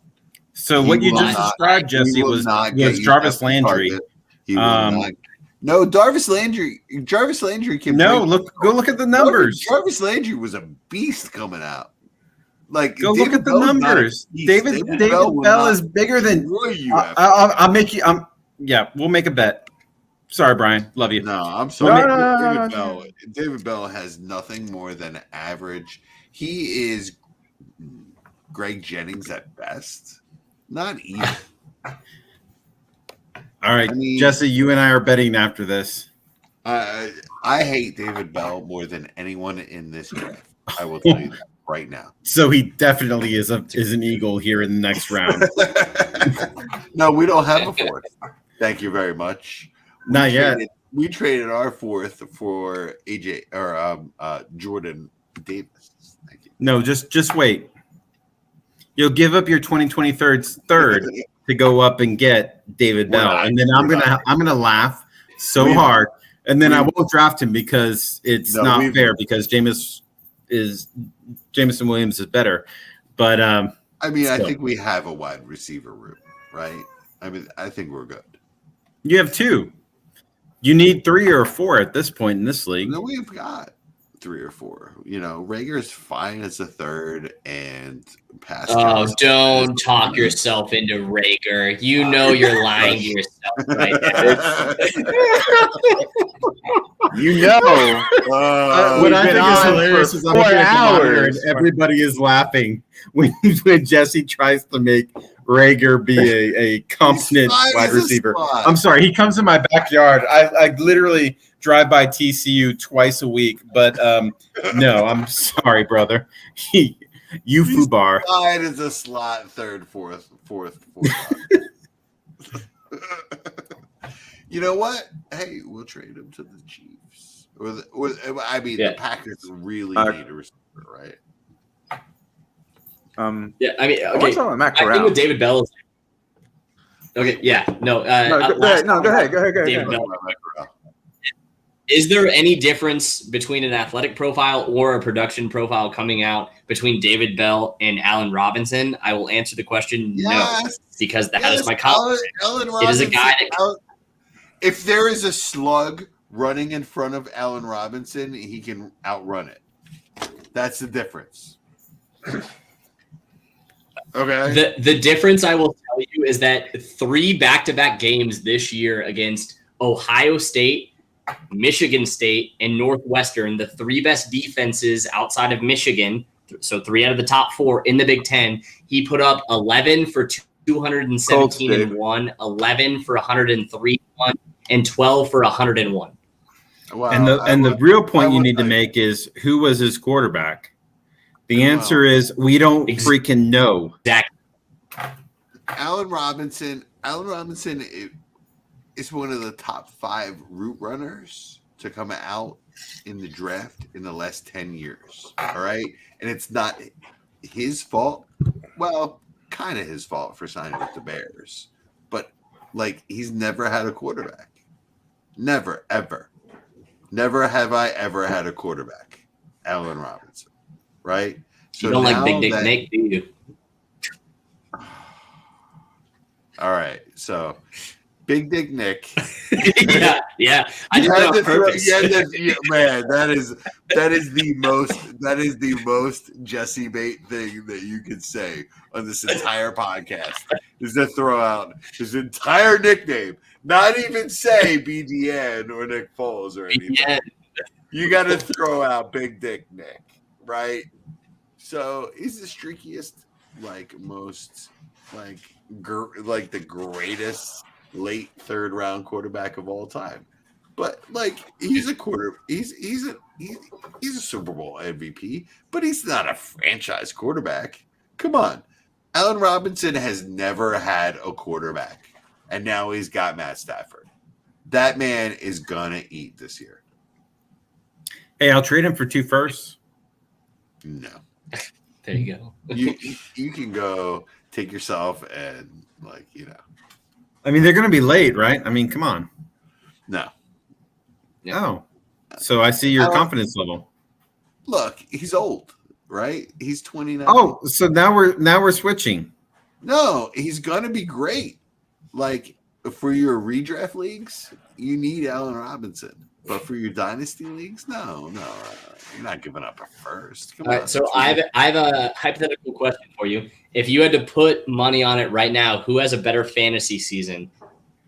Robert Woods, now that A.J. Brown is gone in Tennessee, or Allen Robinson as the 2nd and or 3rd option in the receiving game in the LA Rams offense? I'll take the person without the ACL. Absolutely. I'll take Allen Robinson.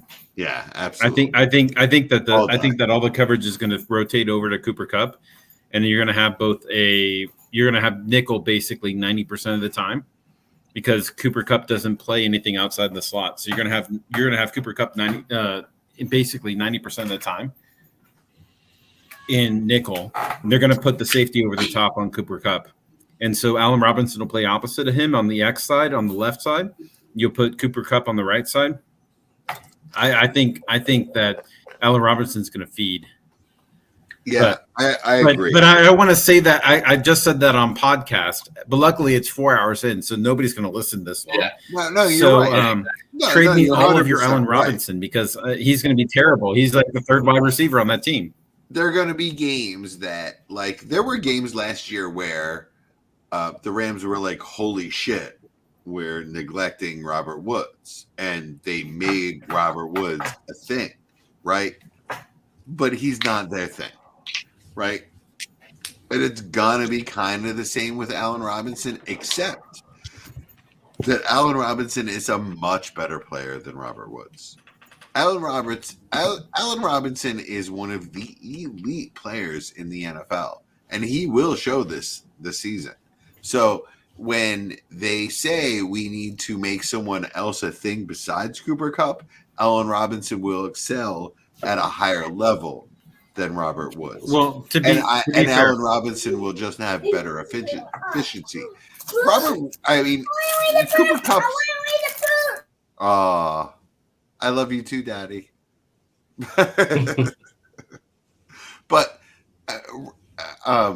Cooper Kupp is not, like, nobody in the world expects Cooper Kupp to win the Triple Crown again. He's not going to be a bad wide receiver because Allen Robinson is there. The two of them will exist in harmony, is what I'm saying. And both of them will put up huge numbers, as will Akers. And when Akers is hurt, as will Henderson.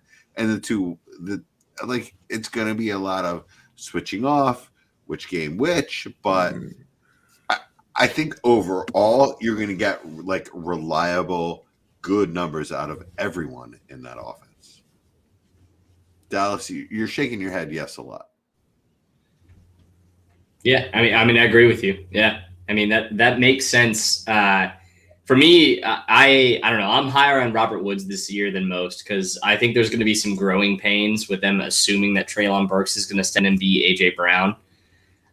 So then they traded a second for Robert Woods straight up, basically. So then at that point, you're looking at a guy who's just. Oh, man, I thought it was such a later pick. Really? Was it a second? Oh, no, you're right. Sorry. No, I thought it was 100% wrong. 100% wrong. Yeah, no, I think it's like a fifth or a sixth. You're 100% right. Who was I thinking of? It doesn't matter. But yeah, Robert Woods steps in. No, because Amari Cooper was a sixth, I thought. It was a pick swap. Pick swap, 6, 7, yeah. Fifth and what? Yeah, because they were about to cut Amari Cooper. So yeah, I just think Robert Woods is going to be targeted extremely heavily because, don't get me wrong, Treylon Burks is still my wide receiver one in the class after everything that's happened right now. Goodbye, boy. Let's have a conversation now. We're going to go back to fantasy, please. I haven't seen it yet. Oh, God, your internet is terrible. Dallas, what do you think of this pick? Oh, Brian Robinson. Oh. So I can tell you right now that Brian Robinson as a pure running back is better than what you're getting with Antonio Gibson. So when you tell me that Antonio Gibson hasn't gotten the receiving work that you've been expecting him to get, this pick just tells me, and J.D. McKissick is back. This tells me that they think Brian Robinson might be better than Antonio Gibson at running the ball. I think it's an exclamation point. 2.02. I am fucking ecstatic right now. I can tell you right now. Sorry, YouTube. We're 4 hours in. They're not going to. You're fine. Yeah, they're not going to catch it 4 hours in. Also, so I don't care. It's not my fault if this gets canceled. All right, but no, he now jumps up to like 2.02 for me. Oh, as everyone knows, I've been touting this entire time. Brian Robinson has been my RB4 this entire time, and he was in the tier with Isaiah Spiller, who still hasn't been drafted yet. So you know what that means? He's now RB3 for me. Different skill set, in my opinion. But I think you're right. I also love Algier, but me too. I just think he just needs a little bit of extra time. But that's just me. Espousing. Spiller didn't get. Oh, that's right. Spiller didn't get drafted. Shit, that's right. He hasn't been drafted. Yeah, Spiller's still not drafted. So this tells me draft capital wise that the NFL does not like Spiller like we all assumed. So yeah, his 40 time must have scared all of them. Well, yeah, but yeah. So for me, like Alabama running back going before the end of the third round to a team that notoriously just rotates through running backs, give me him like 100%. I'll tell you. Yeah, I mean he's been the most underrated player running back. But it's still Spiller's. Oh, holy crap! But I'm fading. There you go. Hold on, just wait. Just wait for it. Just Another one. Oh no. He's going to the Browns. They Is traded that him? right? Yeah, that's That exactly was about right. to That's happen? perfect. That is Yeah, I mean, perfect. Yeah, Oh, like you You lose have Jarvis, you want a you guy now who have can take everything over. that you wanted to have from Rashad Bateman, and in the Cleveland Browns I like that. with Deshaun Watson instead of Baker Mayfield. No offense, Dallas. Wait, who is it? My feed is behind. Who is it? David Bell just went to Cleveland David Browns. Okay. Yeah, he's shooting. So up. he is taking over the Jarvis Landry role Yeah. with Deshaun Wow. Watson as opposed to Baker Mayfield. And I mean, he's not a Landry type at all. no, but he's also well, to a certain extent he is, in the sense that he is the possession receiver. He is you brought in Amari Cooper, who's going to be the guy that goes over and runs deep, runs the high routes. David Bell is going to be the one that runs all the underneath stuff because he's got such a good release point that you can go over and deal with him in the 5 to 15 yard range. That's where Jarvis Landry fed. So you just replaced him in all of his targets with David Bell. The difference is Landry would then break tackles after that, and Landry was like a great yak guy, right? Well, So, yeah, you I already don't see described David yourself Bell. as a hater, so I'm gonna dismiss what you say right now. No. That's a valid point I just made, though. Like when you compare David Bell to Jarvis Landry, okay, fine. Great Like, pick by the he's Cardinals. wrong at the catch Great point. pick. Oh, God. Sorry for interrupting. Not No, gonna that's be okay. yak. All right. I don't do IDP, but I know that name. So. Edge Majai Sanders. Hey, look at you. Your Philly is actually doing okay right now. Yeah, we don't know how to pronounce names. Majai. That's how we do. But yeah. But no, So, let's go back to David Bell. Algiers- This is fantasy relevant, right? So David Bell goes to an offense that doesn't necessarily throw the ball a lot, but vacated targets, which is, if you listen to PA Howard, is a bit of a misnomer. You earn your targets, but at the same time, who is there? Donovan Peoples-Jones, deep threat, guy that goes over and runs deep. I despise he's your long strider. Mari Cooper in Dallas, I can vouch for that. I'm sorry. Don't forget about Schwartz from the second round last year. That's 100% right. What was it, like 4.32? Yeah, and he saw immediate work week 1. He was the weirdest prospect to evaluate last year for the Browns. So I mean, somebody just gave us huge feedback. So I mean, well, if you put Schwartz, I don't. How do I say this nicely? I don't think Schwartz proved anything. They played DPJ above him, despite the difference in draft capital because of his skill set. So you put David Bell, right? And you go over. You have Njoku. You don't have a second. You really don't have a second tight end now. So I think Njoku really kind of jumps up unless they go over and draft somebody in the 5th or 6th round. If they pick up Ruckert, then Njoku definitely has the chance that we've always been waiting for. Like Njoku, but they went out of their way last year to get Harrison Bryant the ball at the tight end position. They were constantly cycling him in, so I would just temper expectations for Njoku. Yeah, but you know what? Yeah. Njoku screamed at them that he wanted to be traded, and they told him no. Right? And they gave him a 5th-year option. They kept over Austin Hooper, even though they paid Austin Hooper like $80,000 million, right? So that's a bit much. Roughly. Yeah, exactly, roughly. But what I'm saying is, Njoku is the guy that they're going to try to make the man this year. So it's up to him. I think if you look at the Browns offense, it's always been about 2 tight ends, 2 receivers. Yeah, it's about a balance where you can't tell where things are going, and so that goes back to his time in Philadelphia or Minnesota. Stefanski went over and operated off of a 2 tight end system. But Harrison Bryant is going to be a blocker, right? And like there will be times he catches or has targets, but it's not like he's going to steal from Njoku. Harrison Bryant is not a blocker. He is a glorified. Yeah, Harrison Bryant was arguably top 3 move tight ends from last year's draft class. What I'm saying is it's not going to happen with him.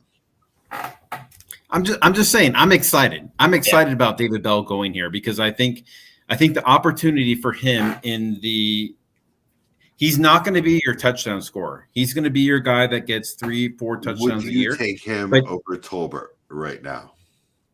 100%. Yes. Okay. I will take him over Tolbert by 6 or 7 draft spots.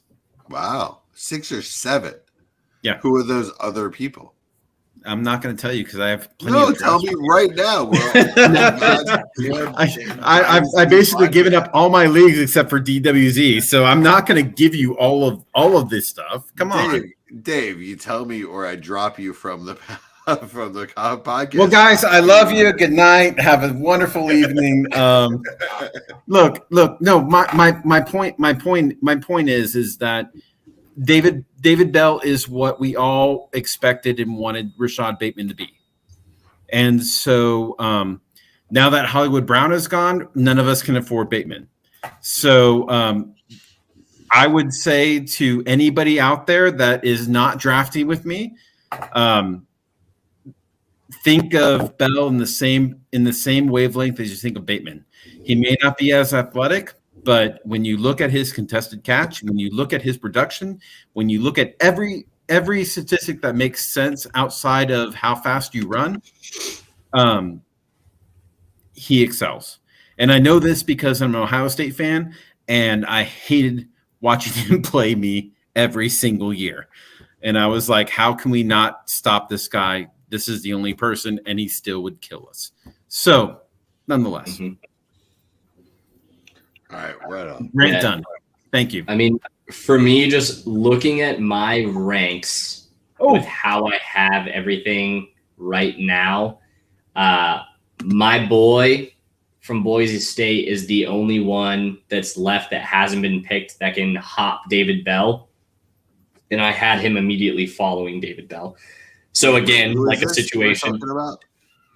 Khalil Shakir. He's still on the board. Rucker just went to the Jets. Yeah, that's huge. That's huge. Yeah. Thank you, Ryan. So we just had. That's a good one. But what's that? The third tight end off the board is Rucker, and this is my sleeper of the entire draft is Jeremy Rucker. This is the number one person that could be George Kittle in this draft. He has amazing skills and ability that were not used at Ohio State because they were not needed, right? So when you look at a player that has amazing skills and ability that goes in the late third round and can just like step in, and I believe he was a 5-star recruit, right? Coming out, and he just went to a college that didn't need him as a receiver, but was a really good blocker as well. Jeremy Rucker is my sleeper of the entire draft, and damn if the Jets are not killing this shit. Well, Brian, thank you for pointing that out, because I was not actually watching it, and I looked over right when you said that, and I was just like, I'm exactly the same way. Like this, for me, this draft is all about the third round tight ends.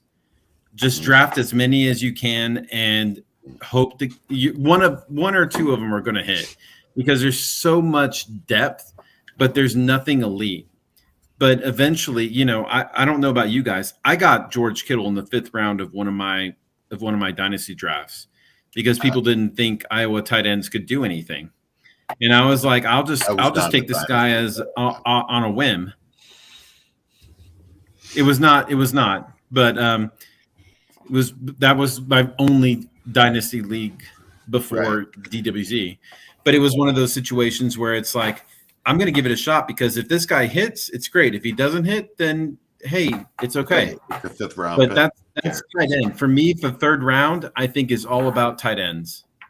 It's all about just taking the shot and taking the chance. I don't know what you guys think. Dallas, I feel like you love this. So I don't love the landing spot quite as much as you guys do, and that's just due to the fact that they brought in Tyler Conklin and CJ Uzomah on a total of like a $30 2-year million contract and a 3-year contract. Yeah, at the tight end position. So like I think that what they're doing here is just trying to basically shotgun approach the weapons for Zach Wilson so they don't look like an idiot for picking him number 3 overall last year. I think this year is going to be really indicative of how they look as a total, team. I feel like it can get really ugly really quickly if they still do bad with all the weapons and the offensive linemen they brought in around him.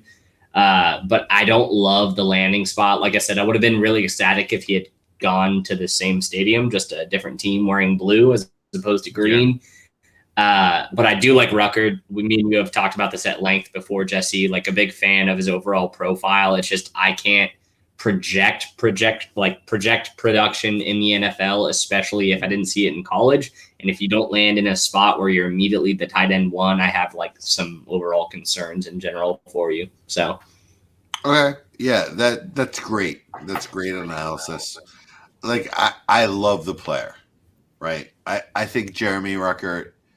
Like I said, I think he can be the next Kittle, to where he has all the skills, but just wasn't used. And let's be honest, Ohio State is never going to use their tight end as a receiver. Yeah, no. Right. So I think he has. I think he has that skill set. It's a matter of like you said, he's blocked by a couple players. And is he going to develop? And is he going to really be that player? I don't know, but I don't. Outside of Kyle Pitts, how many tight ends have we ever drafted thinking to ourselves, I'm going to have a top 12 productive tight end year 1? I really liked TJ Hawkinson. And I was TJ Hawkinson. And he was what, 10, 11? Right. Yeah. I was so confused by Brevin Jordan last year because I really thought he should have been drafted higher. Wait, does anyone have it? Who did the Chiefs just take? A defensive player, Leo Sherrall. Defensive. Chanel. I think it was a deep name for that. My thing is tiny. I can't see. Yeah, hold on. Mine's lagging like no other. I'm in KC and we're having like a ton of thunderstorms right now, so that's why my Leo internet has been kind of sketchy. Chanel, yeah. So linebacker, they're doing an outside linebacker. Is that Laviska's brother? No, that's what we did. Chanel, not Chenault. Okay. Yeah. So no. The answer is no. Hey, the Rams have a pick. The Rams already have Tutu Atwell, so they're good. Right? Calvin Austin. Hey. Oh yeah, might as well, right? I traded a 4th. I'm surprised they still have this pick and they didn't trade it for somebody. You know, like the Bears, maybe moving up. No. No, the pick's already in. Sorry, brother. This pick right here in the 3rd. Sorry, we've got 2 basically back-to-back picks where if we don't take another wide receiver, that's when I start raging. But I'm at like a cool, calm, collective mind space right now, just because like for anyone that like looked at my mock drafts, like all 3 players that we've drafted, I had in mocks at some point during this last week. So like I'm not upset with any of the picks because they all fill needs for the Bears, but like right on. The wide receiver is just like, come on, dude. Like, Not You know? the. Oh, Just it's is all if line. Green Bay takes Khalil Shakir, I'm gonna flip a fucking. Oh, there it is, number 4. No. Number 4. No, actually, it's number 5. Number 5 F-bomb. Oh my God! 4.5 No, hours, they're and not. we got to number 5 F-bombs. And it was from the DWZ. I'm just glad I'm not one of them. So when Memphis I'll own gets it. the email from YouTube, I get to blame Dallas. That's fine. Because you were 4 and He'll be fine. His team has done nothing but draft offensive players tonight. So, like, I'm sure he's in a great mood at home right now. No, I mean, actually, Memphis should have been on this podcast, but he's been getting his ass kicked. Yeah, I saw that. Yeah, no, that I man, feel that. Yeah, that man is working 70-hour weeks right now. Hey, Jesse, let me tell you this. You're one of the few people that'll understand what I'm about to say. On Tuesday, I got an end of month number of 87 cases. Oh, really? Yeah, because I had 4,500 plus cases on the water that were supposed to be here middle of March, and they landed yesterday. Wow. So your life is fun right now. Yeah, you understand where I'm. You understand where I'm at this point. I'm sorry, guys. I'm Brian Dallas. I'm sorry. He understands where like I've just been dealing with a lot of crap. So I felt bad for him. We're at the point where if you can get things, it's a bonus. Oh, restaurant business. That is Danny fun. Gray. Danny Gray, baby. Hey, Wow. Dallas, what do you want to Everyone say about knows this? Because about he's in my Danny neck Gray. of the woods. I know him. Woo! everyone knows Danny about Gray Danny the Gray. third, bitches. Wow. I mean, that's everyone's darling, right? That's everyone's late darling. And he goes in the third. He's okay. Wow. He But goes remember above where he Spiller. did it first. So who was the biggest on Danny Gray that's left? I think I had him 17 or 18. Okay. Yeah. Dallas. That's I'll tell you right that's now. pretty good. I never had a list because my list just keeps flowing. So I mean, I had Danny Gray at the end as like the littlest guy that might make a difference. Dallas, what do you think about this guy? No, so I talked about him quite a bit I also had him at 17. I talked about him. He was in the same tier as guys like Romeo Dubs, Calvin Austin, Wan'Dale Robinson, and Dontario Drummond for me. That was the tier.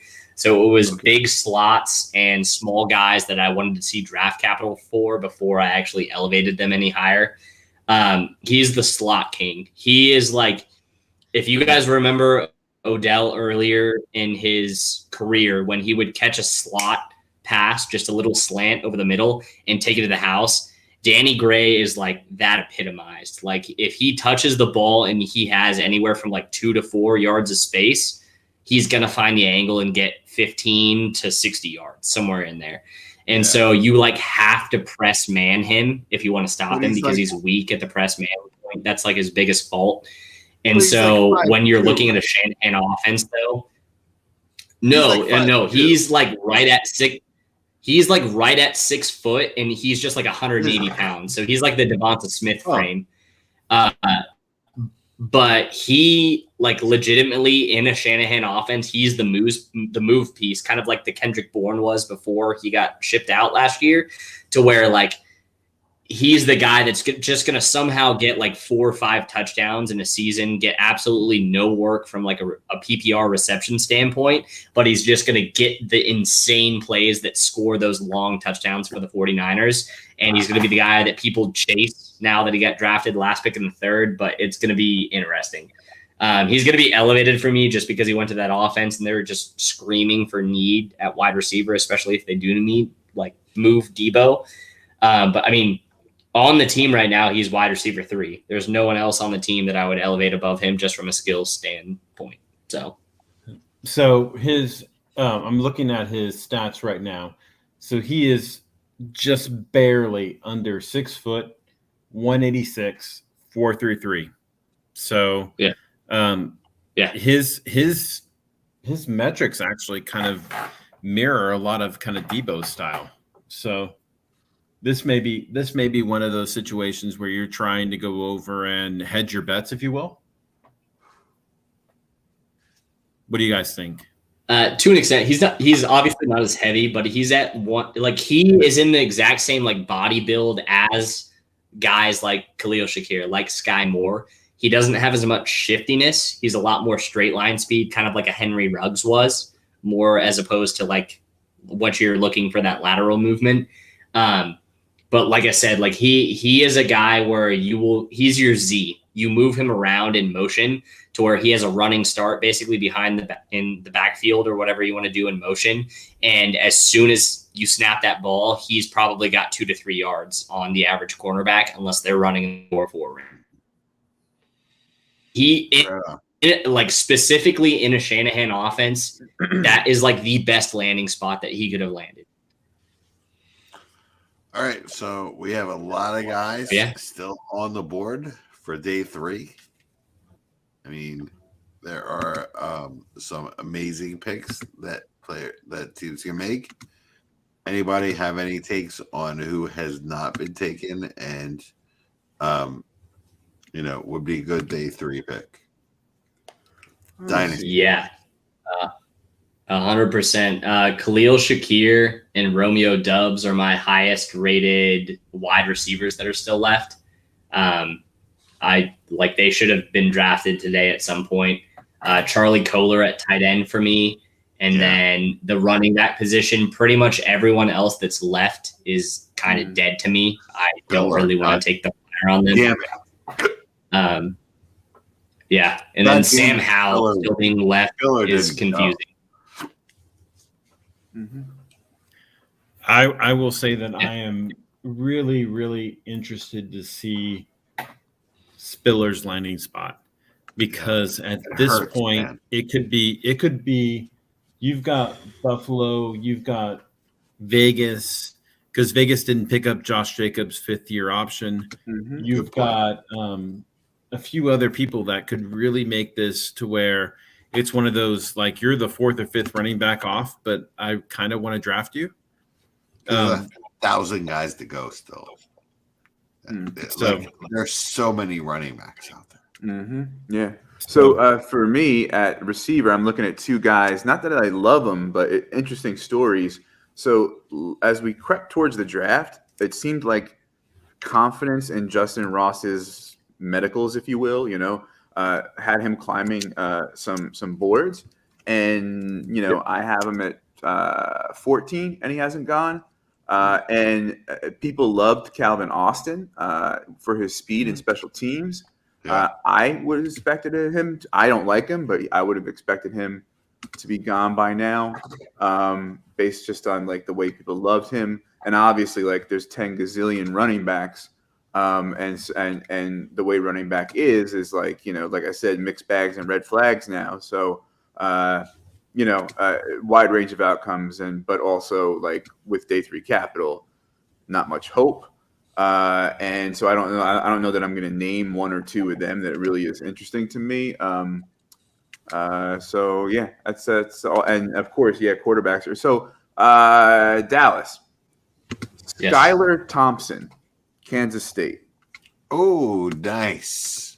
My alum status from K-State right there. Yeah, this is a Matt Williams or Matt Waldman. Waldman favorite. So please talk. So if you're concerned about a guy like Carson Strong and his medicals, you have to be just absolutely terribly concerned about a guy like Skylar Thompson. I watched him single-handedly tear his knee twice in college. So he makes very accurate short to intermediate passes, and he did have a lot of athleticism when he was early, like a freshman and into his sophomore year. But as he got progressively older and progressively further along in his career, he was more and more injured.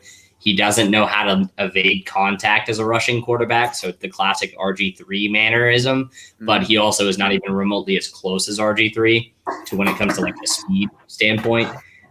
His deep ball is pretty crappy, and he was in a Big 12 offense that predicated itself on the QB power. So take its rushing stats as you will in that standpoint. I'm not nearly as high. He was consensus ETR QB 8 for a lot of people. He's outside my top 12. So okay. Let me ask you another question. Yes. I think immediately people saw TDP go and his running style and such, and say, okay, oof, Elijah Mitchell. And I guess I don't know. For a lot of guys, I tend to try to see like the bright side, and like TDP could be Trey Sermon. TDP was a reach, so maybe it's not that big a deal. Like I think if people are selling Mitchell. If the price is dipping, I might be buying. Yeah, I mean, if you can get Mitchell at a discount, I'd probably be doing the exact same thing. I'm more concerned about JaMychal Hasty from like a all-encompassing standpoint than I am a guy like Trey Sermon still on the roster or a guy like TDP.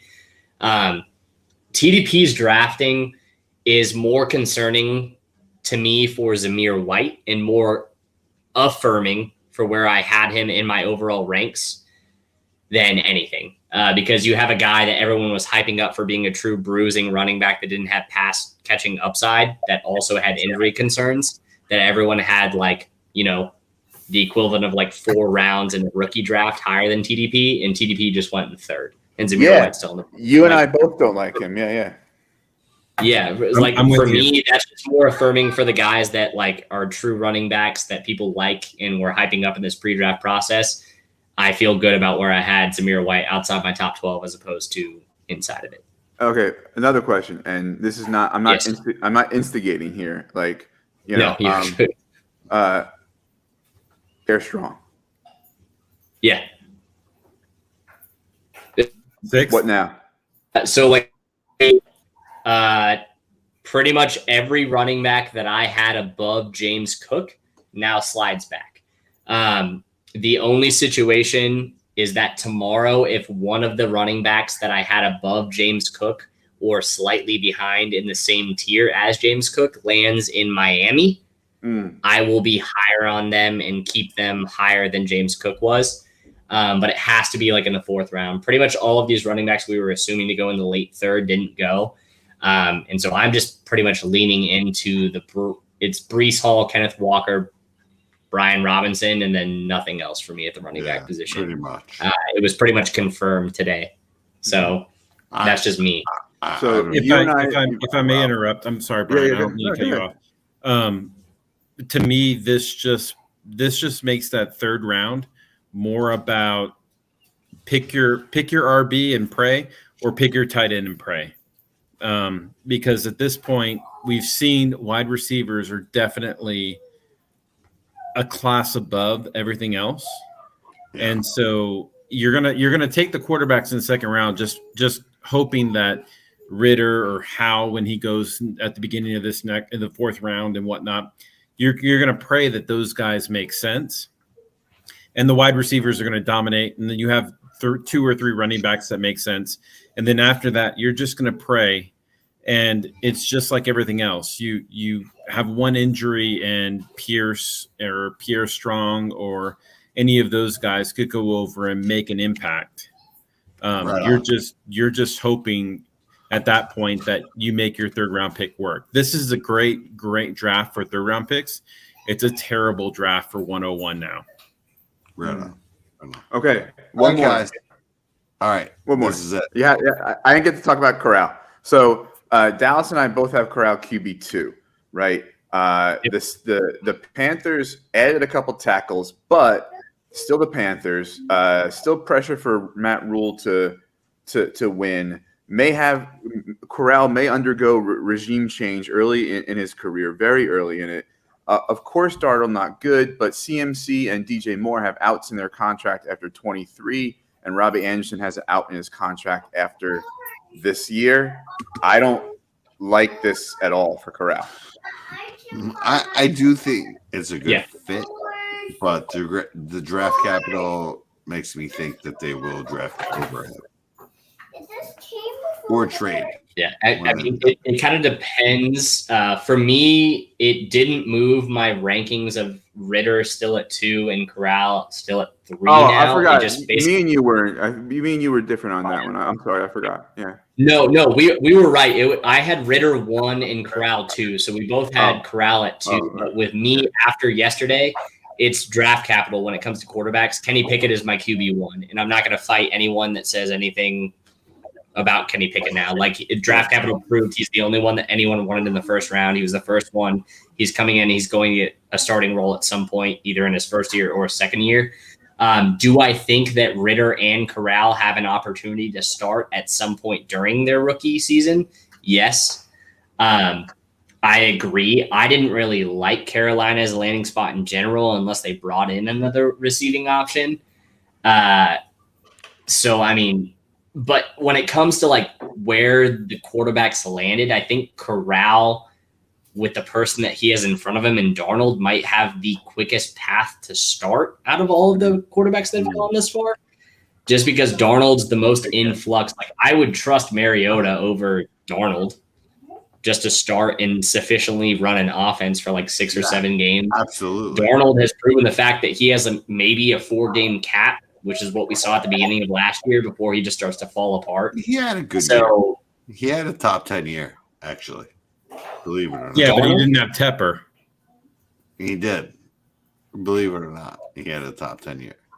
Yeah, top 10 year with Tepper? No, I'm just saying. He had The owner of Carolina. Because he's the one who's going over and making sure that the pressure is on. I'm just saying. So you think Sam Darnold was a top 10 quarterback last year? No, I'm saying Mariota had a top 10 year. Oh, sorry. Okay, I was confused. I was like, I was confused too. I thought you were talking about Darnold. I'm like, have you met Tepper? Because he's going to go crazy. Yeah, no, yeah. Sorry, apologies. Okay. Yeah, I agree. Like, everyone knows, like, I've been counting the drum for Mariota to get a starting job. I wanted him to get the job in Pittsburgh this offseason, but it didn't happen. Yeah, no. So when it comes to like starting, the odds of starting their first game, I would probably put money on Corral if I was going to put it on anyone. Soonest. Interesting. Okay. All right. What else can Matt Rule do? I mean, you either play the guy or you get fired. If Darnold goes 0-3 to start out the season, you're telling me he's not going to throw in Corral because he's in year 3 and he did terrible his first 2 years. Yeah. All right, so thank you, gentlemen. This has been like an amazing marathon of 4 hours and it's fun minutes to this point. So, I mean, I'm not going to name all of our guests because I can't. We've had so many, but thank you so much to everyone that has come on. We've had an amazing time, and we're going to cut it off here. There will be upcoming podcasts where we really dive down and really get into these picks on Dynasty War Games and Dynasty Fever. And I'm gonna cut off all the plugs and all the other things and just say goodnight. And that's it. Because love you all. Thank you. We've really done this. Johnny Woods! Where it's done. All right. Good night, gentlemen.